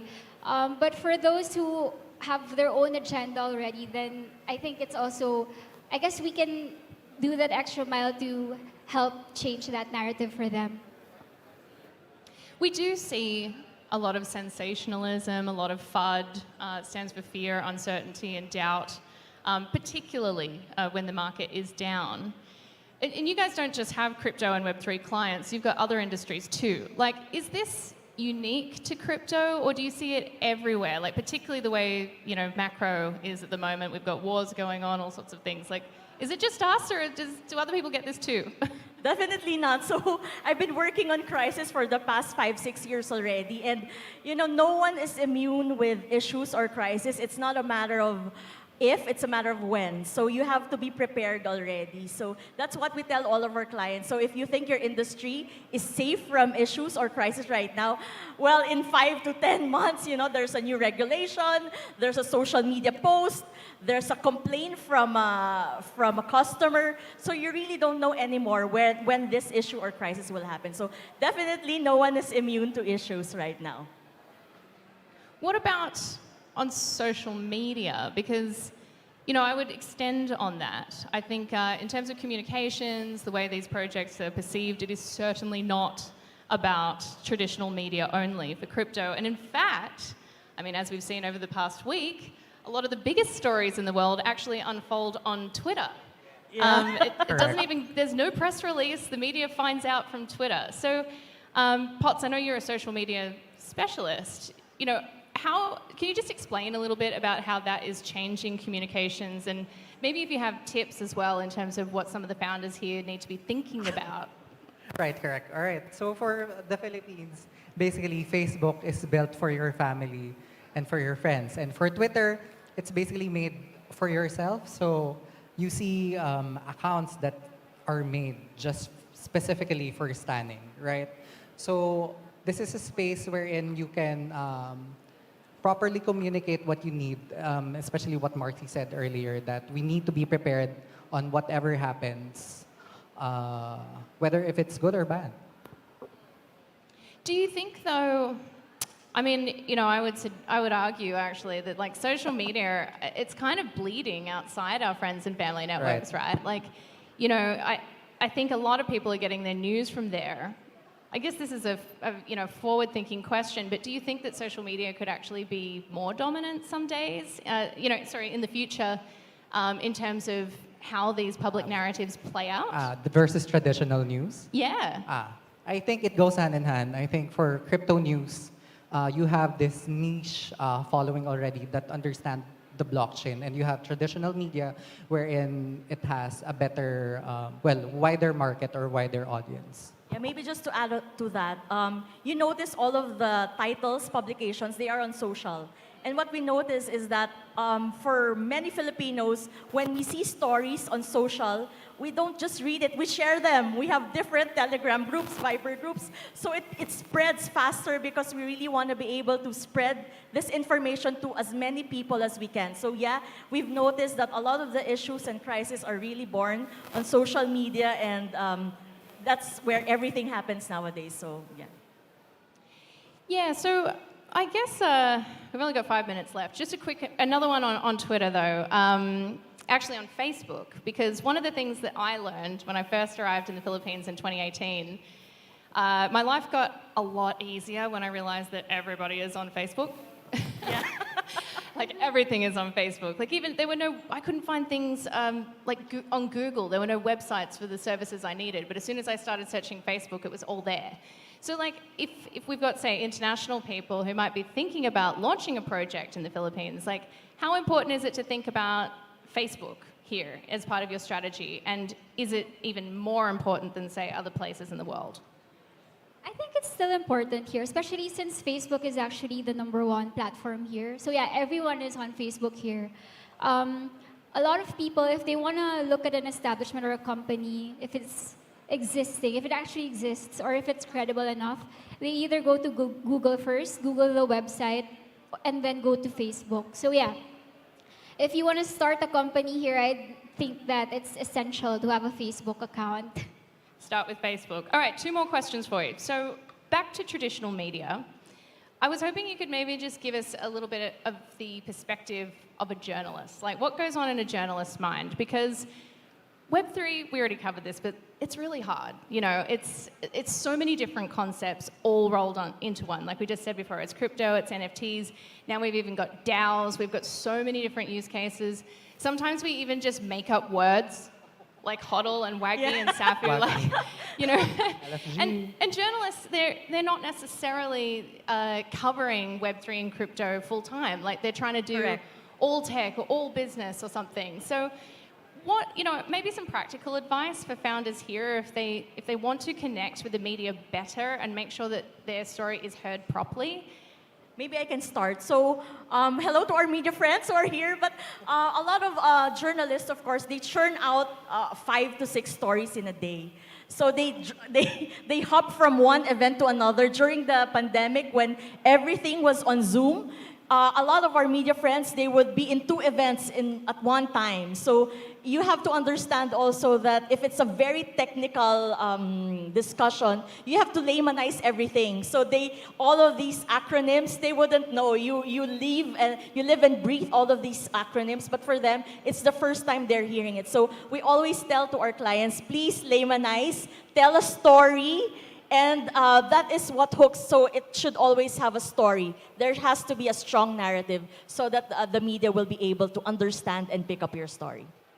To add to that, I really think it's essential for everyone to have that relationship with them. So media will feel comfortable to ask, just ask you, what does this mean? What do you mean by this? Just for clarifications, so they know that whatever story they're covering, it's pretty accurate and they reflect what you actually want to say. Next is also, when we think of stories that we want to tell, especially here in Philippine media, it's important to always highlight why is this story important in the market. Yeah, I think you mentioned our Play to Earn documentary before, and personally, I think that's why it really impacted a lot of people, because it focused on the human story, the impact, rather than sort of overloading people with technical stuff and too much jargon. They were able to see how they could relate and why it would be relevant to their lives. So definitely think about storytelling in your narratives as well. Sadly, that is all we have time for, but I hope you guys could pick up some practical tips, and best of luck with your communications strategies for 2023. Thank you for having us. Thank you so much for having us. Thank you so much, Leah Callum Butler, Marzi Marzan, Potts Duran, and Selena Durante. Next up, we have another panel discussion with a topic, how DeFi integrates Web3 to our everyday lives. Our upcoming panel examines the practical role that DeFi, or decentralized finance, can play in the everyday lives of Filipinos. And with that, let us now call on our facilitator, Patrick Zulueta of Save Finance. Joining him will be Charlie Wang of XY Finance, Anton Buenavista of Pendle Finance, and Ian Estrada of XLD Finance.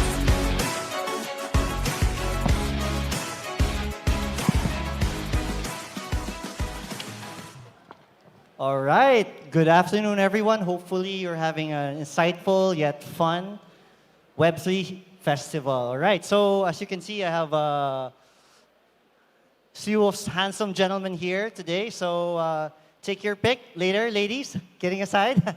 All right. Let's get started. Maybe we can start off with maybe a round of introductions. Maybe let's do like a elevator pitch type style. So, my question for you would be, who's your target market? And what are your challenges in achieving the goal of integrating Web3 into our everyday lives. So, who'd like to start? Left to right? Go ahead.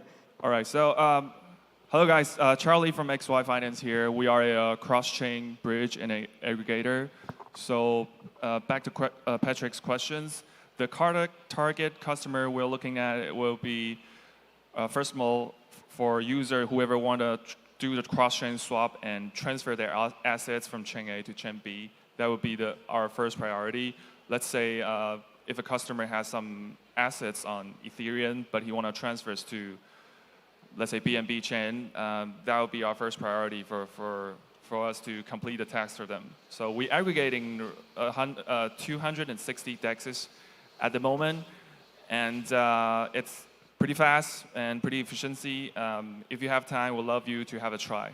Yeah, that's probably the first thing we're looking at. All right, thanks for that, Charlie. So I think Anton is gearing up. Hello, everyone. My name is Anton. I'm from Pendle. So Pendle is a fully on-chain yield trading protocol where people can tokenize any yield-bearing asset to strip away its yield, and you can basically trade it as a separate market. So I guess the primary use case or the main market for this kind of like protocol are other protocols as well. So we look into integrations, anything that's basically crypto native.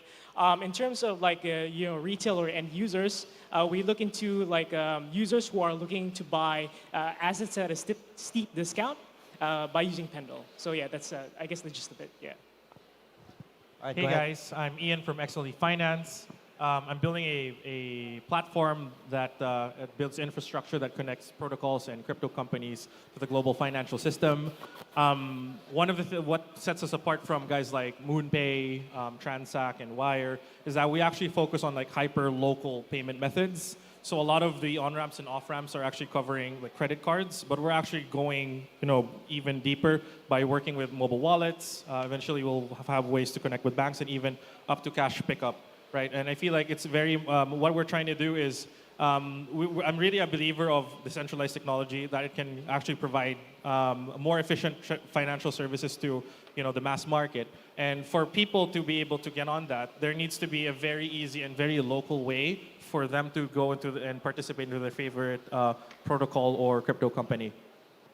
All right, thanks for that, gents. So yeah, actually, since I'm at it here, I'm actually also representing two outfits today. So Zave, basically we're bridging Web3 through DeFi, and we're giving utility for stablecoins, as well as helping fintechs 10x their consumer savings, as well as their cross-border finance. All right, so Charlie, actually, straight out of the bat, we know you're from Taiwan. What do you think is the difference between Taiwan's space right now in terms of regulations? How are things going there versus other countries within the region? Any thoughts? Well, I think it's booming really fast, and I think people are starting to accept the concept of not just CeFi, but also DeFi.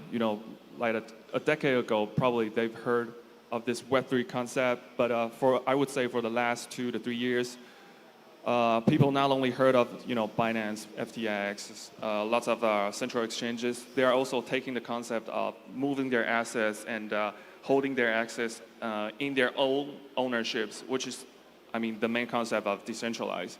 So I would say, yeah, for the past 2 to 3 years, the public's opinions towards Web3, especially in Taiwan, has made a lot of big step forward. Great, glad to hear that. So actually, as everyone would know, the Philippines considers itself to be the hub in Southeast Asia for Web3. And does everyone echo that sentiment here, guys?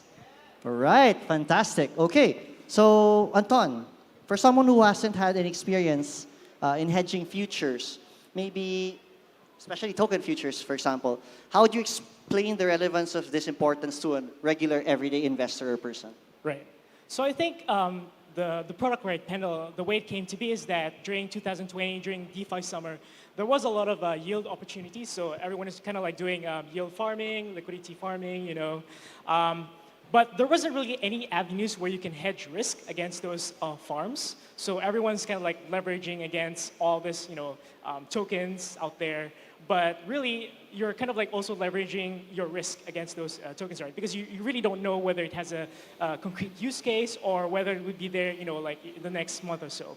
So the idea of like Pendle is that any yield-bearing asset, like whether it be LP tokens from Convex, like vaults, or from AMMs, anything that basically accrues yield, you can split them, like tokenize them into its yield portion and its principal, and then you can immediately sell the yield portion to get your yields upfront. And that basically reduces your risk such that you can, you've already gotten your yield upfront, right? And you can just basically hold the principal until its maturity, and then you get back the underlying token at the end. Yeah. So yeah, basically for any sophisticated trader out there who kind of like knows this, they'll be able to have like avenues to be able to hedge their risk or be able to take advantage of like buying assets at a discount. Yeah. Great, thanks for that, Anton. And I think that's a very timely topic now, considering what's been happening in the industry. So definitely hedging, managing your risk, and I guess not putting all of your eggs in one basket. I think it's very critical now. So Ian, nice to see you again. So actually, Ian and I, we're part of the founding team of another fintech in our past lives, but nice to see that we're both in this space. Nice to see you too, Pat. Yeah. So yeah, most DeFis aim to transition TradFi into Web3. And for example, we're trying to adopt DeFi for fintechs, etc. How does your company approach this, and what are the limitations that you've seen so far? That's a very good question. Might say something a bit controversial, but seeing and working with both sides of the aisle, it's kind of hard for either side to cross over. And that's why we have a business. Because, for example, DeFi folks, everything is on-chain, right? It's self-custodial. They don't understand that why regulators kind of have to have a say in terms of where the money moves, right? And the regulators on the other side, right? If they want to TradFi, they're worried so much about regulation, right? If they want to try to regulate DeFi, it's so hard because new projects are kind of minting new tokens. The liquidity is everywhere. I'm sure you know that. And if you're going to try to regulate one DeFi protocol, you have to regulate pretty much the entire thing because you're going to have to track the money flow. So I think it's very difficult in terms of. I think there's both a commercial or regulatory kind of angle to this. Like people who are used to or crypto natives don't really understand kind of some of the like fundamental rules. Like for example, like capital adequacy ratios, your Basel III risk management stuff. That which could have helped. The kind of manage or lessen the impact of what's been happening in the industry lately. So I think it's like, and on the other side, and on the engineering side as well, like I feel like a lot of Web3 like builders will not have the patience to actually integrate with integrating with the small like the top 10. You will have like 10 different integrations, and you're gonna have to manage that across like 50 markets. It's very complex. That's how I would say. So it's very hard to kind of cross over if you're on one side or the other. Thanks for sharing that insight. Actually, and that's the reason why, for example, the tech company I also represent, Apper, we're trying to help Web2 companies also integrate new Web3 DeFi systems into the companies. And engineering, I think, is also one of the challenges here. As you know, there's a talent vacuum, not just in the Philippines, but in Southeast Asia. So that's something that we're trying to bridge as well. All right, so let's go into something juicy, guys. So let's wake up, everyone. It's probably a little bit after lunch. I'm not sure if you guys have had your coffee. So let's go into something juicy. All right, so noting the recent news about such Web3 players, FTX, DFX, and the like, what message can you share to those who are new to the space to tell them more about why DeFi is more secure, more accessible, etc.? Any thoughts, guys? Feel free to share, anyone. I guess I can start. So I guess since May of this year, right, we've seen over 90% down, right, across the board, right? Like most tokens, most majors have lost a lot of value, right? And we've seen big blow-ups, like I guess FTX. I'm not sure we were supposed to talk about it, but yeah. But in this space, right, especially in DeFi, the reason why we're here is all about censorship resistance and having to use money like self-custody, right? So the idea is that despite the blowout, protocols like Uniswap, people can still trade, people can still borrow or lend in Aave, people can still use like protocols like us, Pendle, or XLD, Save, XY, or so. So things that blew up are mostly from centralized parties, right? But protocols in DeFi still continue to work on, right? So I think that's kind of like the power of having things in like mid-machines, that's what we call it, instead of like middlemen, where we have arbiters of trust, right? Placed instead into smart contracts that regulate, like take away this like central layers of trust, and just have like the community come into consensus of like how protocols should work. So the idea is that the best example comes from Vitalik, right? It's like a vending machine, right? We know how the mechanism works. We don't need to trust who's behind of like who's working the vending machine, but we just know that it works, and whatever we put in, we get a specific output out of it. Yeah. Thanks for that, Anton. Gents, anyone else? Yeah, I mean, for me, I guess, I mean, the only thing I'd say about like FTX is it's not decentralized, and no further comments from that. But all I will say is that, as a user and as a builder, there are always risks on whichever side you take. It's just different types of attack vectors and different ways to kind of prepare yourself for that. So I really do think that everyone from the builders, core contributors, and people who are working on projects, as well as like users and traders, they should really, I hope this, my hope is really that people kind of give a bit more value or weight towards risk management. That's what I would say. Yeah, I want to kind of just echo what Ian just mentioned. Both CeFi and DeFi has their advantages and both risks as well. So when you're putting your assets, let's say on CeFi, you're actually trusting that exchanges, that it will hold your assets safe and sound. But when you're doing transaction on DeFi, it doesn't mean that you're getting safer. You still have to learn everything about crypto. You still have to learn what's hot wallet, what's a cold wallet. What does it mean about it, the address? Does that mean if you go to DeFi, you're going to be safe for once? That's just not true. So that's why when we started XY Finance, we want to make sure that for every partner we integrate, we want to have we have a 24/7 engineering team on chain just to help us to monitoring all the transactions that's happening. So whenever we seize an abnormal transaction, for example, a significant amount happening in a very short period of time, our engineering team will monitor and seize the transaction if needed.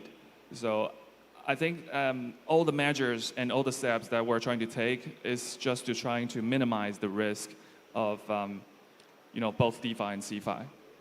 All right, so key takeaways, I think, from all of the panelists that we've asked today, definitely managing your risk, and it's not the case of DeFi being low risk or less risk, etc. There's definitely risk behind it, and it's more regulated, accessible, and inclusive. Anyone?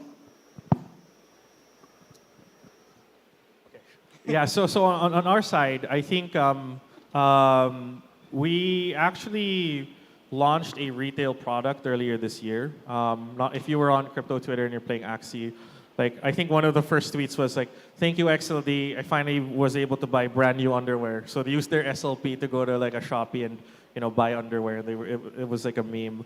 But then we were like, over the next few months, we were saying that people were asking, can we deploy this into our own platform as well? Can we do that? So on our side, we realized that I think that instead of going into retail, especially when volumes are what it is and people are kind of staying light, we see the opportunity that we just enable kind of help other projects and provide utility to the token in the community by helping them with on-ramps and payments and things like that, right? So because for crypto and any token to be treated like it was cash in your wallet, you need it to be easily used, right? It's not like I have to do something, use an off-ramp platform or put it in the credit card. Like it should be like as easy as scanning a QR code and then boom, you get your coffee. So that's really our vision for the future, and we want to help the Web3 community, crypto companies, kind of get to that level, right?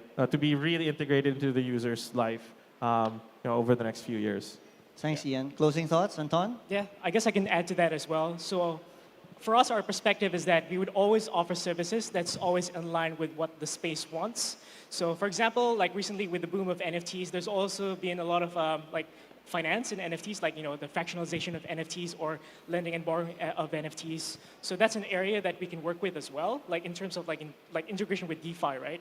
Now, looking to the future, there's going to be things like upcoming technologies like account abstraction or fractal scaling, or even a lot of like cross-chain or interchain like communication between these different like protocols. So I think that most protocols will be able to service this. Like most protocols are actually cross-chain right now. And most of these other protocols will be working on, let's say like in the future, you've heard things like soul-bound tokens, right? So I think you'll hear a lot of like these DeFi protocols working with those aspects of technology as well. So the future is very bright in this space, especially. Yeah. Thanks, Anton. Charlie, closing thoughts? Okay, I think there will be three directions that we're trying to tackle. The first is the interoperability. The second one is efficiency. The last but not least is the security standard that I just mentioned. For interoperability, we are aggregating, like I just mentioned, about 270 DEXs.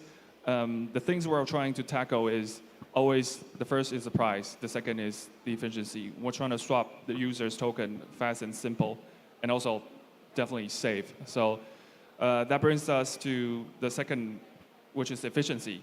We have a probably industry average in the fastest routing time around 2 seconds compared to 6 to 8 industry average. So it's pretty confident to say that, and also not just getting the users routes fast, but also get them the cheapest price. And the last part is the one I just mentioned, security. I think this will probably still be the most important thing, maybe not only now, maybe 10 years from now. It will still be the main concept and main core that we'll be discussing. So like I mentioned, we have a third party auditing our smart contract every quarter when we integrate new partner, and we have a 24/7 engineering team monitoring our transaction. Just all of these measures trying to minimize the risk whenever something unnecessary happen. Yeah.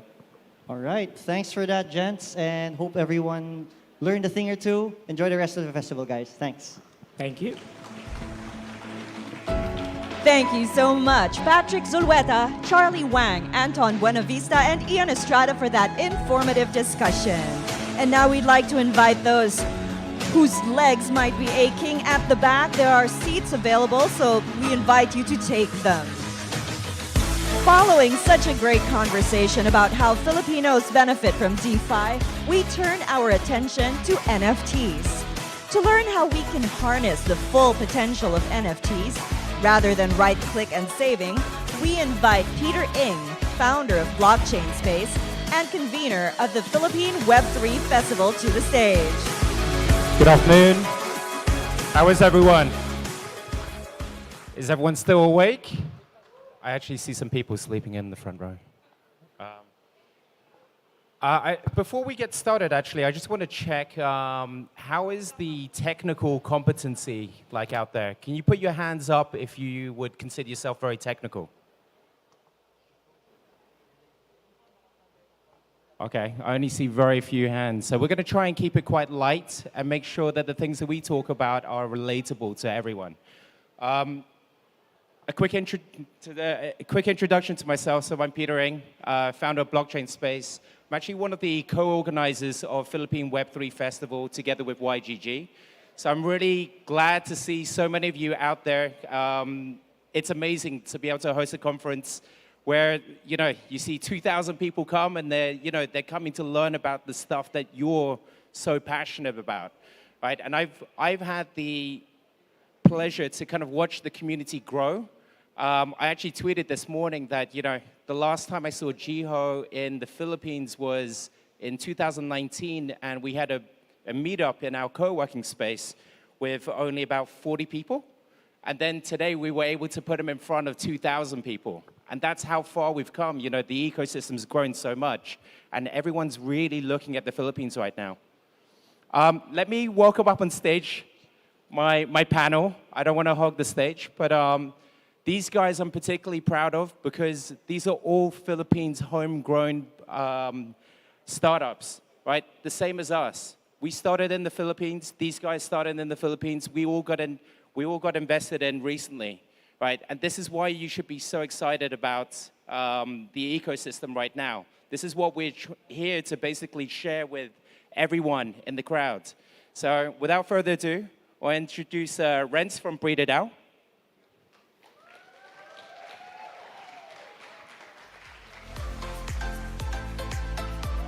And Dan from Playdex. And I know Carlos from Unlock Finance is here somewhere, but oh, is he? No. He'll join us at some stage. Your microphone's working?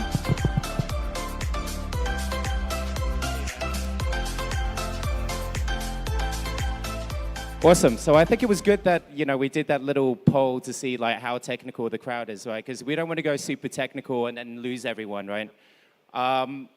We all work in the GameFi space, right? So we love games. We love the whole concept of like play to earn. But recently we saw this like whole like boom bust, right? In 2021, huge acceleration when the crypto markets went up. But then also GameFi took a bigger hit than the actual total crypto market cap, in the last year, right? But we're still here building. So I want to go around and I want to ask you, why are you so bullish about GameFi? Why are you building infrastructure right now for GameFi? Right, okay, maybe I'll start. So, hi everyone, I'm Renz, CEO of Breeder DAO. And my journey really started off with just trading tokens, right? And for the longest time, I've been trying to imagine like a utility for blockchain and cryptocurrency. And during that time, it was purely like a monetary incentive, right? I want to get like 100x, 1000x. But when DeFi came, and particularly NFTs came, I then began to like realize that there's actually something more to blockchain than what it seems, right? And my first experience was actually with Axie Infinity. During that time, I'm the type of gamer who actually wants to buy everything, who wants to collect like all the characters. But after some time, we all know how that works, right? You then like move on to the next big thing. You then move on to like the next big game. And you're unable to like transfer or move or bring your NFTs along with you, right? Or your characters along with you. And so when I heard about like being able to own your assets, I was like, you know what? This is something that I'm definitely going to invest in. And this is something that definitely I would want to be involved in. And so right now, we're still here, and I'm still very bullish because I really see the beauty of like being able to own your assets, not in the sense of being able to profit from it, but just owning it and having that bragging rights or being proud that you're the owner of it and that whatever it is that you want to do with it, you can do with it, right? So yeah. Awesome. Let me throw that at Dan. Dan, why are you so bullish? Yeah. So hi everyone. My name is Dan from Playdex. Playdex is a gaming platform for NFT gaming, and just a little bit of background about myself. I've been a gamer for the past 15 years now. And the way I see Web3 is that it doesn't really change anything fundamentally of how things used to work. It only amplifies it. And a lot of the things that we've seen in Axie Infinity and all of these different games have already existed before, but now is validated using the blockchain technology. And now, things can be regulated or standardized because data is open, and ownership is available for everyone. And the reason why I'm bullish is because now we're seeing a lot of game developers, indie game developers, who usually wouldn't have the stage to launch their game. And now they can go direct to customer, they can go direct to the community and launch their games. And I see that we're going to be growing this space by providing more of the product underneath, which is the gameplay. And that's what I'm really excited about. Awesome. Carlos, thank you for joining us. Carlos, another member of the Philippine ecosystem, Unlock Finance. Why are you so bullish about building infrastructure in the GameFi space? Well, so I've been doing e-commerce for the last 10 years, right? And what I can tell you is everybody that has been to Web2 for long enough understands the possibilities of Web3, right? And a lot of people are even jealous, right? They're like, wait, this is something different. This changes the economics. This changes the interaction, right? One of the reasons why I'm so bullish about this is because after having lived for so long in the Philippines, I'm originally from Spain, and I'm pretty involved in the whole European blockchain ecosystem. A lot of things that are super obvious to you guys and to many of you are not that easy anywhere else in the world, right? So I was here 2020, 21, just I had a small guild, I had some scholars, I started doing basically what we all did, right? Playing a few games. I'm not a gamer myself, so I just tried to go and learn from a lot of these people, right? Gabby, Peter, Goltra. And what I realized is that there's something really unique about the way Southeast Asians, even some South Americans, use gaming and use blockchain gaming. And that for many of them, the difference between Web3 blockchain games is indistinguishable. They do not care about how this is happening. They're just completely native, right? So many of them have been onboarded into the crypto world through games, but without even knowing or without really caring that much, right? So it's a very organic behavior, right? We started building because we realized that we couldn't always constantly raise tokens and raise more money to buy new games, to get more scholars, right? So we started thinking, how can we compound this? And a lot of DeFi people were really bullish about the DeFi blockchain aspect, but didn't necessarily connect with NFTs and NFT gaming, right? So at the intersection of NFTs, blockchain gaming, and a lot of the changes that have been happening, there's that whole layer of financial products infrastructure that all of you guys are building that takes them to the next level, right? I believe that all assets will be represented in the form of an NFT in the future. So that entire layer of infrastructure that you guys are building is basically the next big thing. Today, every SaaS company that you talk, I mean, no matter how big or how small, they're valued at 50, 60, maybe different today, but they're building apps that we all know, that we all use, but somehow people don't know that much about what you guys are building. And I believe that's about to change in a big way, right? So it's the most exciting space. It's also a space where Philippines and Southeast Asia are very, very unique and really understand what needs to happen to grow. Yeah. Actually, I want to bring this back to the Philippines, actually, because again, the whole reason we're doing this conference is we're showcasing Filipino talent, Filipino startups. Yeah, I think we deserve a round of applause for this, actually. Yeah, it's pretty much the first time we've ever had this opportunity to actually show, especially the kind of talent that we have in this country, right? Actually, I want to kind of throw it to you guys, being a Philippines-originated founder, has that had advantages or disadvantages, in particular in the GameFi space? Have you been able to understand the market better? Renz? I think it was quite obvious for us that because we're situated in the Philippines and because everyone's been saying that Philippines is the epicenter of blockchain gaming, right? And we're at the center of it. So it was quite obvious that there's a lot of advantages to it, right? Just being in the center of it allows you to see how the landscape is shaping up and the potential that you can build around it, right? So when Axie Infinity first launched and it first gained its popularity in Nueva Ecija, right? We all thought that it was just going to be there in a secluded niche place where nobody would actually know about it.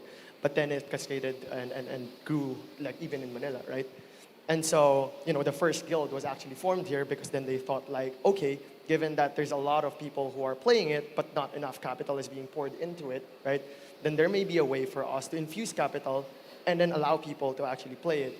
And then on our end, right, okay, now that we know that there's a lot of guilds popping left and right, and there's a lot of money funds that are flowing in, then we look at the supply side, which is assets, right? So we then would need to find a way to mass produce these assets so that we can reach more people and it can become more affordable for a lot of people. And so hence BreederDAO, right? But then we also realized, for example, that there's a need to build more infrastructure around it because not everyone would have access to scholars, for example, and hence a rental marketplace like Playdex, for example. And then you have unlocked finance, of course, unlocking more liquidity for everyone else. So for sure, it has a lot of advantages. And being situated here, a lot of people seem to think that because you're here and you're part of Southeast Asia and much less a country not known to American VCs, that you would have access to less funding or you would have less funding, right? But because you're actually, or crypto allows you, or blockchain allows you to go global immediately, and your audience is not just going to be Philippines, but you're here in the Philippines as a starting point, right? And a good starting point at that, because you're able to test and experiment without like having like high burn or cost, right? So that allows you to automatically have access to the biggest funding, but at the same time keep your burn low, for example. Yeah, so I'm going to have to throw this to the other two, but you're going to have to keep it short because I've just been told we've only got 5 minutes left. So go, Dan. I think we're very lucky to be following the footsteps of like blockchain space, YGG. It's definitely been very easy for us, easier for us than the ones that came before us. And I think the reason is, they saw the potential of what this could be. We saw the demand from the market, and now we are seeing that Filipinos can actually build, and we're not just here to be the the testing center for games, for apps, and we can actually build here, and we know our customers more than other people, and I think that's a huge opportunity for us. Yeah. Carlos, quick one. I think I'm more authorized to say this because I'm not from here, right? So what I can tell is that everybody wants to be here. I get on a daily basis so many requests, people from Europe, from Spain, from South America that want to come here and to meet with you guys. I've actually learned so much from you. And I think there's one amazing thing about Filipinos. Everyone's so warm and so approachable. So it's not just that you have immediate validation from the market, it's that you have direct access to these people, right? So it's very, very hard to get those ingredients, access to market, speed, and people that are really willing to share and contribute that have been at it for years, right? Guys, before we wrap up, I want to give you the opportunity to do an elevator pitch, all right? You got to do it within 20 seconds. Okay, so Renz, how are you unlocking the power of NFTs with what you do at Breeder DAO? Okay, so what we essentially want to do is to enrich like every single's lives and experiences via blockchain-powered assets. So essentially, we want to be the bridge not only of like different game IPs and titles as you enter the metaverse, but we also want to bridge creators and users and back to like games in general. Go, Dan. So we want to give the spotlight to a lot of the indie game developers that are building in this space. So with PlayDex, you'll be able to find these developers, find the games that they're building, decide which ones you want to play, and we're going to help you take the first step without any cost and educate you through our product to be able to invest wisely in these games. We want to make it easy for everyone to borrow against their NFTs in an immediate, permissionless, instant manner. You deposit your NFTs into a smart contract, and you can borrow in any token you want within 5 seconds. Perfectly on time. Nice one, guys. If you guys have time, you guys are all going to be around after the talk. Come and find these guys. This is the Philippines ecosystem. You got to talk to these guys. That's what we're here for. Thanks, guys. Appreciate it. Thank you. Thank you. Thank you so much, Peter, Renz, Dan, and Carlos. TZ APAC have invested a lot of time and education into growing the Tezos NFT scene in the Philippines. Ivan Laren of TZ APAC hosts 3 brilliant Filipino NFT artists to share their experiences in the world of NFT art. We welcome Sheila Ledesma, Jopet Arias, and Bjorn Calleja to the stage.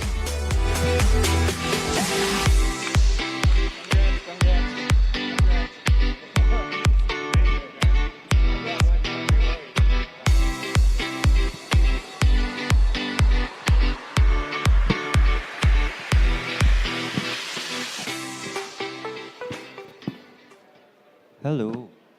Yep, hi. How's everyone? Good? I'm Ivan from TZ APAC, the leading adoption MVP for Tezos in Asia Pacific. And we have a very exciting panel. Sheila, Jopet, and Bjorn. I'll ask them to introduce themselves. Sheila, please. Yeah, hi, I'm Sheila, and I'm a collage artist. I'm with Gallery Paloma. I started my NFT journey around 2021. So it's super high. I come in and out of the NFT space, but I am so happy that my collages have really found an audience, or I've expanded my audience and my reach through NFTs. So. Awesome. Hello, I'm Tita Jopet from Crypto Art PH. I'm a painter. Hello, shout out friends and family there. So yeah, I co-founded Crypto Art PH.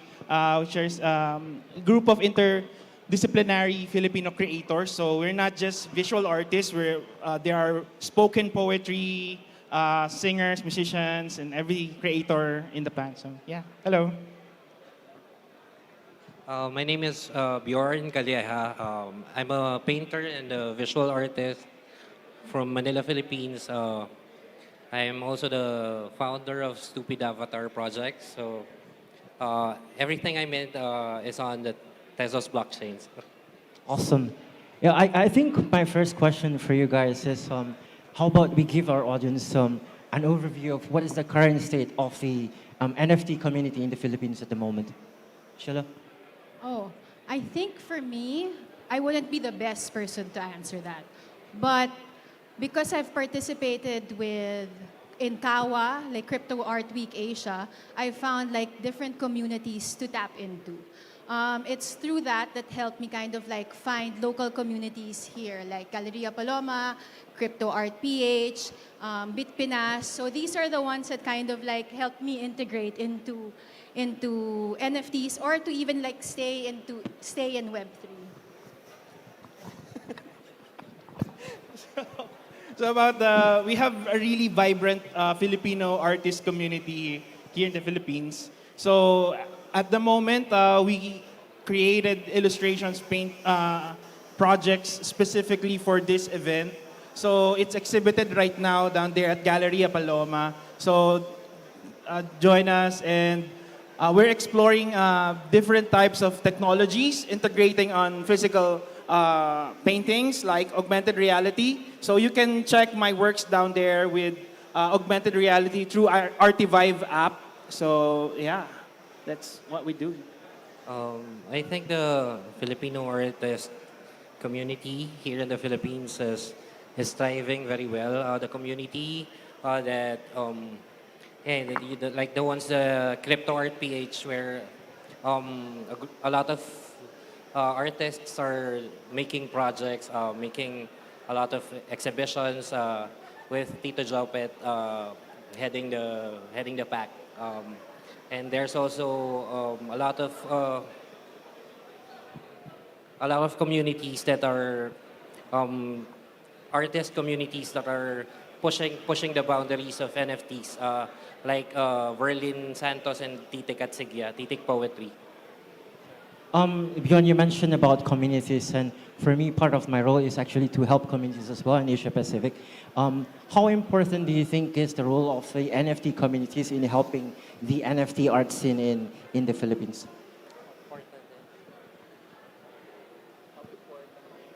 I was asking, how important do you think communities are in pushing the NFT communities here in the Philippines? Oh, I think it plays a big part, a big role in preparing the artists and. So yeah, right now we are being invited by traditional, here in the Philippines we have traditional art events like Manila Bang, Savior Art Fest, and Art Fair and Art in the Park. So these are traditional art events here in the Philippines, and we are having audience with them, and step by step we are introducing crypto artists to the traditional art market. And then yeah, I've seen Filipino artists who are selling out even in this market condition. So specifically in Tezos ecosystem, in our recent exhibitions here in Meet Space, we sold out a bunch of artworks. So at the height of this market condition, we exhibited 3 times every month, almost every month. So imagine that how the opportunity crypto art is giving to these Filipino creators, unlike before. Yeah, for me, it's the lifeline. Communities are the lifeline of NFTs, of Web3, of the world, you know. So I think it just mirrors real life. Like, communities are the ones that kind of like keep or help develop industries, or like now I can see how there's already like Jopet was mentioning, like bridging the gap between the traditional and contemporary. I think now like NFTs are like contemporary art. It's a new street art. So Hiketnunk for me would be like graffiti artists. And I think the lifeline is so strong in Hiketnunk. In Tezos. I started in Hiketnunk and then I kind of disappeared when the platform collapsed. But the community stayed strong. And I think I was just so amazed and blown by like how did like all these people from all over the world keep something that was crashing and then emerge having like even a stronger community.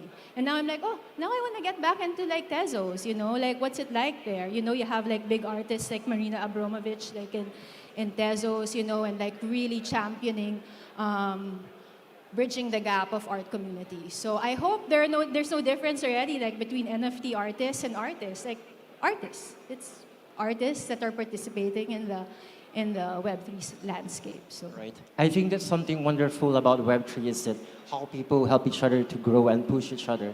Jopet, you mentioned that a lot of traditional art has been being recognized also when going to Web3, and you're talking about how the NFT in the Philippines is growing. But then, how about NFT art outside of the Philippines?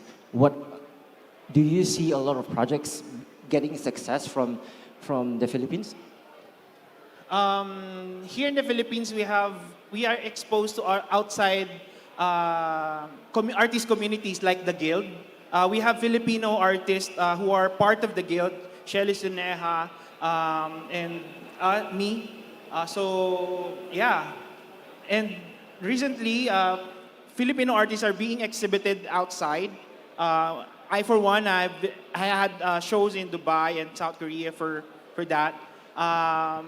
And slowly but surely, and then there are people also, a 9-year-old kid, Sevi. So he's been exhibiting in NFT NYC. So imagine that opportunity for Filipinos, and 5 years ago it's not even possible. Now it's possible. Anyone can enter the space and build a name out of it. So yeah, there's so much opportunity has been given to us.